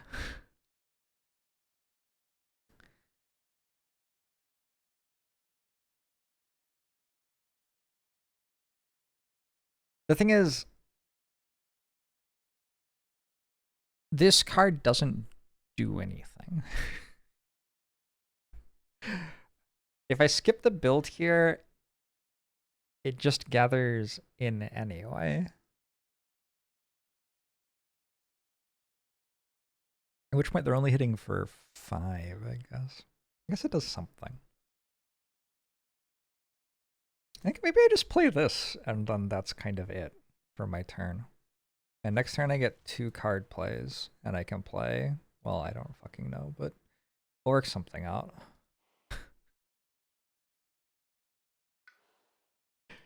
I want somebody to get a minor power. And I think it might be you.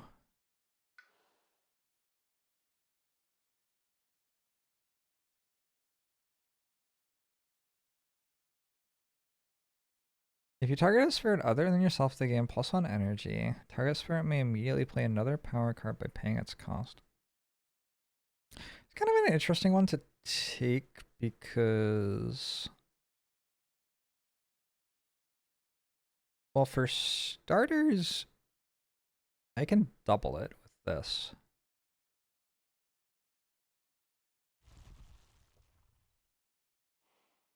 Does anybody make energy well? You kind of make energy okay. I could get to a point where I'm like helping somebody else play a lot of cards every turn. That's what I'm thinking.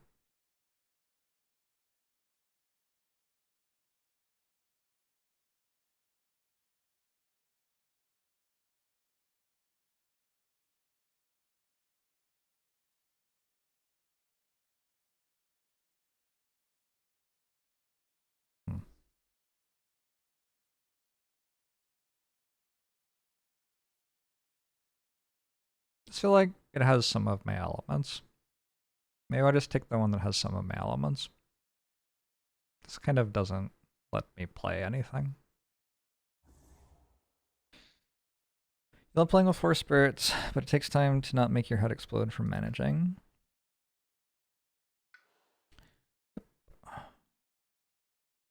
So we got a moon, which don't do much for us. Serpent's pretty good at using major powers.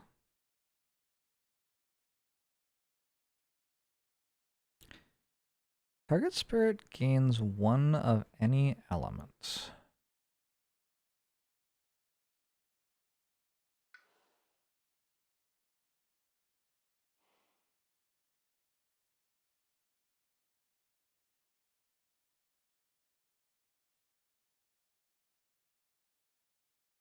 I'm gonna gift you. I think that's where I'm at. Next turn I get to gain a power card with Earth.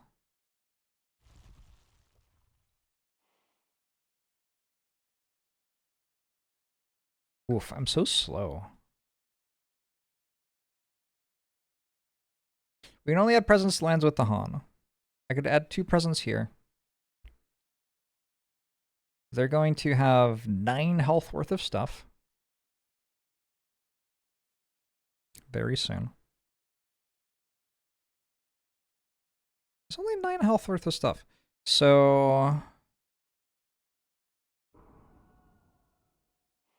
we get 2 energy. We can play this. Siege to Han deals damage equal to the number of your presence to target land. That's 2. 2 damage. Is that good? It doesn't seem very good. It doesn't seem incredible.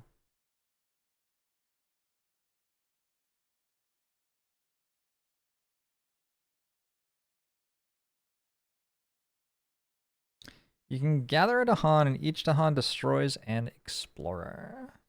Alright. Stopping a build of some sort seems good. Let's set an ambush this turn.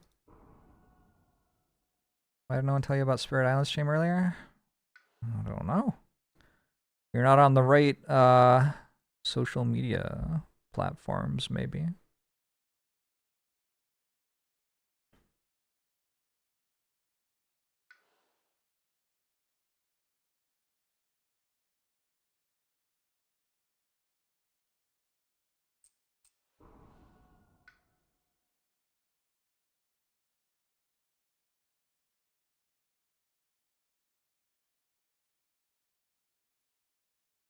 Which social media platforms are the right ones?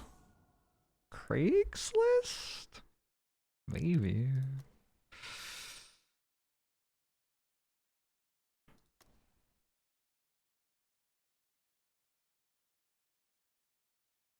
The other ones seem kind of iffy.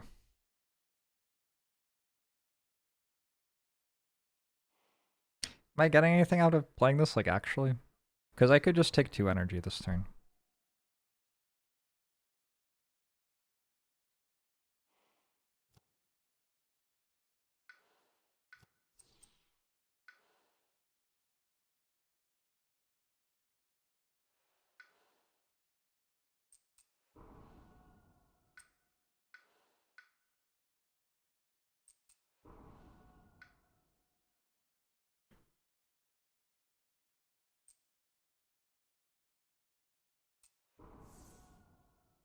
Feels a little bit better. Oh yeah, that's what I had to do. Alright, so this is my turn 1. Do I think it's great? No. No, it doesn't seem incredible. I am going to target you.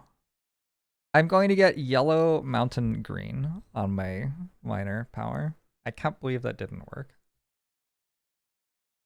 I actually can't believe that that didn't work.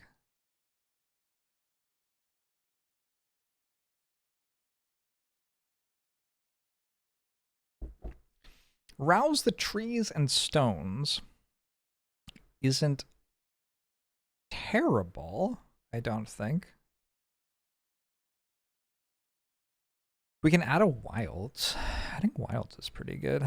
I do kind of need mountains, though, if I'm going to proc my passive. And I think the goal here is to proc my passive. So I think we will rouse the trees and stones.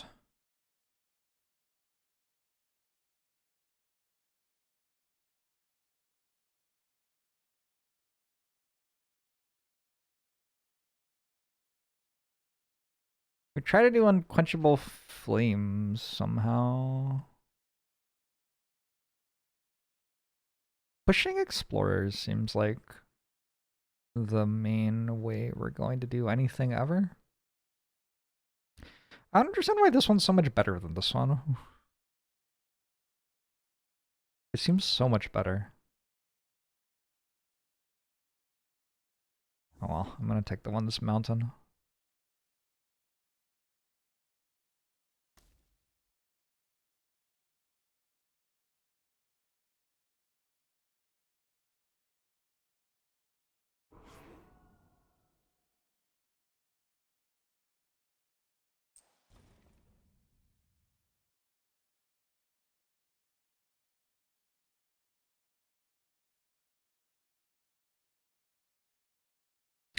Can't believe vital strength of the earth lets you rouse the trees and the stones. It's a lot, isn't it? I think probably Thunder Speaker could use some energy.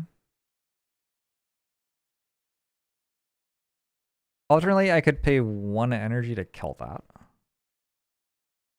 Killing that looks good.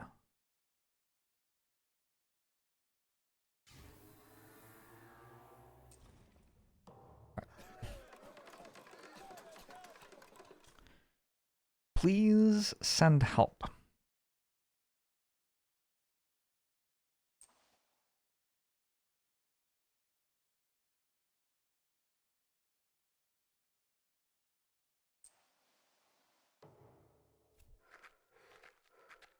Why? Why does this territory have 17 health worth of buildings?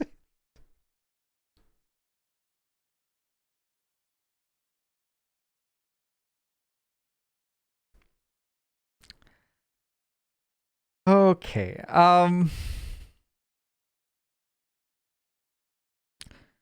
so drawing the fruitful earth does something here for sure. We can stop this build from happening, and we can make it so this ravage is only hitting for 7 instead of 8. By gathering an explorer to here and an explorer to here. Seems really big. I could also gather Dahan if I wanted. I guess so. Sure. I actually kill both of the explorers if I'd played the other card. Well, I still can kill both explorers if I want with Rouse the Trees and Stones. Do I want that? Maybe.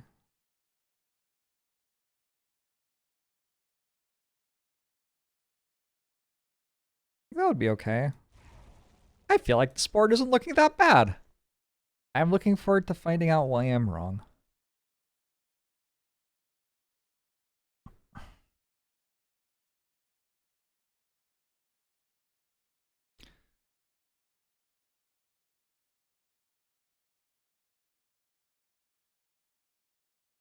This mountain didn't have a village next to it, so it didn't get an explore to it. Kinda huge. I am going to call on herders for aid and pull a Dahan into here. And then I'm going to push this piece to probably this mountain range. I don't need to push the others. Right? I guess I could push one into here if I wanted. I do want to stack all the Dahan in here. Oh.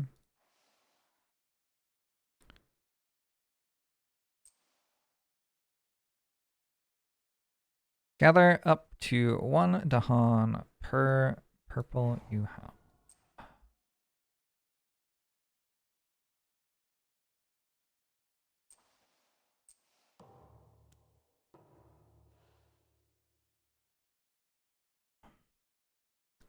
ManyJorbs is playing the upper left spirit? Absolutely. Absolutely. So we're preparing to blow this all up using Manifestation of Power and Glory. That's the big idea. I am going to skip the Ravage in that land this turn. That seems kind of necessary.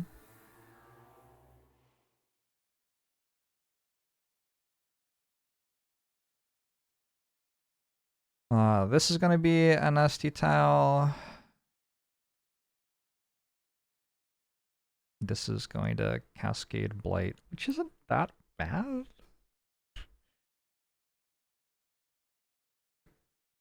Like, it's almost good to be Cascading Blight. Just makes it so much easier to kill their villages. Is there a ManyJorbs? There is. There is a ManyJorbs. Kind of wild, huh?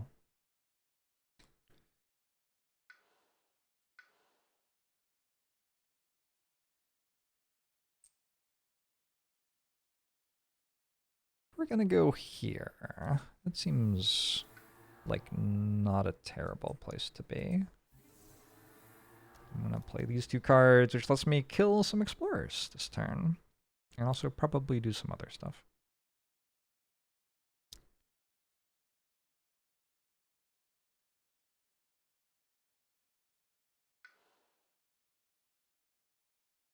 I don't have to stop this blight from happening. Like, completely fine, actually. Asperg is so weird. Alright, so I think we're gonna gain a power card. We are looking for minor powers which have all of our elements. Concede?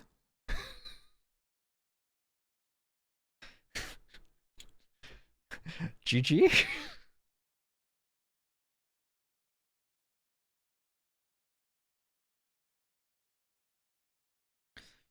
Call of the Dahan Ways only targets lands with Dahan, but its effect is kind of good.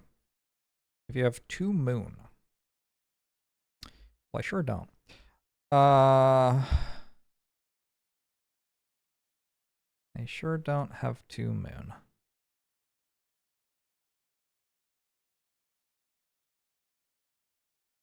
I guess Pull Beneath and Mesmerizing Tranquility do have mountains on them, so they're not completely worthless. I actually think Invaders dealing -1 damage is not a terrible thing either.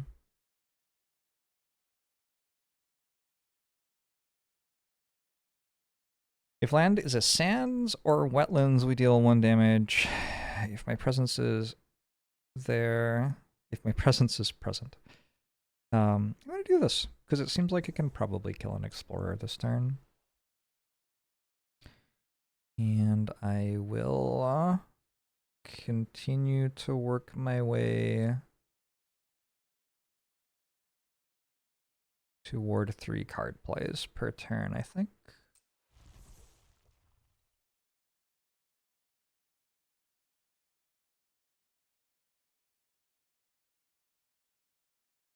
Maybe I skip Ravage here and skip everything there. That seems kind of reasonable.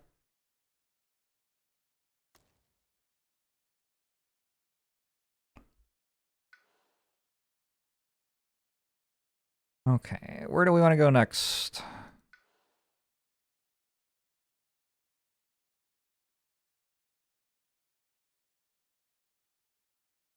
Can't be a land with blight. Maybe here?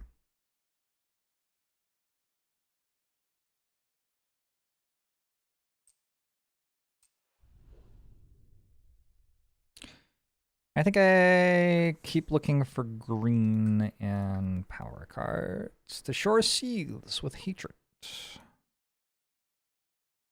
Call to tent.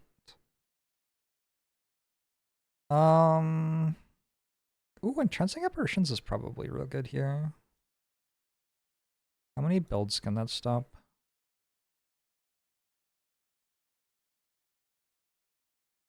Am I allowed to, given that I did this in clearly the wrong order?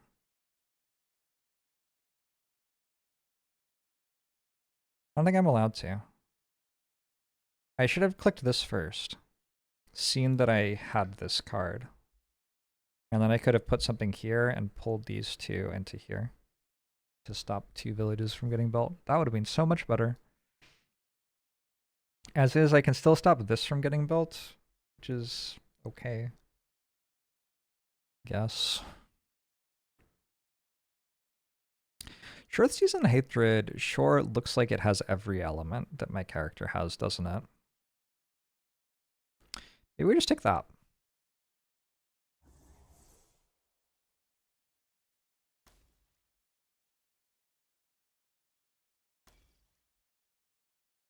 So for each thing you have 2 fear and you may push a village from target land. So you can push the village that gets built here out, but another one will be gathered in. And then we gain an energy and other spirits with our absorbed presence also gain an energy. So we can give somebody an energy. Probably fine. I need enough energy to actually play this, which means I guess I'm taking 4 energy this turn.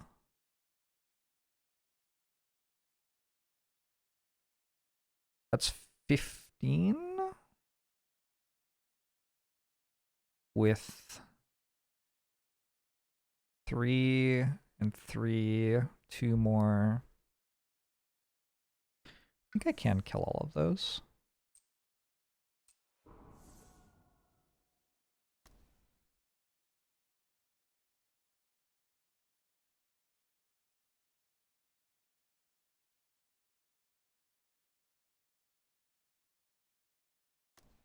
So this is blighting, that's fine. This is cascading, oh, that's fine. This is currently also not working. This is okay. This is a problem. This is okay. This is okay. This is also blighting. 1, 2, 3, 4, 5. I'm taking 5 blight this turn. That's the best I got, huh? All right. That's pretty exciting.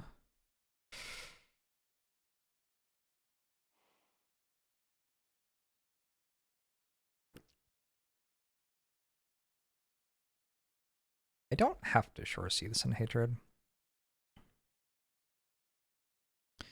This doesn't do enough anyway. I'm probably playing this next turn.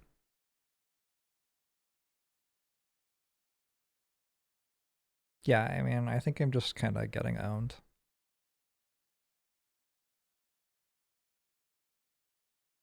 Unlucky. I can remove some blight, maybe, later. Alright, sweltering. You don't blight me at least. You don't do anything. Just kind of wondering which essence I actually absorb. Who needs energy the most?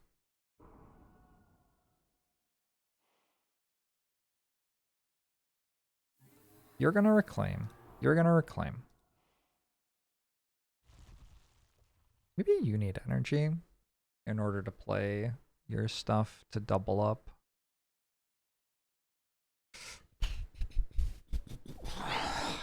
Why do I even think doubling is that big a deal? I don't actually know.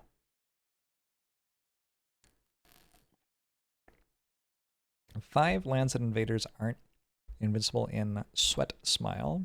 Yep. Yeah, let's go for here.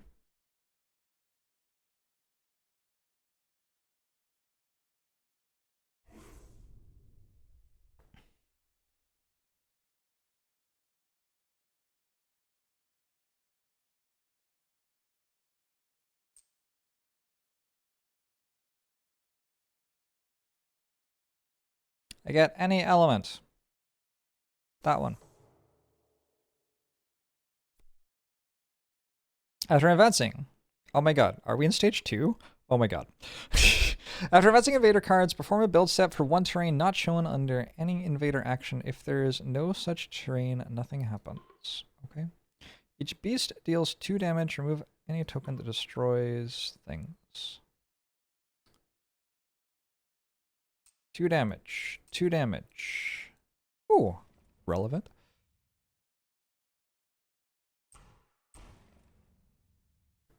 Add a Han to a mountain or sands with the Han.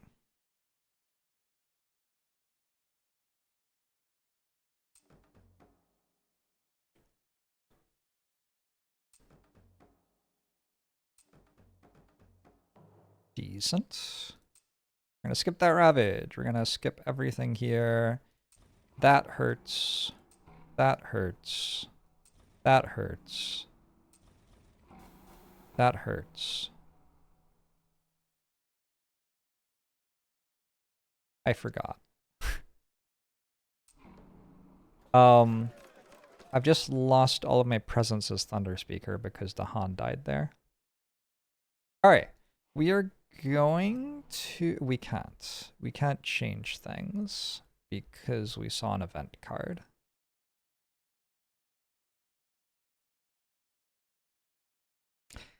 Well, I'm a very long way behind now.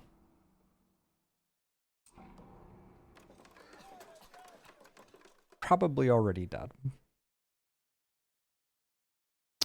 Shit.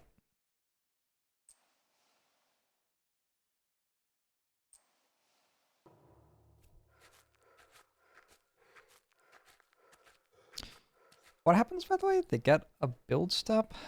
Okay, what is this?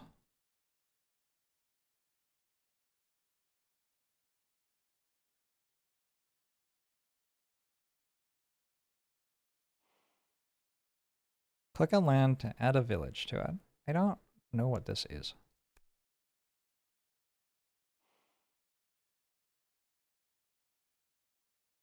You can have a village.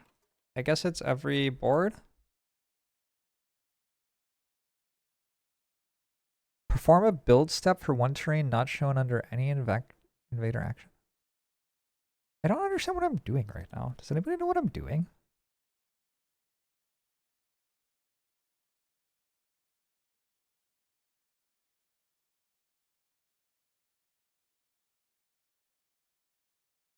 Ah, okay.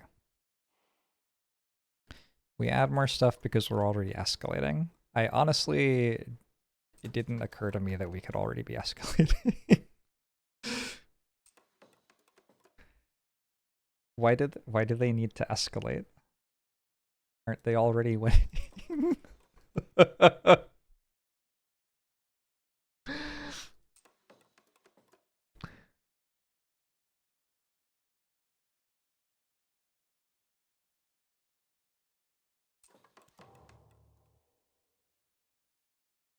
Pick a land for invaders to build in that terrain. You can build there.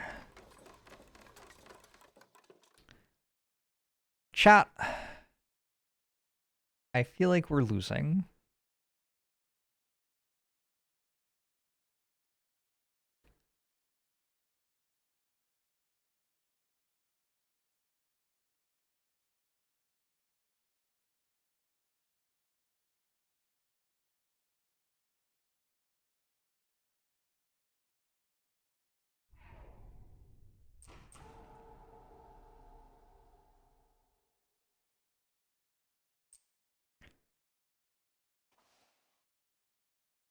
Tactical blading for the win. Yeah, something like that.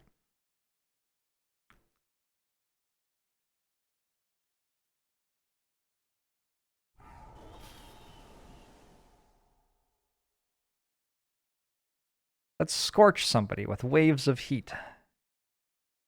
Maybe that explorer. Let's sting sandstorm this explorer too. All right, one of the boards is doing okay.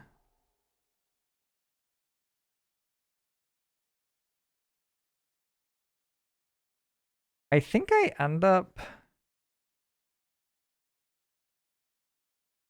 Oh my god, I didn't play a claw. Oh. I mean, I end up just leaving, I guess. And we just go here.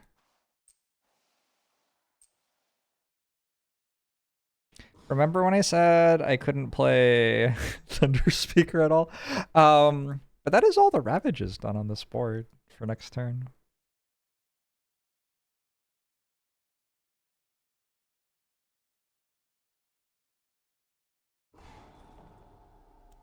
That was very bad. Simply sync all the other boards. Yeah, okay, that could be the way to do it. So reclaiming cards does let me add presence.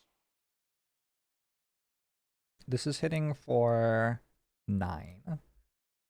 So with this, I would be blocking for exactly 1 less than I needed to. But I do have Aegis this turn, which feels super relevant.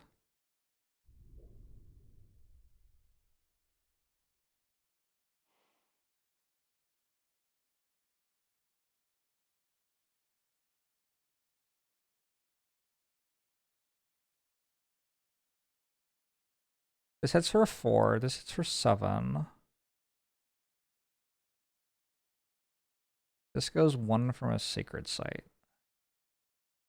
Kind of limited. I don't think I can reclaim. That seems not right. Let's look for, I think we're looking for major powers at this point already. We are trying to find something that saves me somehow.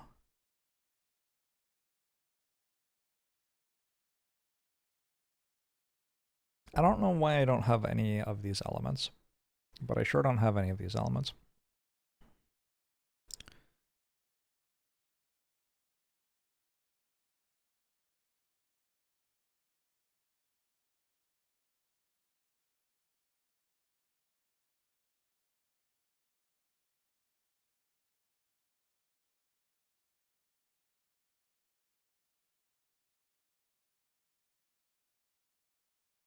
One of these replaces a village with not a village.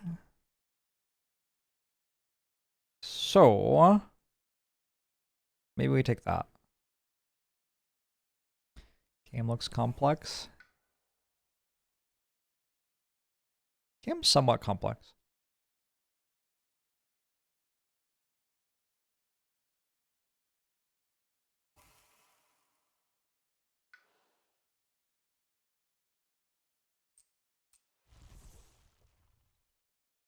Am I going to be able to proc this with 3 card plays? Boom. Boom. Boom. If I had 9 energy, sure. Can I have 9 energy? Maybe I can have 9 energy.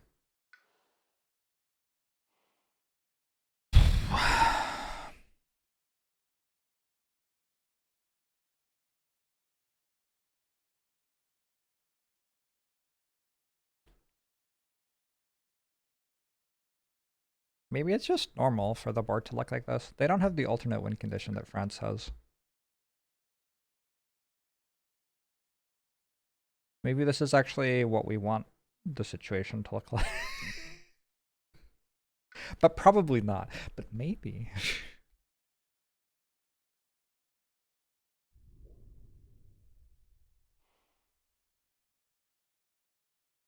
Feels like we're looking at a major power here already. I got 1 green.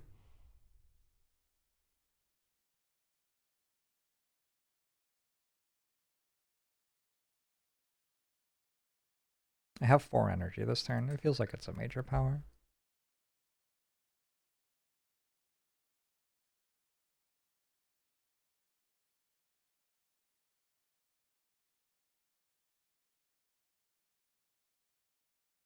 Forest of Living Sibian, I like. I don't know how good it actually is here. Wounded Wild turns on its assailants. That seems kind of nice because it hits blighted lands, which happen to be the only lands I can kill anything in.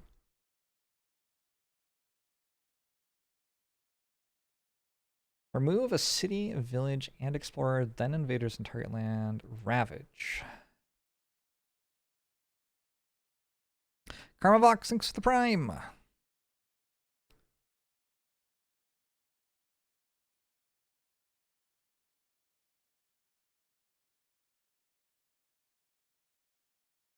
I generally like Forests of Living Obsidian a lot. It does have a green on it, which I kind of needed.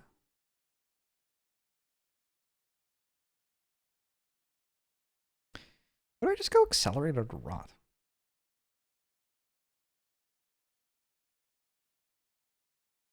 They're going to build here, and then I can just shoot them?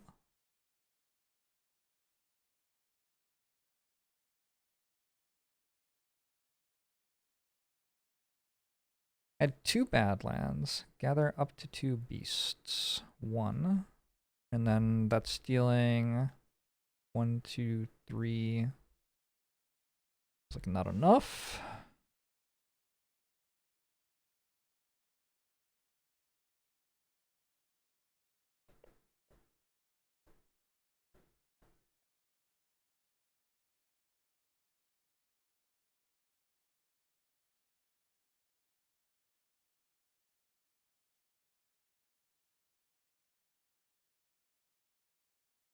Oh, if I play this, I get to proc this for 1 energy. It also works with Forest of Living Obsidian. So there's an upside to Forest of Living Obsidian and Wounded Wild.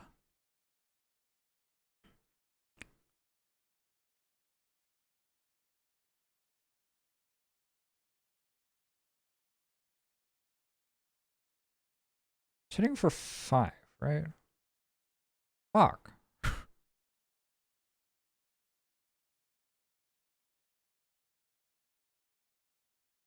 Is there nothing I can do about that?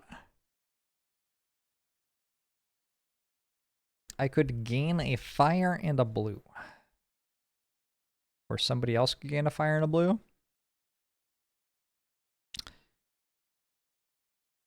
Yeah, this only blocks for 3. Unless I reclaimed this turn and absorbed again. In which case it could block for 4.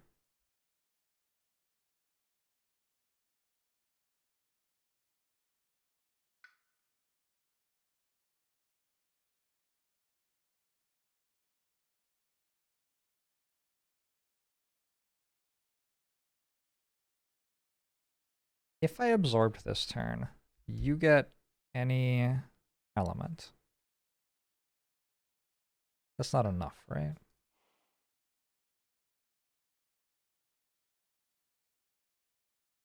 I feel like I have really messed this up. I have made 2 very major miscalculations.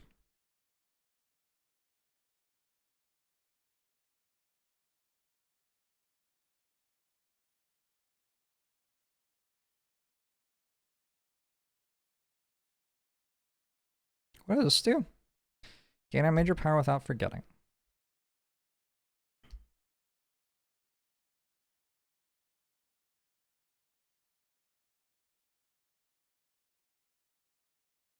We'll do this.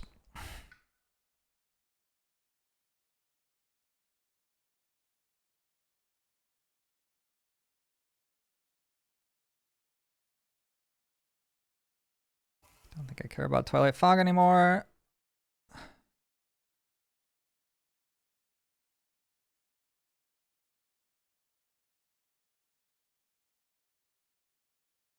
I mean, maybe it's okay to be blighting here. Actually.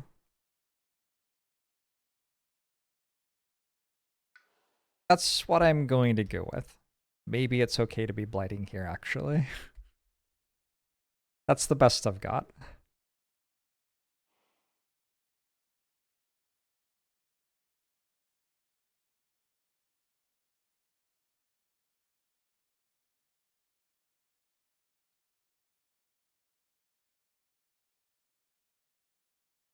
Yeah, that's the best I've got. Kind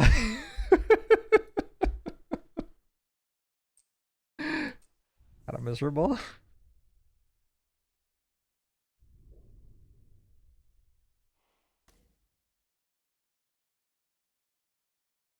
Wait, I don't have to Elemental Aegis anymore.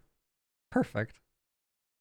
Target spirit can play another power card this turn. Who wants to play another power card? I bet you do. Probably you need a minor power. Or do you just start taking majors now?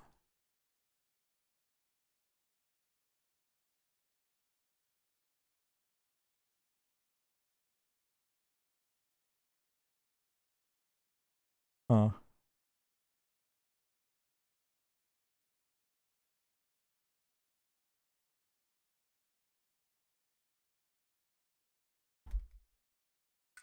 Major power.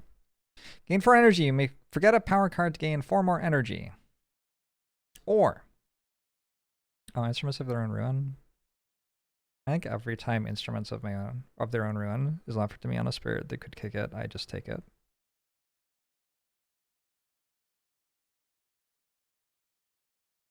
And the spirit can kick it.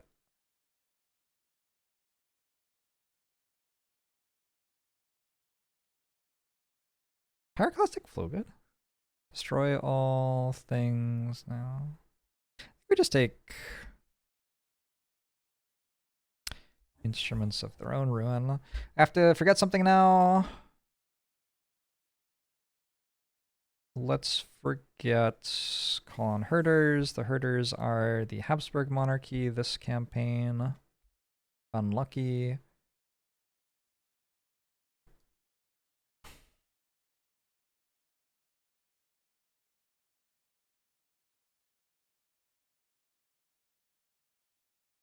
So my goal here is to kick this. It does need 4 yellow. It's going to be kind of hard.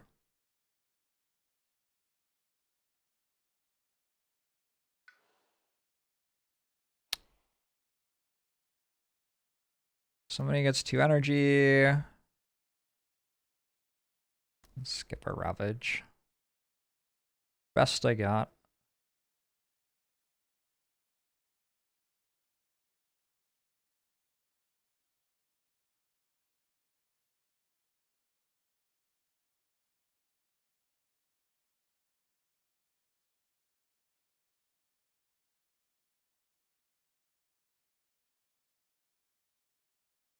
I don't even know what this character does this turn.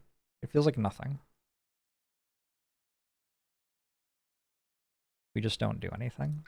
Can I pass? It seems kind of bad to just pass. I gained a power card, and I still don't want to do anything.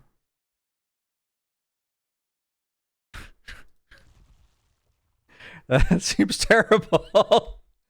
Next turn, I will have 8 energy, I guess. 9 energy.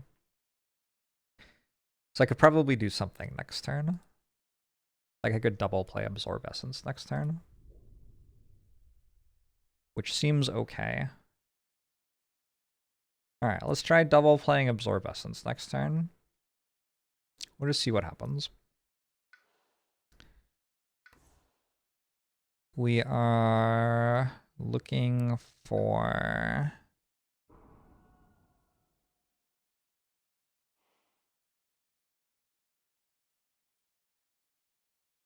This is the part where I don't know what to do with Thunder Speaker, by the way. What if I just put presents here instead? I don't have to do this yet. What would my turn be? Defend 3 during Ravage to Han. Attack at the same time. If I defended 3 here, all the Dahan would still die.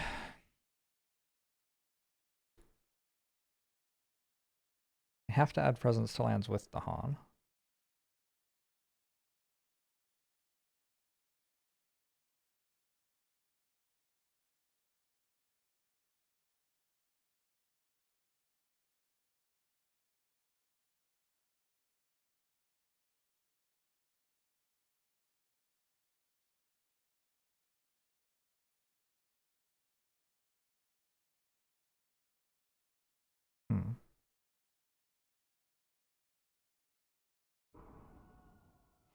Have I tried just getting lucky and hitting Wings of Sunlight? Alright.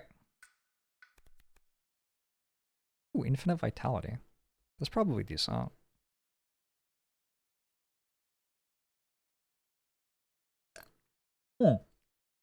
Wait a second. So that's what you do. Okay. Okay, gotcha.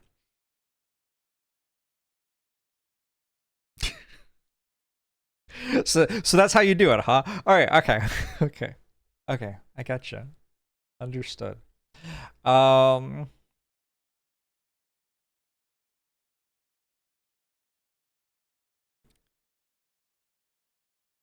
don't know what I meant to forget. Probably I was meant to gain a minor power first. Am I allowed to... Hold on. With this up, I guess I'm not allowed to also gain a minor power at the same time. You'll ask to be reimbursed next time. I'll think about it.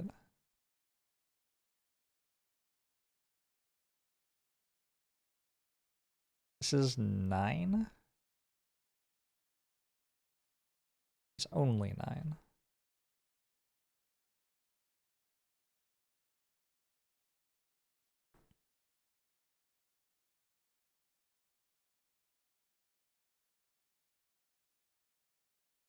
like the idea of playing sudden ambush this turn as well to kill that. Maybe I lose Voice of Thunder. Feels kind of bad.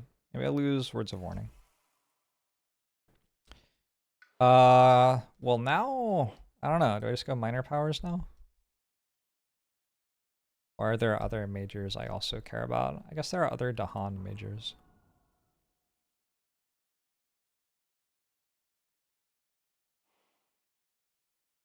I don't really have anything to forget. Let's grab a shitty minor power and then we can forget it. 1 damage per Dahan. Or gather 3 Dahan. Has all of my elements. This one's probably okay for me. Alright. We just get the absolute perfect cards. No problem. No problemo.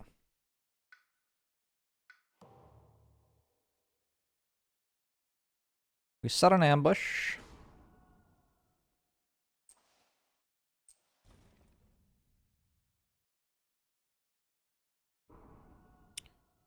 Your presence can move with the Han. Oh shit. They get to go flying. I didn't realize that. My presence, I mean. My presence also get to go flying. Call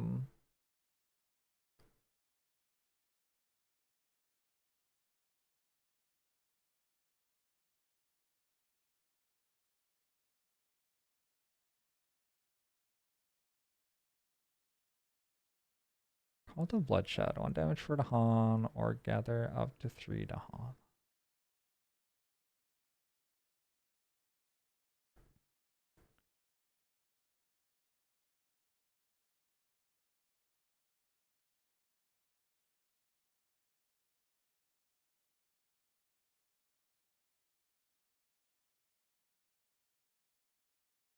I'm just like,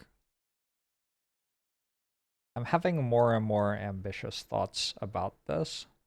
Yo, wrap in Wings of Sunlight. Wow. Seems pretty good, by the way. Good shit. Good shit. What if you also played that? And then I can fast speed gather the warriors.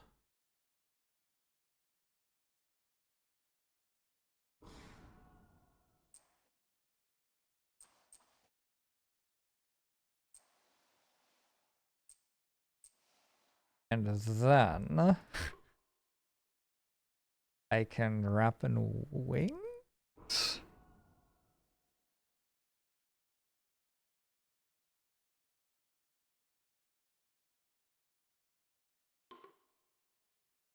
To there?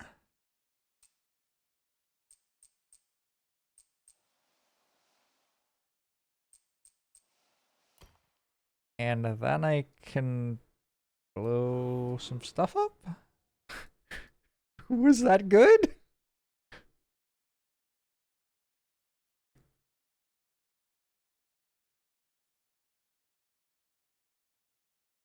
I feel like I decided I was okay with this blighting.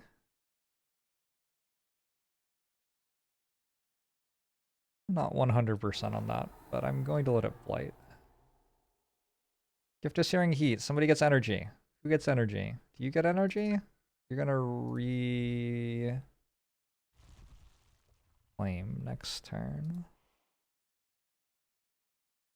What do you want to deal 1 damage? No. You get energy. Maybe you need energy. You're gonna reclaim next turn.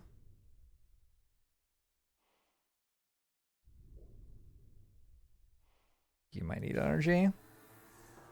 Alright, what happens? On each board with 9 or more villages or cities. So all of them?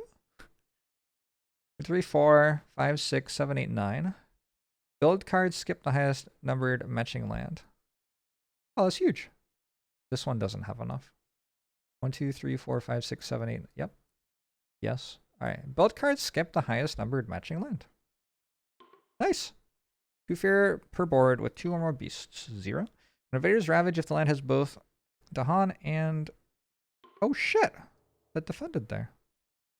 That was a really nice event phase. I'll do this one first. 10 damage. 1, 2, 1, 2, 1, 2, 3, 4. 1 here.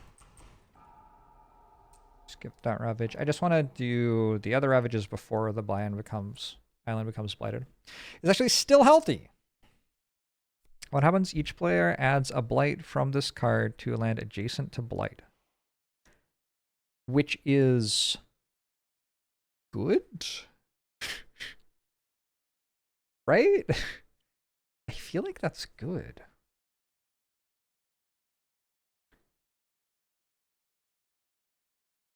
This is awesome. So this is what is this? Jagged Earth. Jagged Earth introduced some Blighted Island cards which say the island is still healthy. And like often that would be bad, but here Blight makes their shit worse. So here it actually seems kind of okay. The problem is just if more Blight gets added, it'll start cascading. What I mean by that is that if you have to add Blight to the island and you add it in a land which already has Blight in it, you'll then have to add another Blight next to the Blight you just added. It's called Cascading Blight and is something we have to watch out for now. We are gathering a village into there. Oh, you can have one of these maybe. You're gathering a village to there.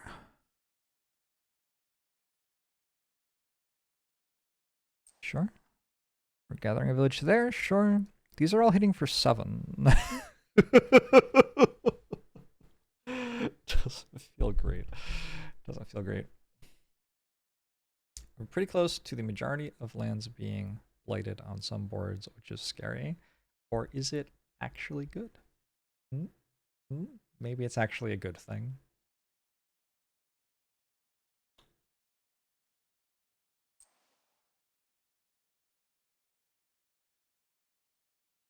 It's probably not a very good thing. We're going to there? No. Right. The invaders explore sands. They're also escalating.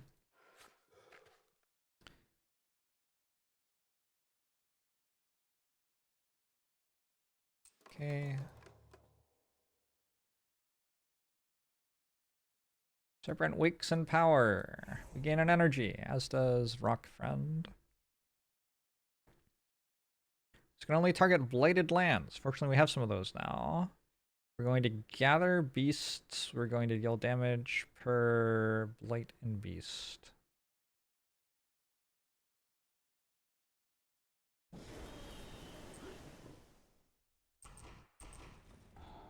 Boom. Progress.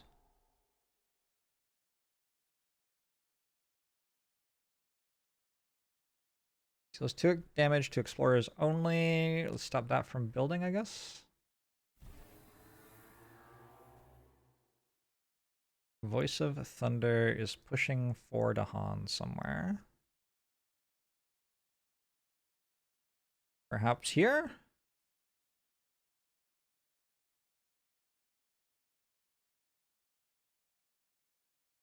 Seems kind of reasonable.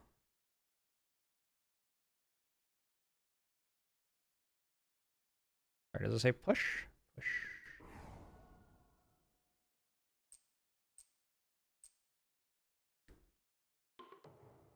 What? And undo. Sorry.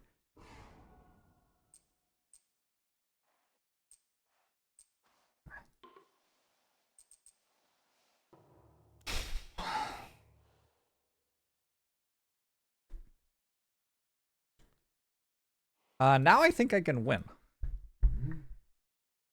Changing fortunes. Changing fortunes. So actually, I only want Elemental Aegis and Absorb Essence this turn. Honestly, if it's only Elemental Aegis, I'm sort of okay with that. Do I have a yellow-green? No. I played this, this, and this, though, and we get it. Or this. We have to play Rituals of Destruction, unfortunately. Terrible. Oh.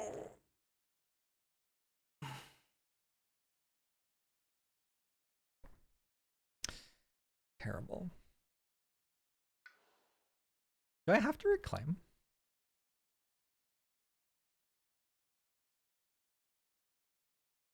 I'm trying to double play something that costs 3 or less.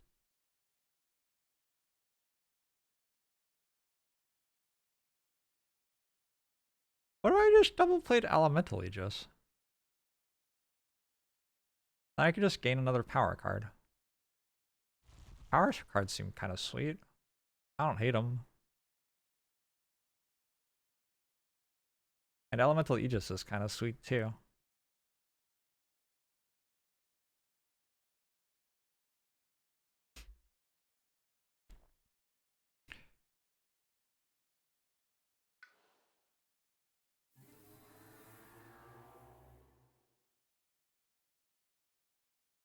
I think we're gaining a power card, adding a presence this turn. Fire, 2 damage. There's a village there. He's gonna blight again. He's gonna blight as well. I wanna build a sacred site here.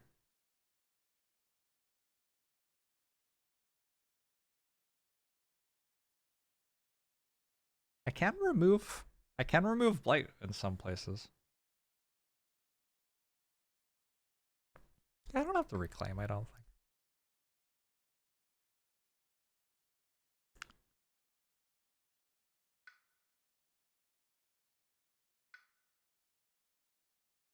Look at a miner. Quicken the Earth's struggles. Defend 10 at a sacred site.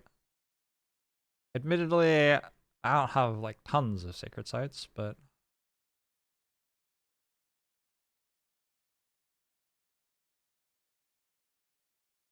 this has one of my elements, which is enough.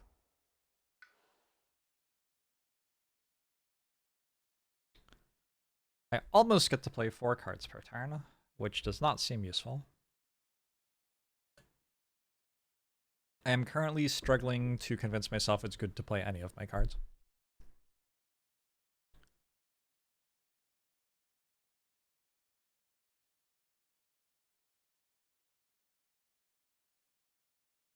Are we winning or losing? Questionable. I don't think I'm playing 3 cards this turn, so I might as well just take an extra energy per turn, I guess. Also, I want Rituals of Destruction, which would kill a thing. Like, not terrible, terrible, terrible.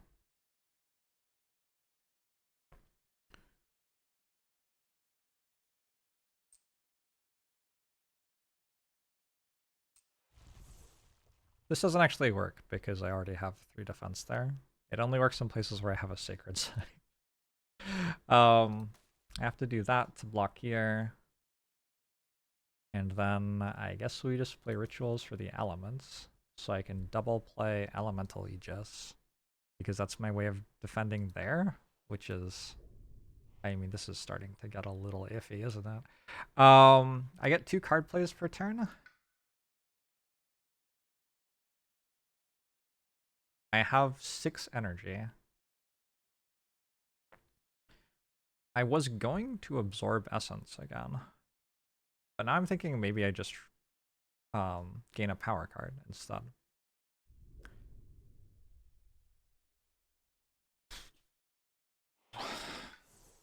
And we can look at another major.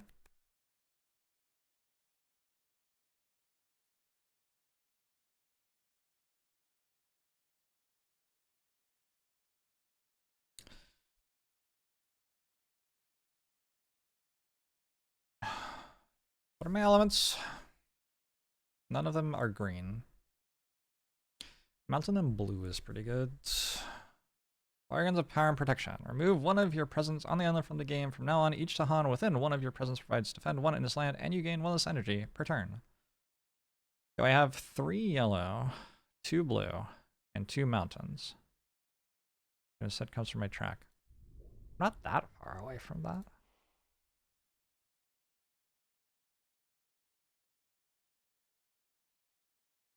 Pent Up Calamity adds a disease and a strife.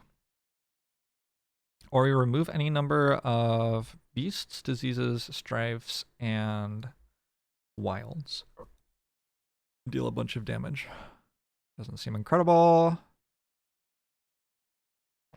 2 fear in both origin land and target land, 1 damage to each invader.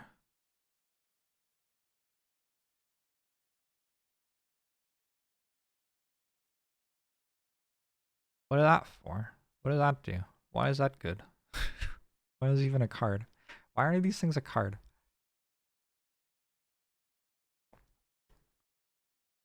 I could just put Sleep and Never Waken here and skip all of their actions.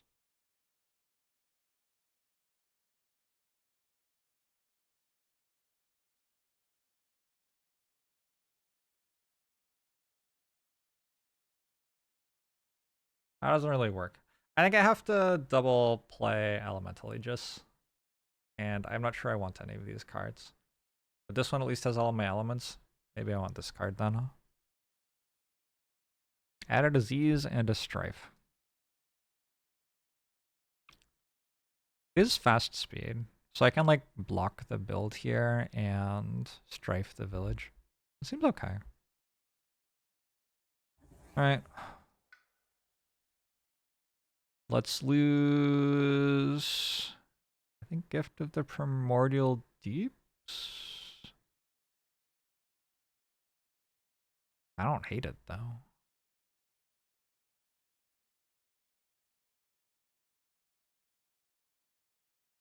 All my cards are so good. Why would I want to lose them? The elements of this actually are pretty good. I get the right side passive. What'd that do? I can push a village out. Okay. Of somewhere. It's slow speed. I can push a village out of sands, actually. So like I could go over here, put a presence there, and then I'll be able to push the village that gets pulled in out again. Seems okay. Yeah, Serpent's really fun. It's really fun.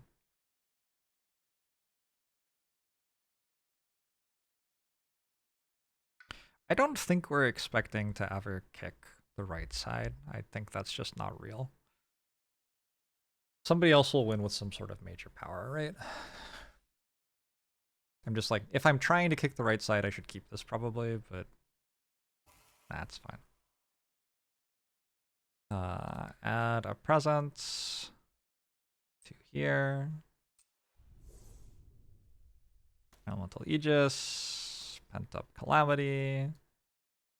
I do get one of any element as well from this, but I don't think it does anything. For each orange and mountain you have. So I can deal 3 damage. Which doesn't actually do anything. Alright, that's going to be your turn. Thunder Speaker. It certainly seems reasonable to simply reclaim the Go Flying card over and over again and just play it every turn. However,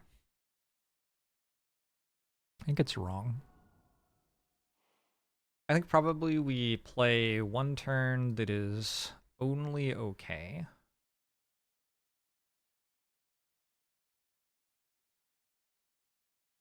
And then next turn we add a presence and get that power back using Reclaim 1. And then we can get in a spot where we're playing it every turn using Reclaim 1, but we can also do other things. So it costs us 1 turn to scale like 1 billion for later in the game. And this turn doesn't look like it kills me. I want to go stand where there are a lot of Dahan because I'm going to borrow them all.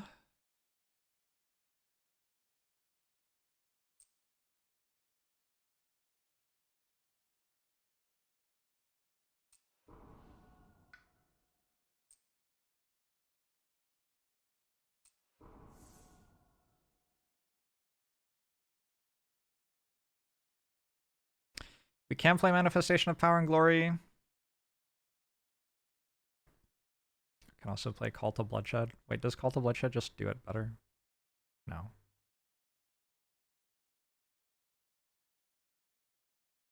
Unlucky. Gather 3 Dahan, though. Gathering Dahan seems okay here.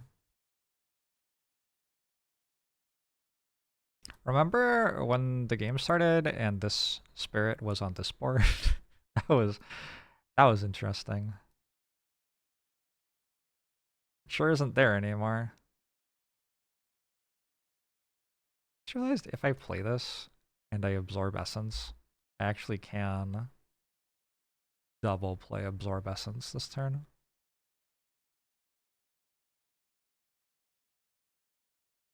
I think the moment has passed, right? Yeah, I'm pretty sure the moment has passed.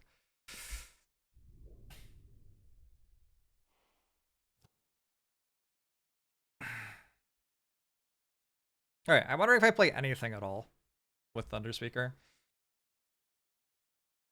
Kind of feeling like I don't.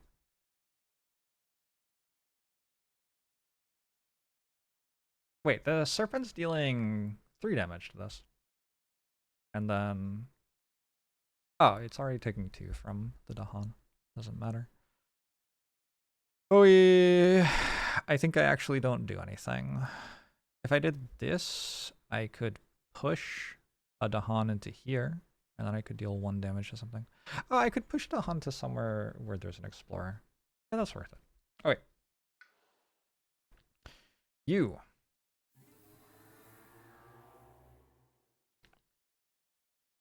I need more yellow. So instruments can start kicking.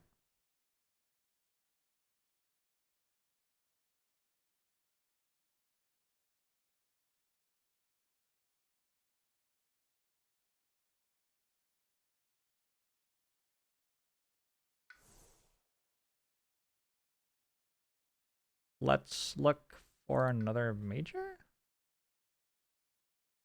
There's nothing I can really lose, though.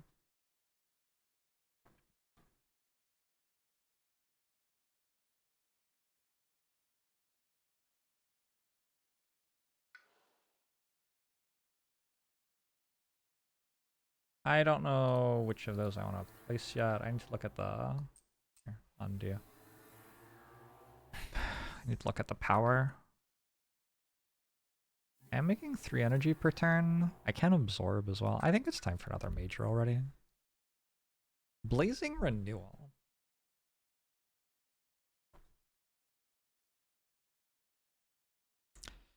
Blazing Renewal is not bad here.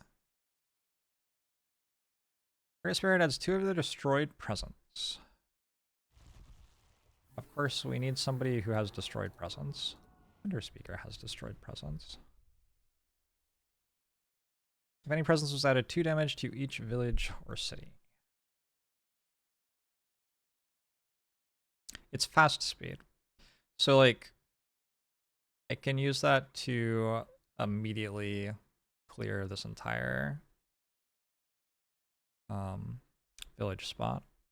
I can play it this turn. Other stuff. Is there anything comparably strong?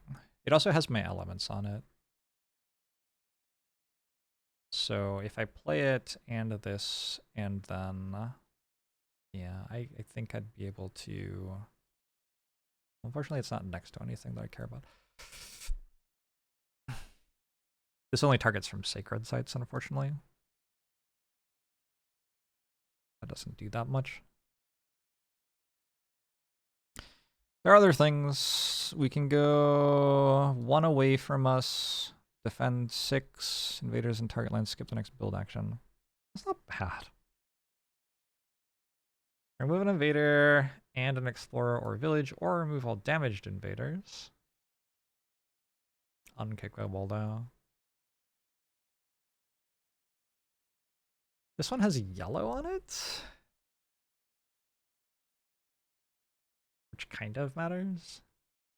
I don't love any of them. Blazing Renewal seems like the one that has a bit more upside potentially. I'm kind of thinking I might forget Blazing Renewal.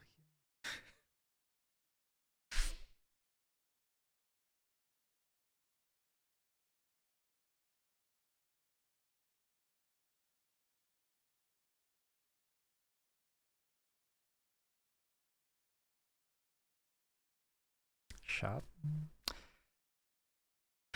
The other stuff just seems better at the moment.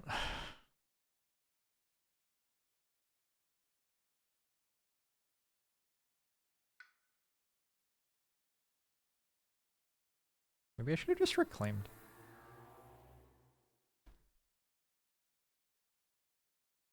Am I going to forget instruments? I don't think so.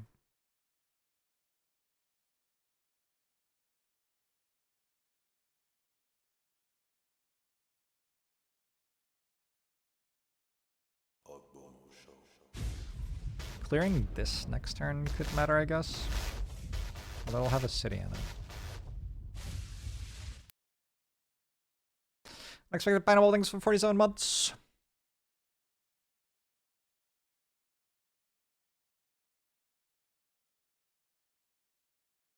I think maybe I don't care about that. Feels bad. Should have taken a minor power, maybe.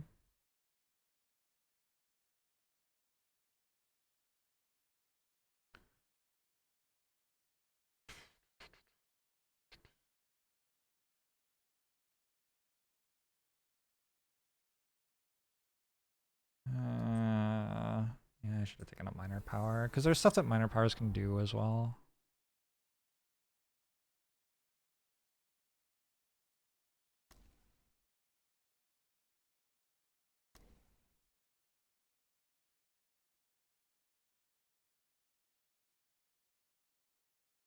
This does jack shit.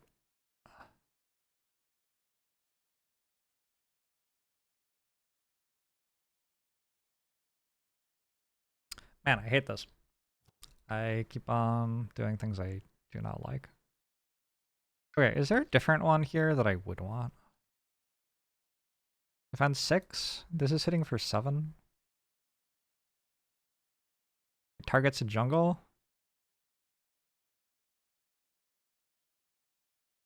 Tree fear. Alright, let's do that instead. Let's do that instead. In that case, I guess I'm losing Stinging Sandstorm.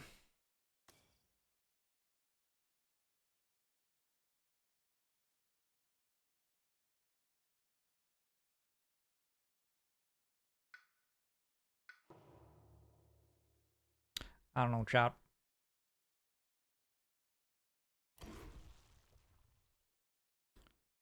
Somebody can play a 1 cost twice. You can play this twice.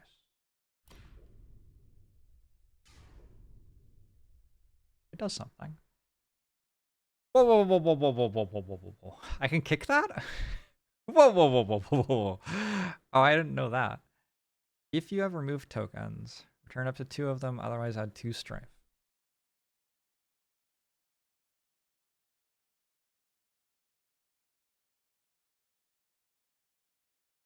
What does this do? Add a disease or a strife?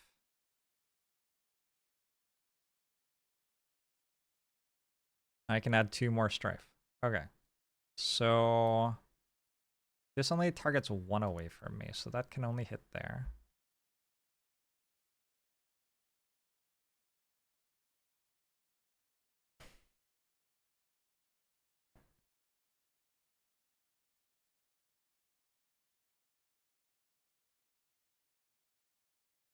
That means I don't have to play Elemental Aegis. But I guess I wanted to anyway.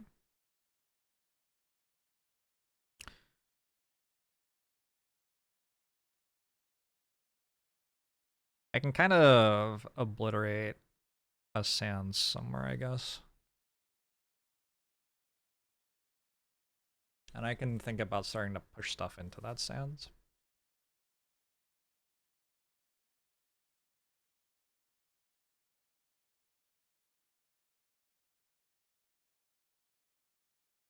I don't know.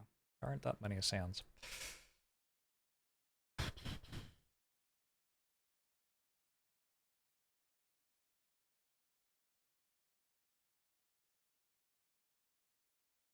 Is a jungle or an unblighted land? Invaders skip a build. So I could stop a build in a sands with this. Like that one.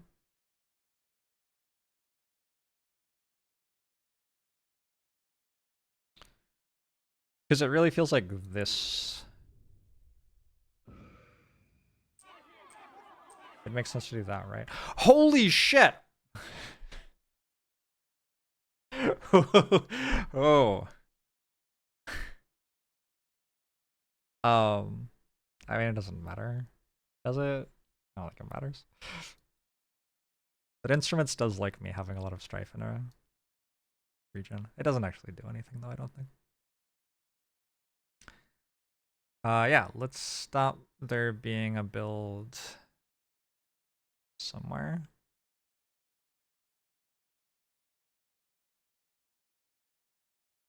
The problem is, like, I'd like the build that I stopped to actually achieve something by being stopped. Doesn't feel like I'm doing that.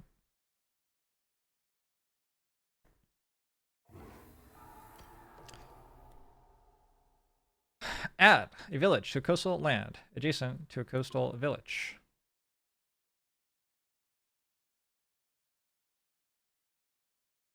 Sure.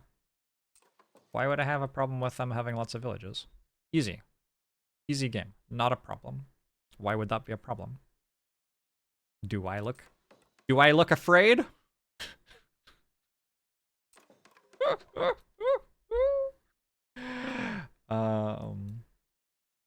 This is only hitting for 7 right now, so it actually is bad to destroy 2 explorers among lands with beasts. Alright, added a Han to land with the Han, and no blight or disease. There really aren't many of those.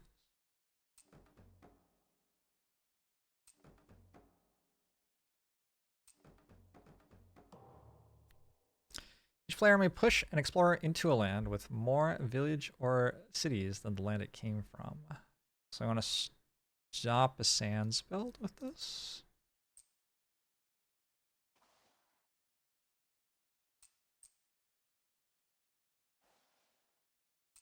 I have stopped several sands builds with this. Cool. Here, you can go there too. Ow, that's the first time we've been hit for more than 8.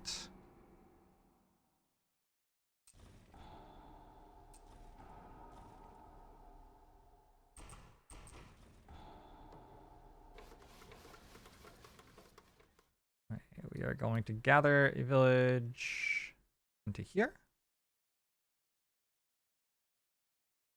Do that one. We're gonna gather a village into here. I want to like leave all of these here because I think I'll probably be able to blow that up.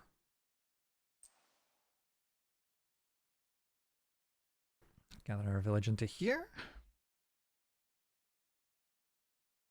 Oh yeah, sacred sites make their stuff have one less health. Forgot about that. Gather a village into here. Very upsetting. Very upsetting. I did all this stuff to make their builds not work, and then they're Habsburg, so it doesn't matter. Very upsetting. Exploring coastal lands. Oh.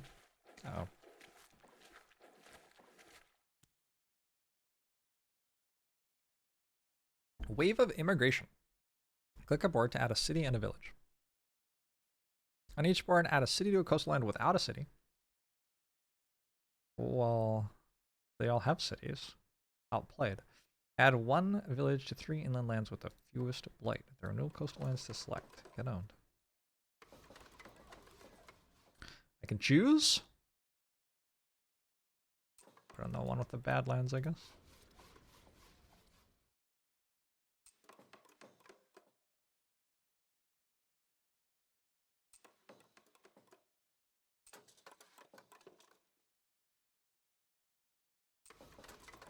I'm a little bit concerned that this is going to result in my death. It kind of feels like it will result in my death.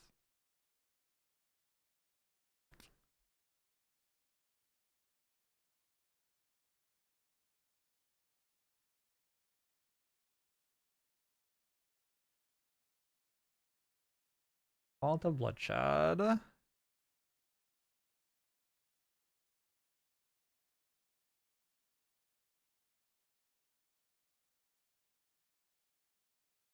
Let's gather to Han. For purple, we have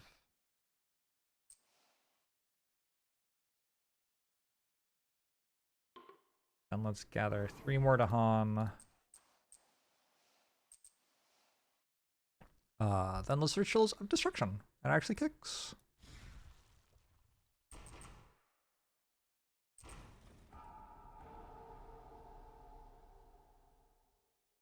Usurpant wakes in power. Gains in energy, as does its friend.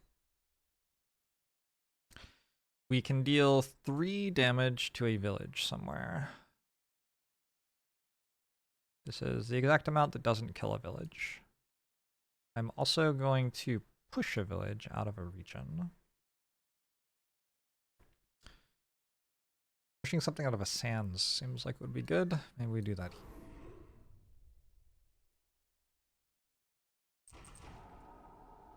Oh shit, if I push it in here, it dies. JORBS!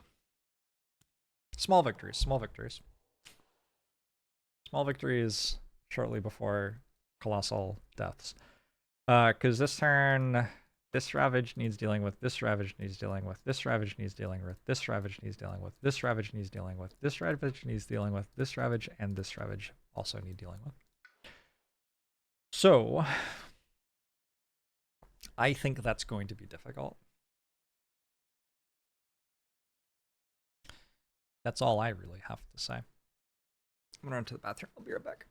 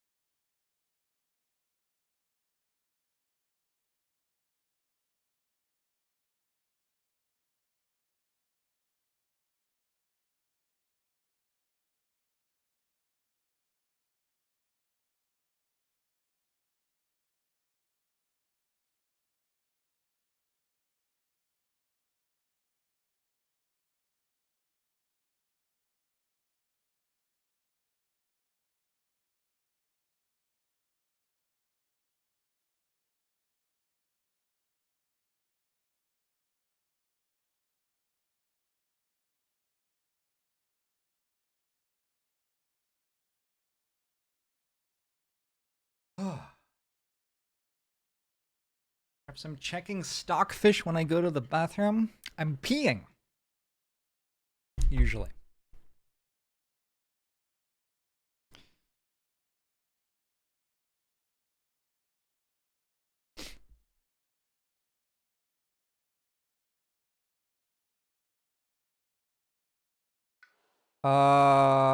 I was going to add a presence gain for energy, and then I was gonna airdrop stuff with Thunder Speaker.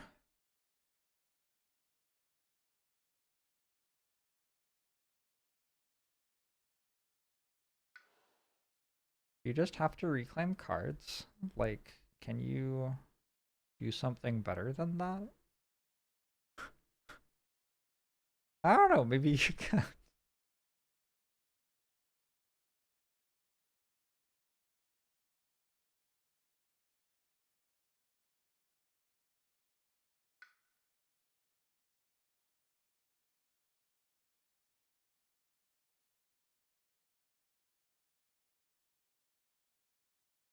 I like Thunder Speaker's turn a decent amount.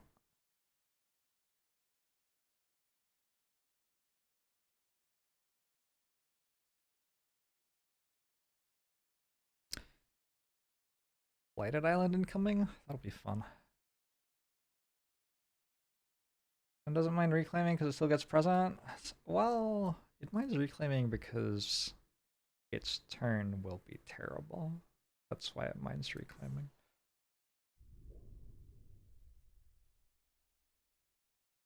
Actually, what I was thinking about here was, am I gonna gain a power card? I could gain a power card, add a presence to get to reclaim 1, and just play whatever power card I get, plus add a presence. And that way I get another power card is basically the point. Or I could just play like the good power cards instead.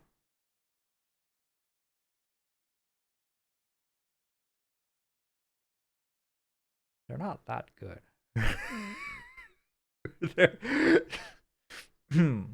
It would be better if they were actually good.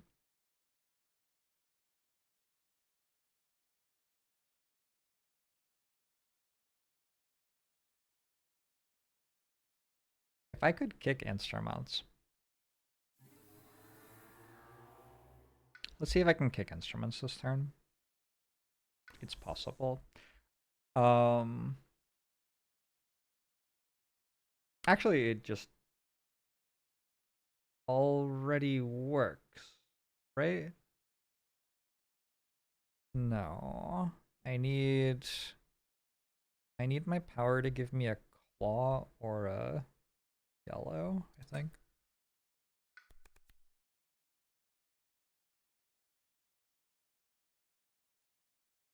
Choose a land where you and target spirit both have presence. Remove a blight, and target spirit may add one of their destroyed thing. I don't care. Invaders are present, one of fear. If it's a sands or a wetland, we can remove a blight.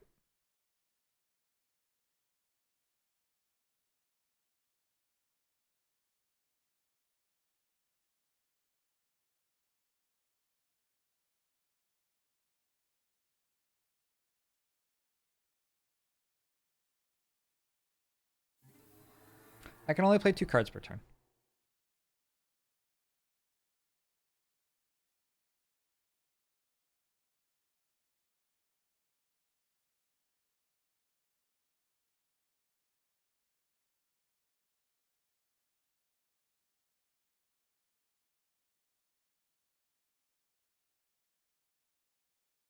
I think that means it had to have both of the elements, but I missed.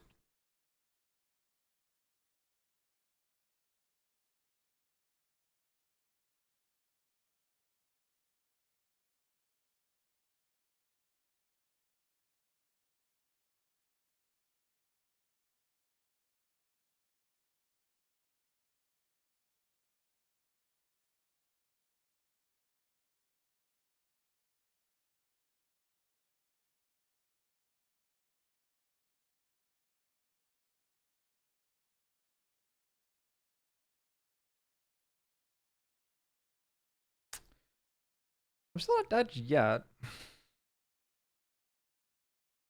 I don't think. The sands mostly don't have blights on them, which is kind of weird.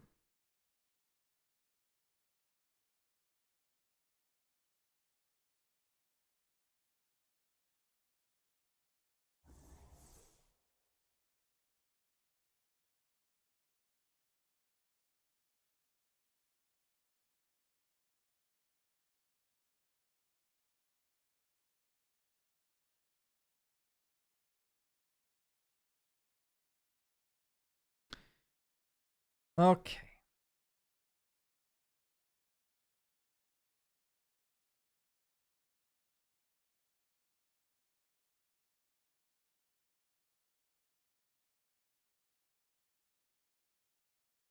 How good is Elemental Aegis here?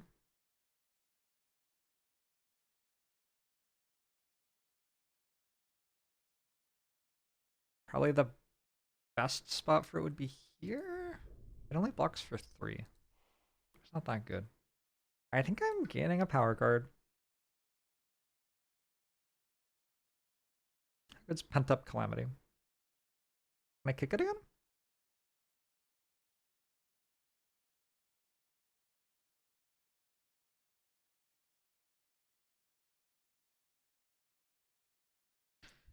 Kicking it does what?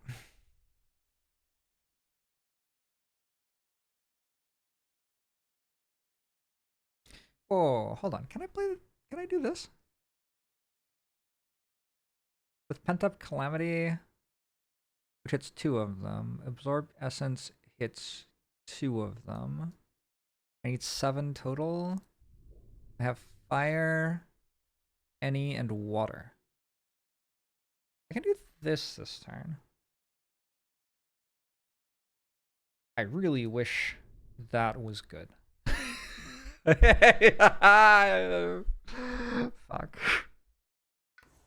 Right. How would I like to move my presence? Maybe we run away from that.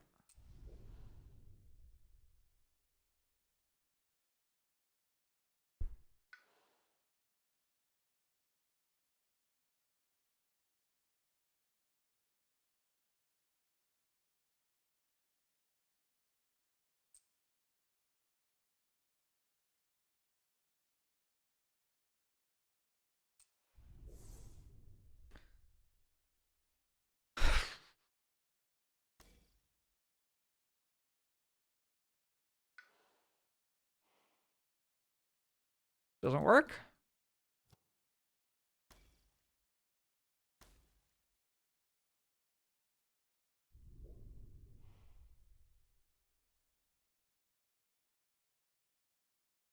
I mean, it sure feels like if playing these two didn't get it, then it didn't work to begin with anyway.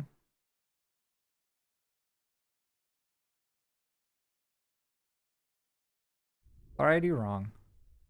Oh, I already had enough water, so gaining water didn't matter. I don't know, I'm confused. Kind of feels like I'm dead. Twitch chat. I don't see any outs, really.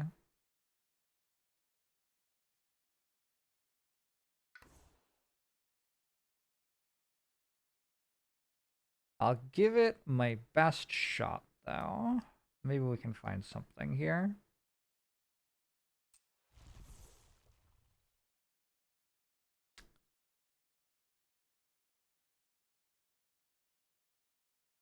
Getting lucky on the Blight card.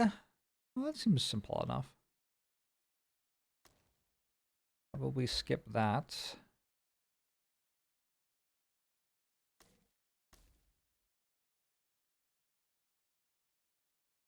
I can double play a low cost card.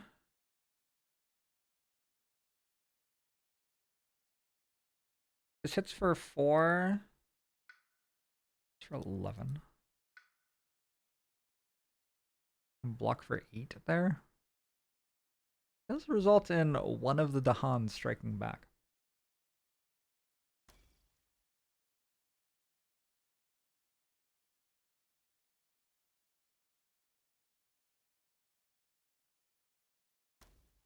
I could also do this. Wait, I'm absorbing essence on that. Hmm. I can double play absorb essence.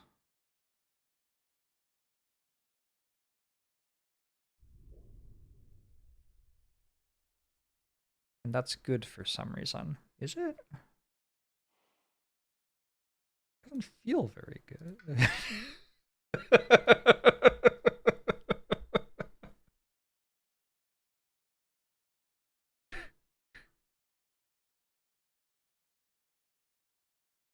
Okay. Double playing Absorb Essence means... But it only works if I target you.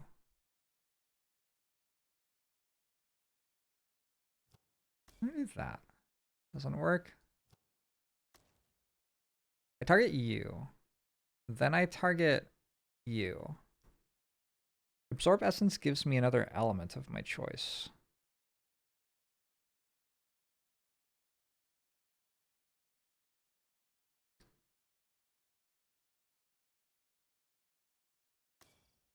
But I'm only allowed 2 cards.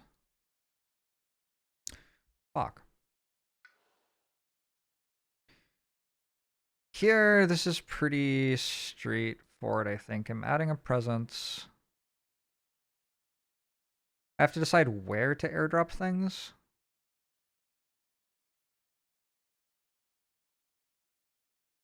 Maybe it should be there.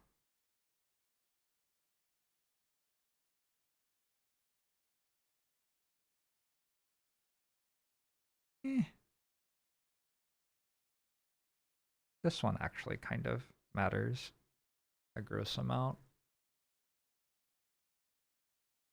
And I cascade.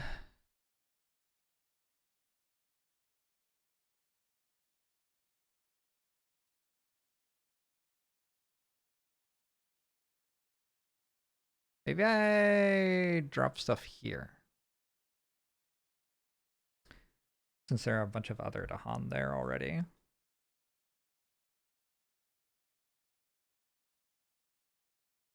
Did I take Confounding Mists?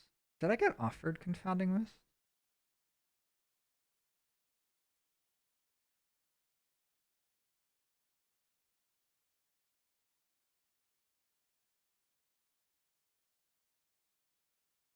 I'm skipping all actions there.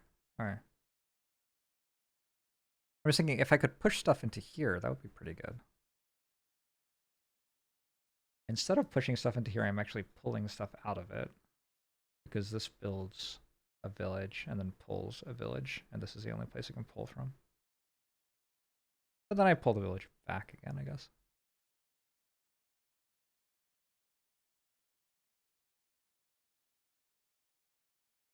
It doesn't really matter. This is a Badlands. So if I instruments here, that'll deal 3. Kill that. Or only I could do this, which would deal 4. Kill 1 village.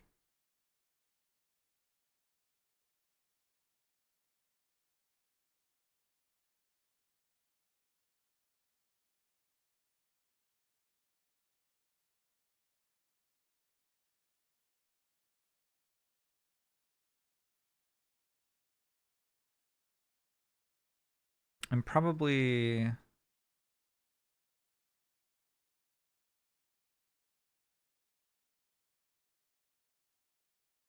Oh, we could double play this.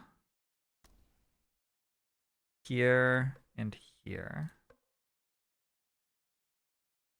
Absorb Essence lets me double play there.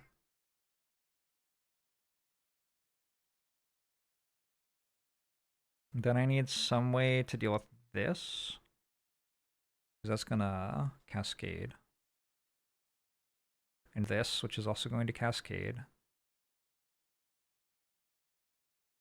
Oh, it's the small ones. It's the small ones that are bad. I don't have an answer for them.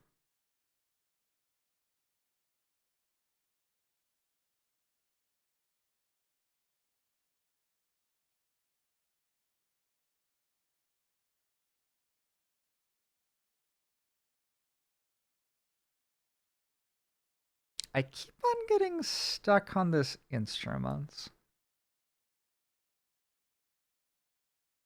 I keep on thinking I can play it. If I want this, this, this, and absorbed essence from you, at that point I actually can play it.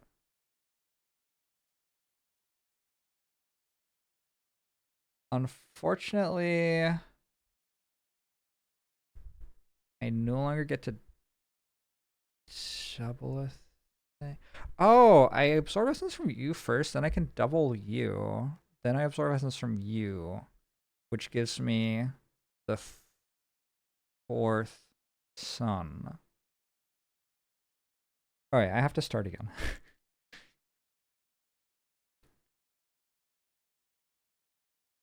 I think I'd put it here. 3, 5, 7, 9, 10, 12, 5, 8, and it doesn't kill stuff very quick.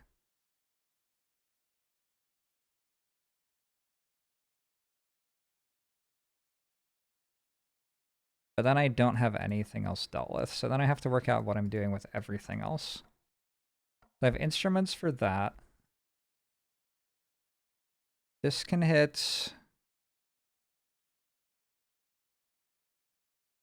here. This is hitting there. This is killing me. This is killing me. This is really killing me. This is like a lot of blight. This is a problem. This is a problem still. Okay, Thunder Speaker could do this.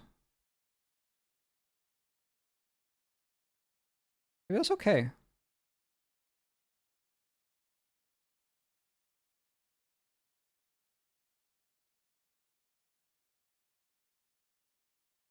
Game's hard.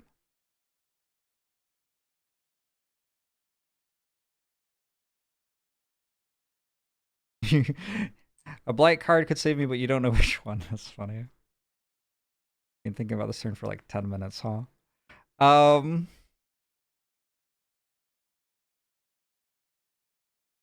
Put another there. Reclaim, Wrap Wings and Sunlight, play these two cards. Let's try this turn and find out why it loses. Because I suspect it loses. But we can find out why. I don't know why it loses yet. Alright. So we start by absorbing essence from you. They get yellow. Sorry, do I get an element? Not them. I'm confused. Oh, I'm allowed any element. So yes, I do get an element if I want. I will absorb that. I will give them a yellow. They are going to let me play this again. I'm going to target you. I'm going to take away that. I'm going to give you a yellow. I'm going to target you with this. You are going to play a power card. It's going to be that one. You're going to instruments not kicked. I need another claw. Oh my god. Well, I found out why it doesn't work. Alright, let's undo all of this. And we're not starting all the way from scratch, but I need a different turn. So we're going to absorb essence, and then we're going to probably double play Year of Stillness instead. Or Wrap Wings. Double playing Wrap Wings seems super reasonable. So you're going to put presents somewhere with some Zahan I can borrow.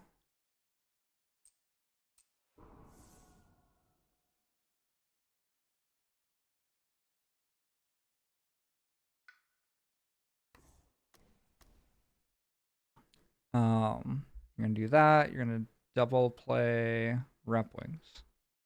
Okay. I am allowed a green.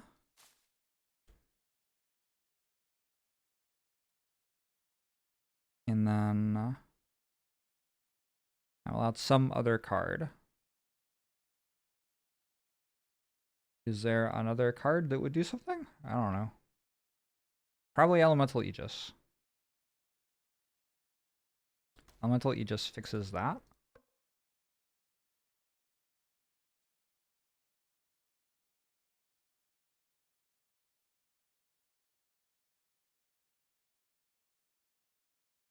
What about elemental Aegis plus wings here? 8. This is dealing 11, right? It's too much.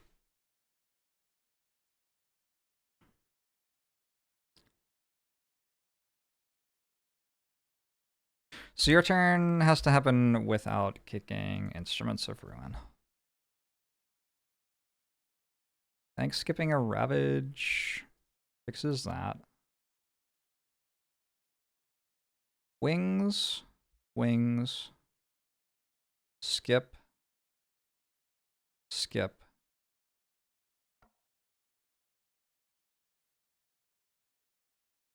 Elemental Aegis? Is there a better place for Elemental Aegis? Seems like there would be, but I don't see it right now, actually.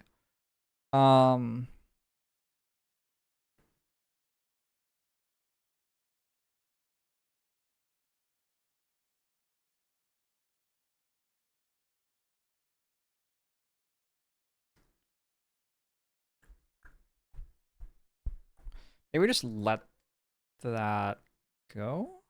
Wait, hold on. I'm trying to work out if I can... This hits for 8. I'm trying to work out... I have 5 block, I have 6 block. But I can't combine them. As far as I can tell.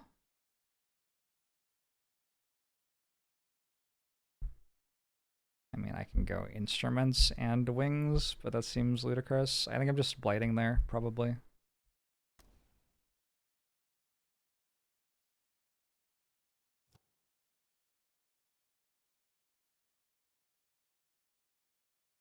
Range on this is only 1.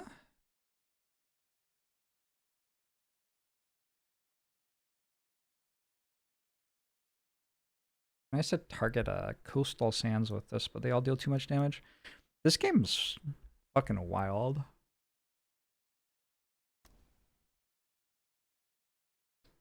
Okay, I don't think I die.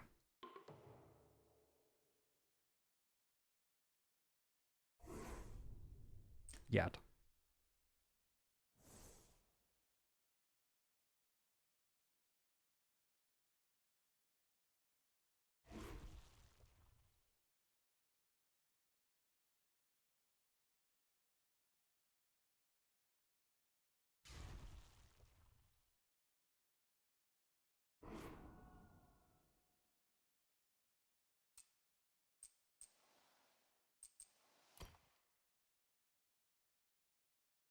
Soon, though.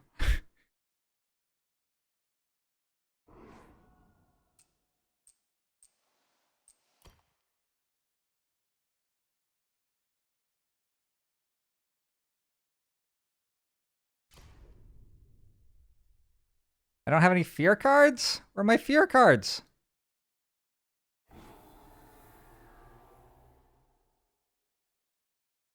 Shit!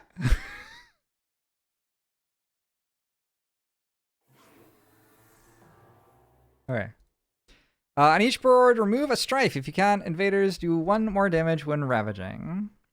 I don't think that matters. On each board, destroy an explorer or a village and land with a beast. 1, 2, 3. Pretty good event. Push 3 to Han from lands with disease, lands without. I did get a fear card. Each player adds a strife and a land not matching a ravage card. Okay, so this sets up instruments for next turn for me. I think. Or we could try to make it set up an elemental Aegis that actually worked. Another possibility. Strife combos with instruments in this game, though.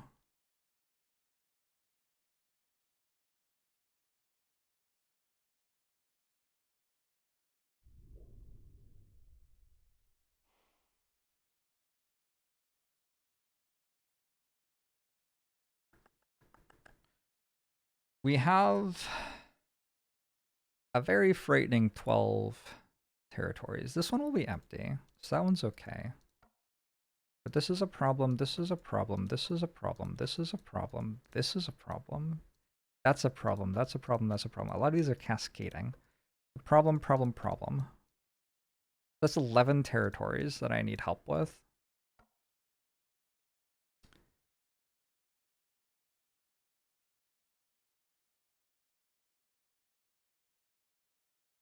And when this builds, it just builds a city? I think we have to try to do something with Elemental Aegis over here, probably. Like, we can double play it. I can reclaim it and double play it. Which gives, at this point, 8 block. So this is going to build a village that deals 9. So that's actually fine. This is going to build a village. It'll deal... Oh, it's also going to pull one in, 11. Maybe I have to absorb Essence as well next turn. Which I can do.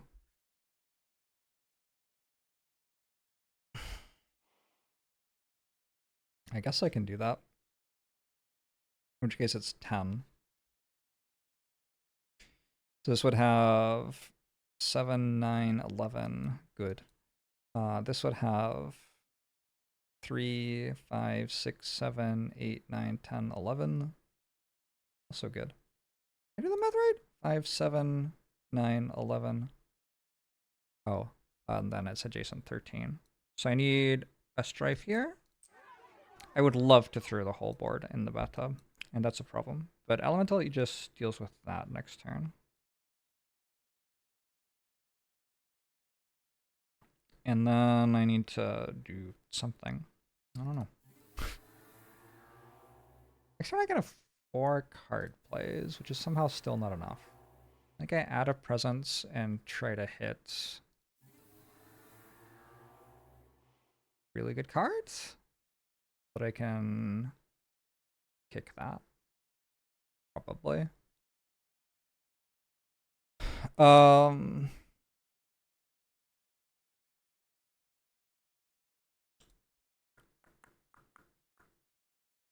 This one's fine.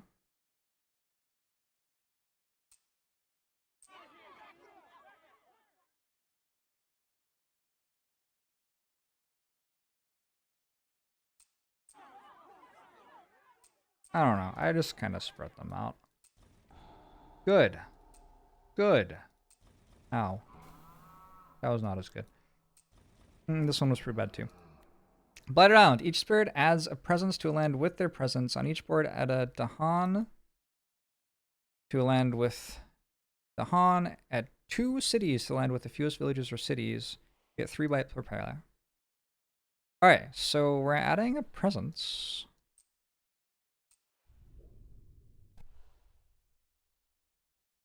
That's like a thing, right?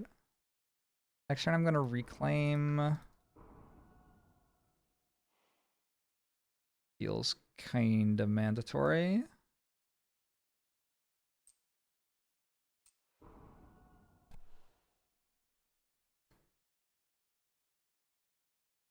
can get up to 4 card plays. And I already have a fire. I can kick instruments. I think.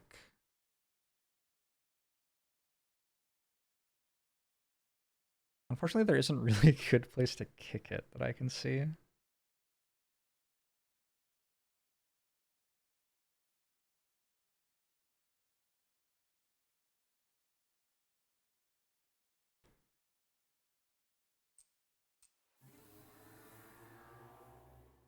Oh yeah, sacred sites make those have less health.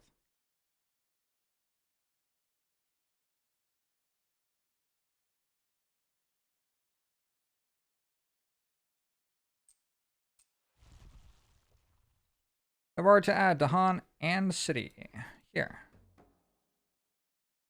My choice is going to be that one here.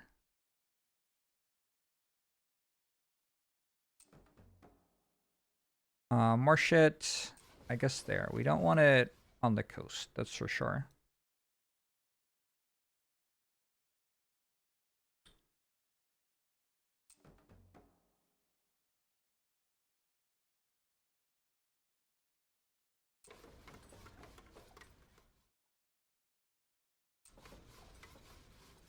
Wait, unless I do want it on the coast. No.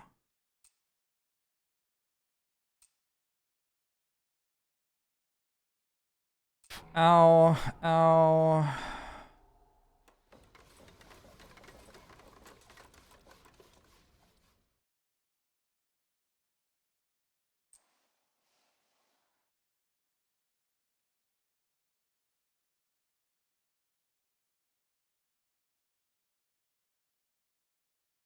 We're gathering into there. Okay. Exploring mountains. Sure. I'll allow it. I wish you the best. Click a land to add a village to it. Have that one. Holy shit!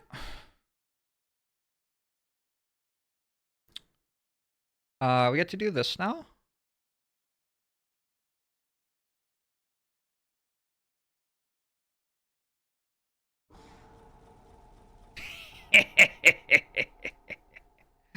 That was fun. That's the end of me having fun today.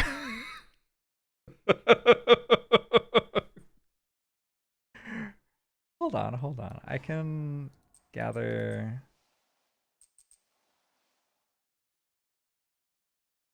And then I can kill villages here, actually. Moral victory? Yeah, I mean, you know, you take them. You take them. You gotta take them.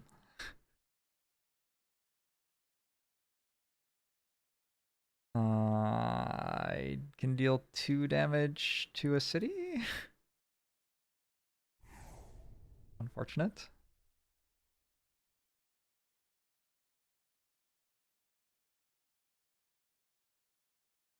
Gather up to 2.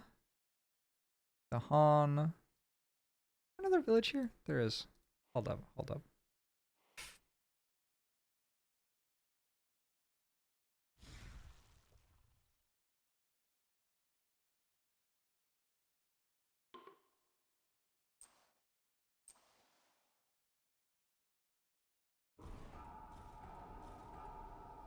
Even better.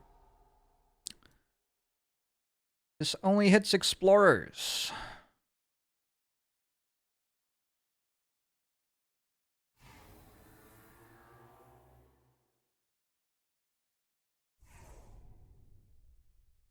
We can combo 2 damage and 2 damage.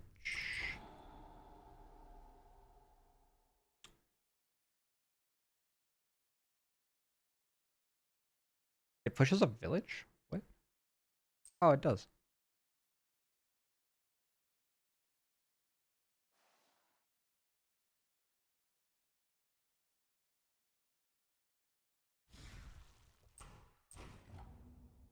Another fear card. Alright. Maybe the fear cards do something pretty ridiculous. Because this turn we do have some trouble. If we look at this turn, we will take 11 blights and 9 cascades. What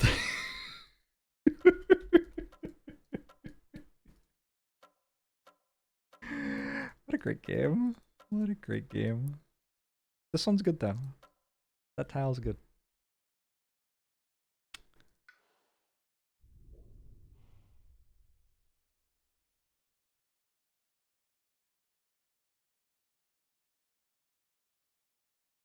So I was going to double up. Hold on. That looks like it got way more stuff than I thought it would. That's 6, 10, 14, 15, 17 now. How did that become 17?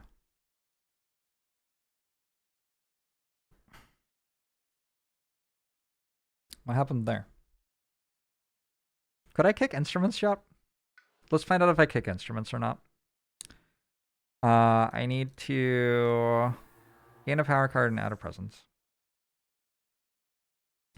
I need to hit yellow and orange, or orange and red. Basically, I need to hit 2 of them, right? If I only hit red, is that enough, actually? I need to hit yellow or red. That's it.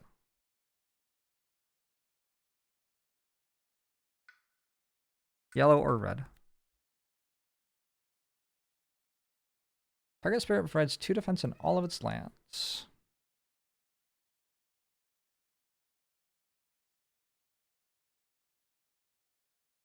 Not quite strong enough.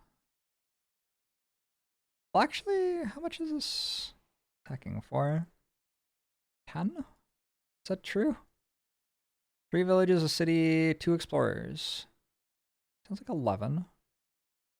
Plus 2 from the Habsburg thing. Okay, but it's got 3 defense, so it's saying it's 10 more.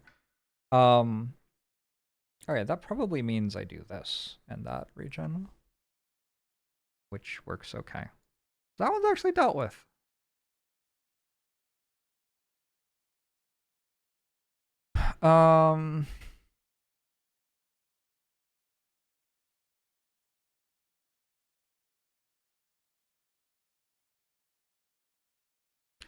Each Han present, choose a different invader, 1 damage to each of those invaders. So they have to be different. So I can't really target with that. I don't think any of these cards do anything. Target spirit provides 2 defend in each of its lands. Maybe that does something? Take a look at you. We're going to reclaim cards. We are going to look at some minor powers. We do get to play 3 cards per turn. There could be some pretty good ones here.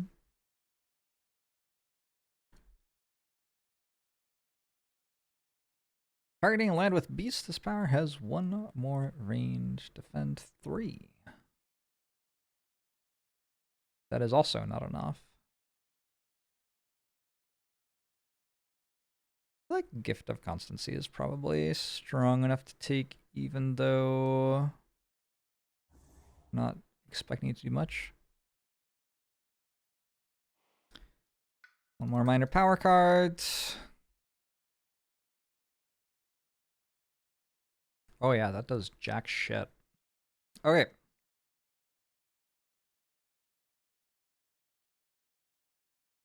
I can push an explorer. That might actually do something. Weirdly.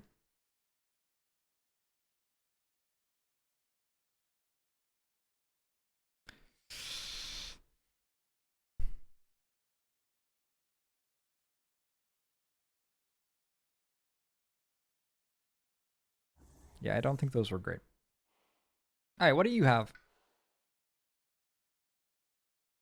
You have 8 energy plus another 2. You have 10 energy. Year of Perfect Stillness is probably a decent card. Is it good enough? I don't know if it's good enough.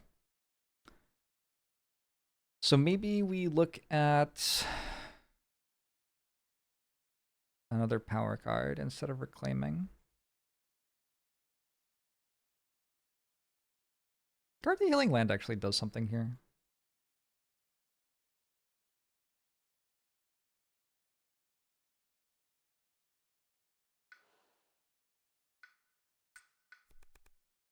Voice of Command. Unrelenting Growth would have been fun for Serpent. Voice of Command is the only one that's fast speed, which seems necessary. 1 damage per Daham or villager. 2. Unfortunately, villages or cities only. During rapid actions, explorers fight alongside Dahan.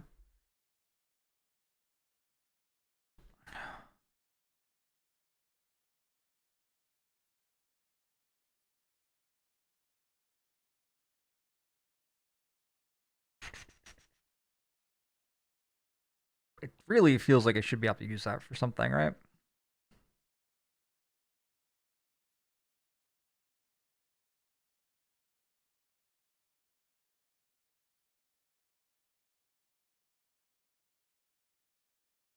Gotta take it. It's fast speed.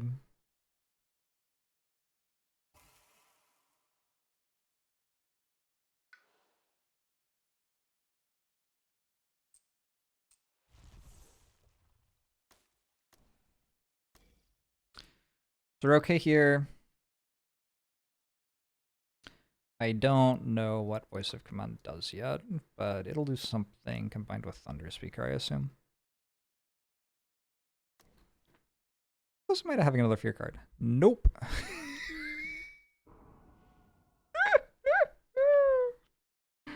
Absolutely not. Okay, good shit.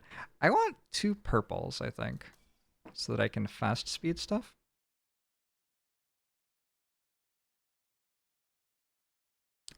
Feels right. And I'd kind of like to absorb you so you get a fire as well, so you can destroy villages.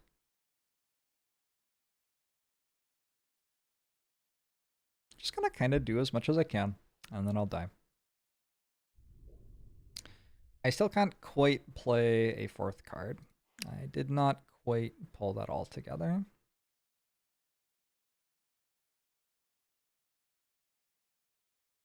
So I definitely want to reclaim Elemental Aegis. My other cards, I think, is going to be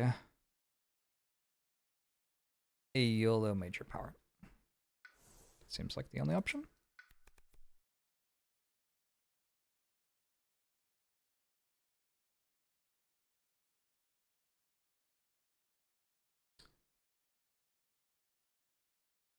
Flow like water is decent here. Let's just like pull everything into one place, which then skips its action or something? Can I do that somehow? I don't have skip action, but I can pull it all into somewhere that doesn't have blight.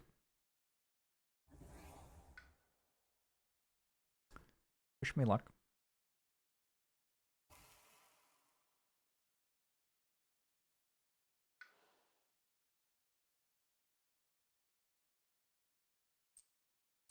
Oh, I was going to absorb Essence. That was like required for Elemental Aegis to block for enough. Well, I didn't do that.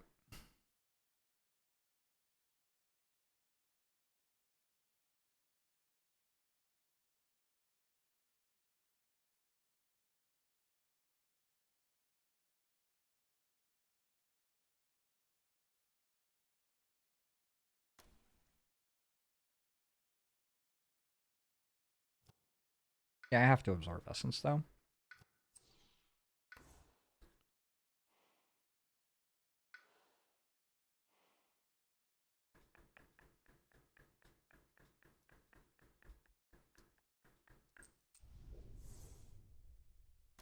Because otherwise I don't get kick strife or whatever. Alright, that's my turn. Click any element to gain it. Let's have a green. Why are we still thinking? We have to take one of these. How about that one?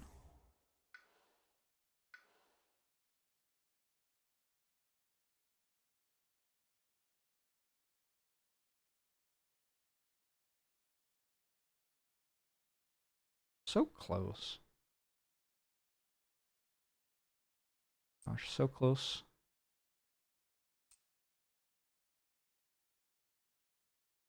Blocking for 5 do anything anywhere?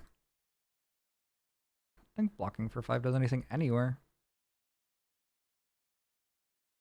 It would there if I could reach there. Actually, it wouldn't. Actually, it wouldn't.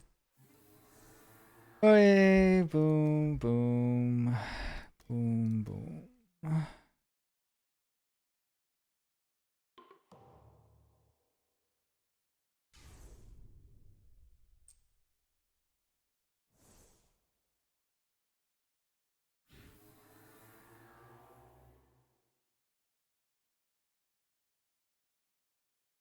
It can't target lands with blight. Oh wow, it can't target anything. That's pretty shit. Actually didn't need to play Elemental Aegis. Well, need.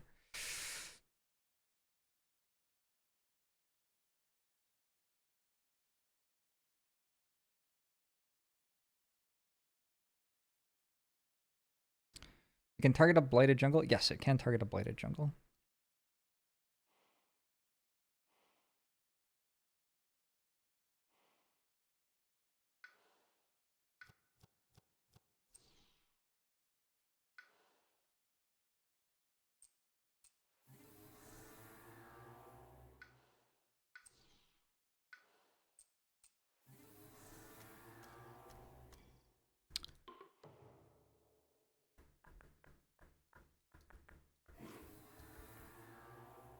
Oh shit.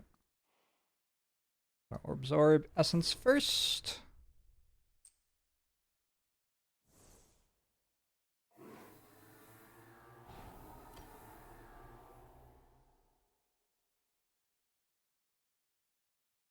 I can add a beast. Huge.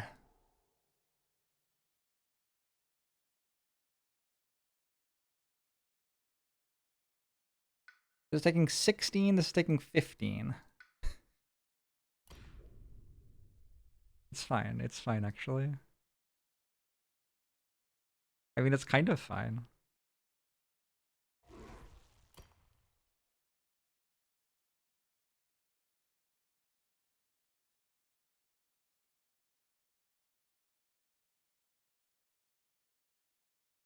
Oh shit, I don't have 2 Rapid Wings.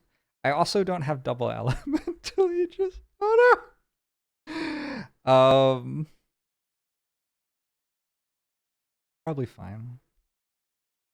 I don't actually see how I'm dead yet.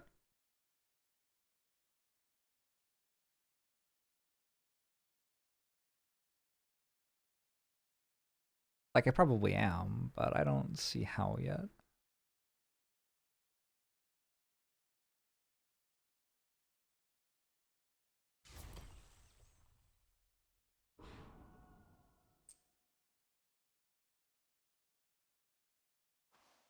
Make them have it.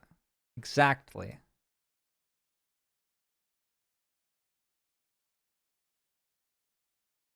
They might have it, though.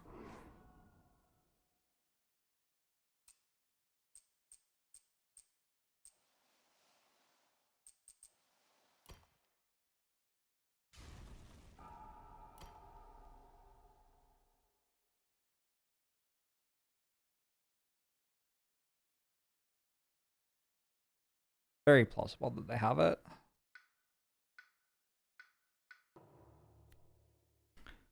Invaders do not ravage in lands unless there are more invaders than the current terror level. Well, that should be all of them.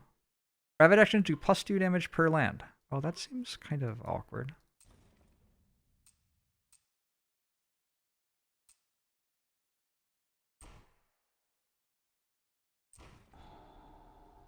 Wait, did I want that?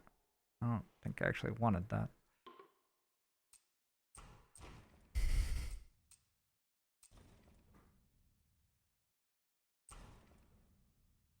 Each land push a Dahan per thing to lands without. Okay.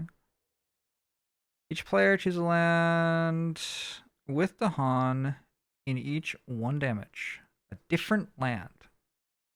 Oh wow, I get to deal like 1 damage? You shouldn't have.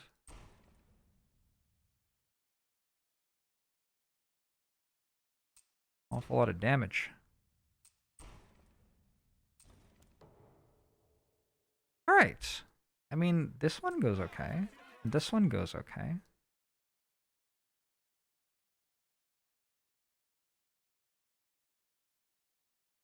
I don't understand why that didn't fight. Oh, explorers fight alongside me. Okay. I don't understand why that didn't fight. Gonna cascade. Gonna cascade. Livestock colony has done irreparable damage to the island. The invaders triumph. Well, that's unfortunate. I really thought we had it there. I did better than I thought I would, though. So I think the blight card helped quite a bit. But maybe also that's more doable than I realized.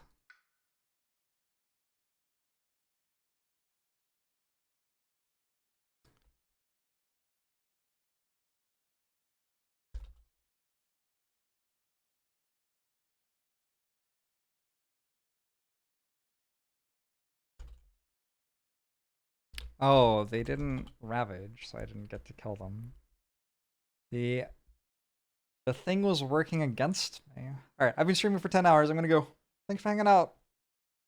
I'll be back. Probably not tonight. Probably tomorrow. We'll see. Who knows? Hope you're all doing well.